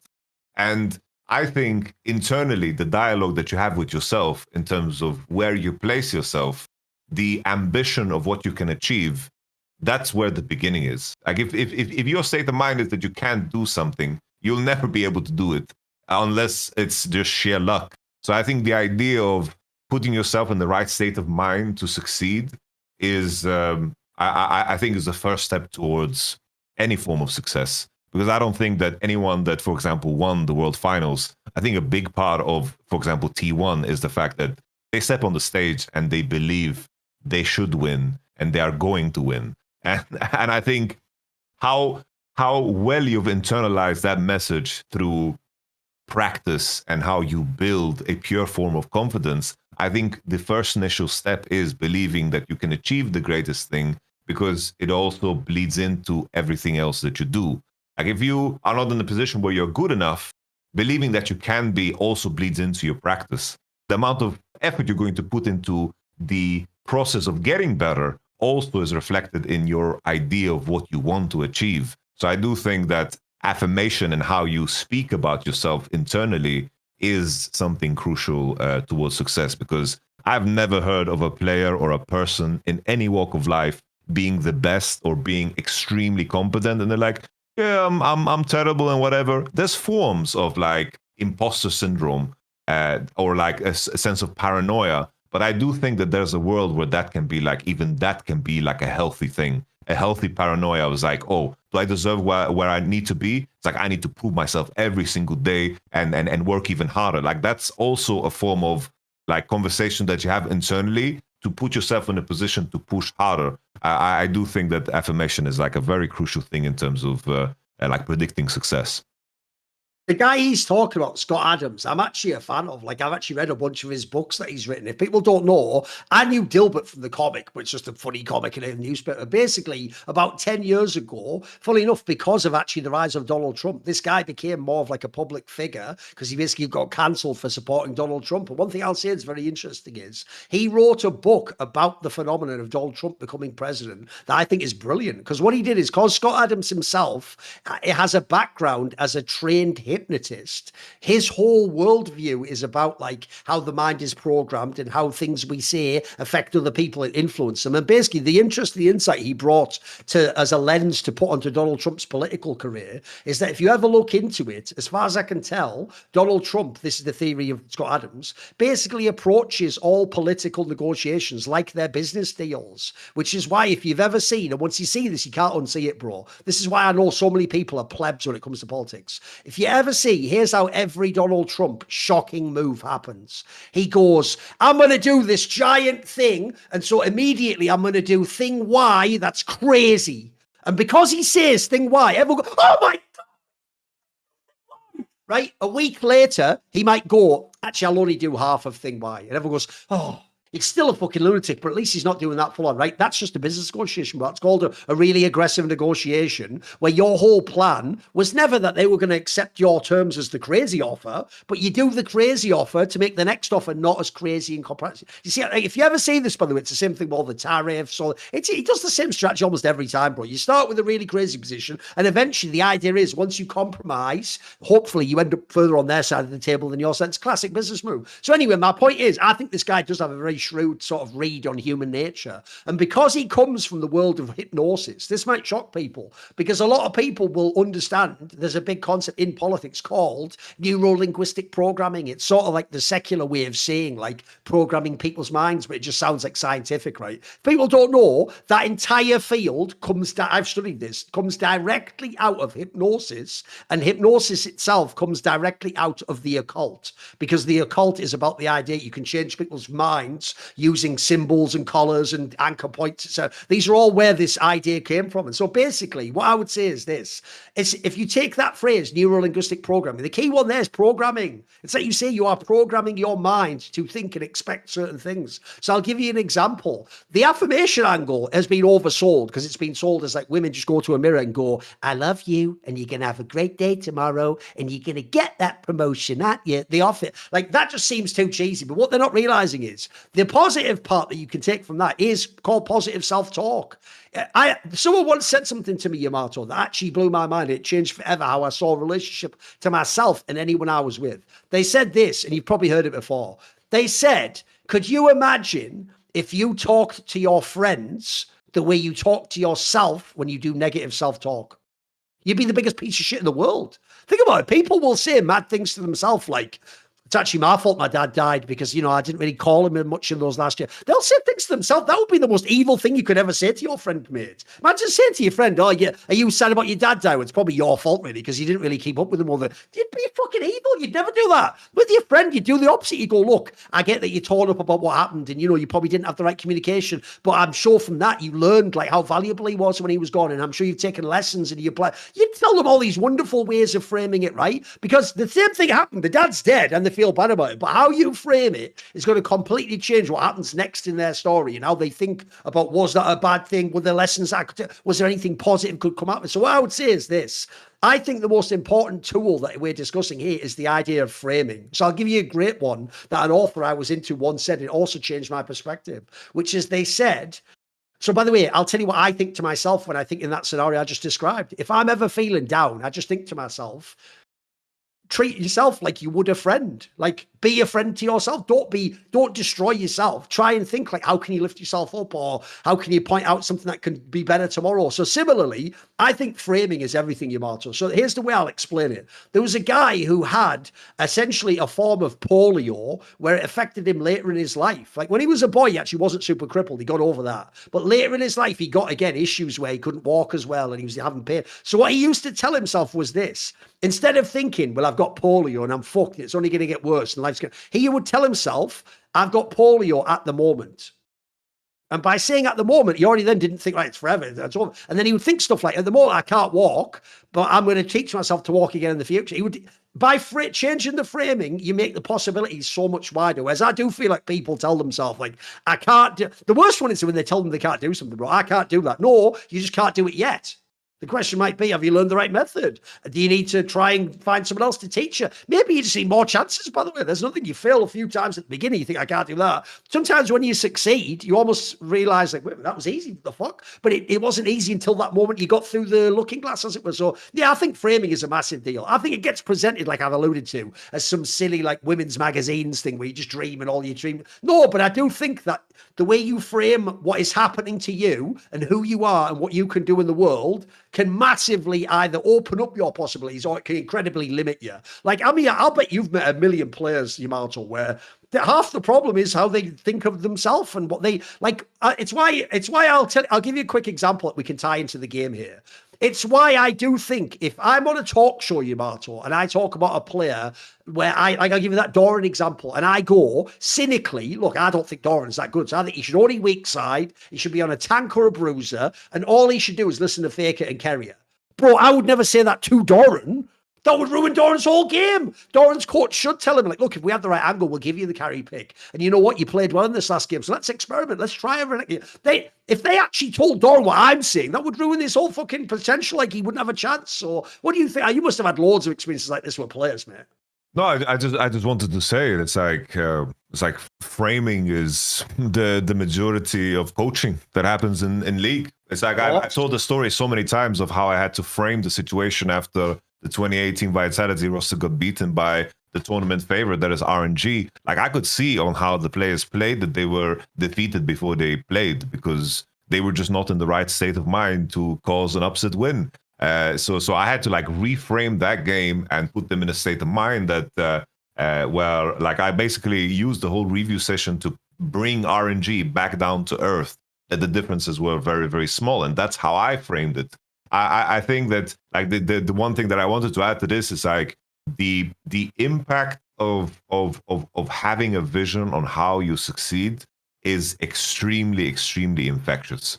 As like the strongest players and the best players, the ones that are always succeeding, like within league, whether it's like a Perks character or a Caps or whoever, like those guys that are capable of like switching between teams and still enact their vision, they are pushing a narrative about how they should work that is emboldened by the idea that it's going to push them towards victory. It's like that level of framing where you get to the point where you can push other people to buy into that idea. It's like people that think positively about the circumstance and how you can move forward. Those are just winners. And there's many teams where you have circumstances where players are like energy vampires, that they are like the exact opposite of that. It's like, I have talked about like a player like Humanoid many, many times.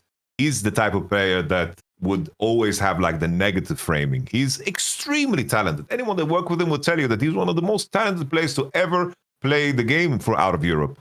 But in terms of his framing, it was always be like the negative spin on circumstances, and he would not see the positives of the circumstance, or even go so far to see the opportunity of a bad circumstance because it builds character.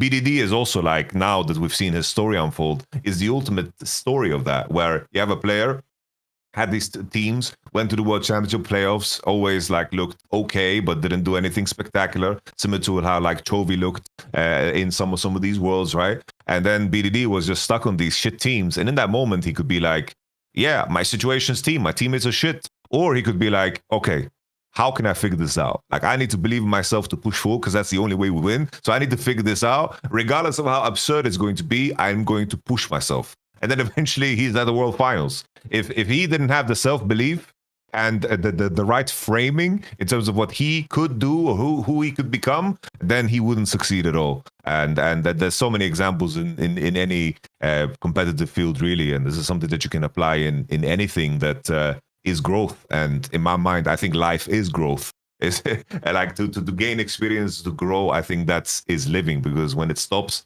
I do feel like a part of you dies. Yeah. The last question of the show is from Architect of Korean Esports based Joe.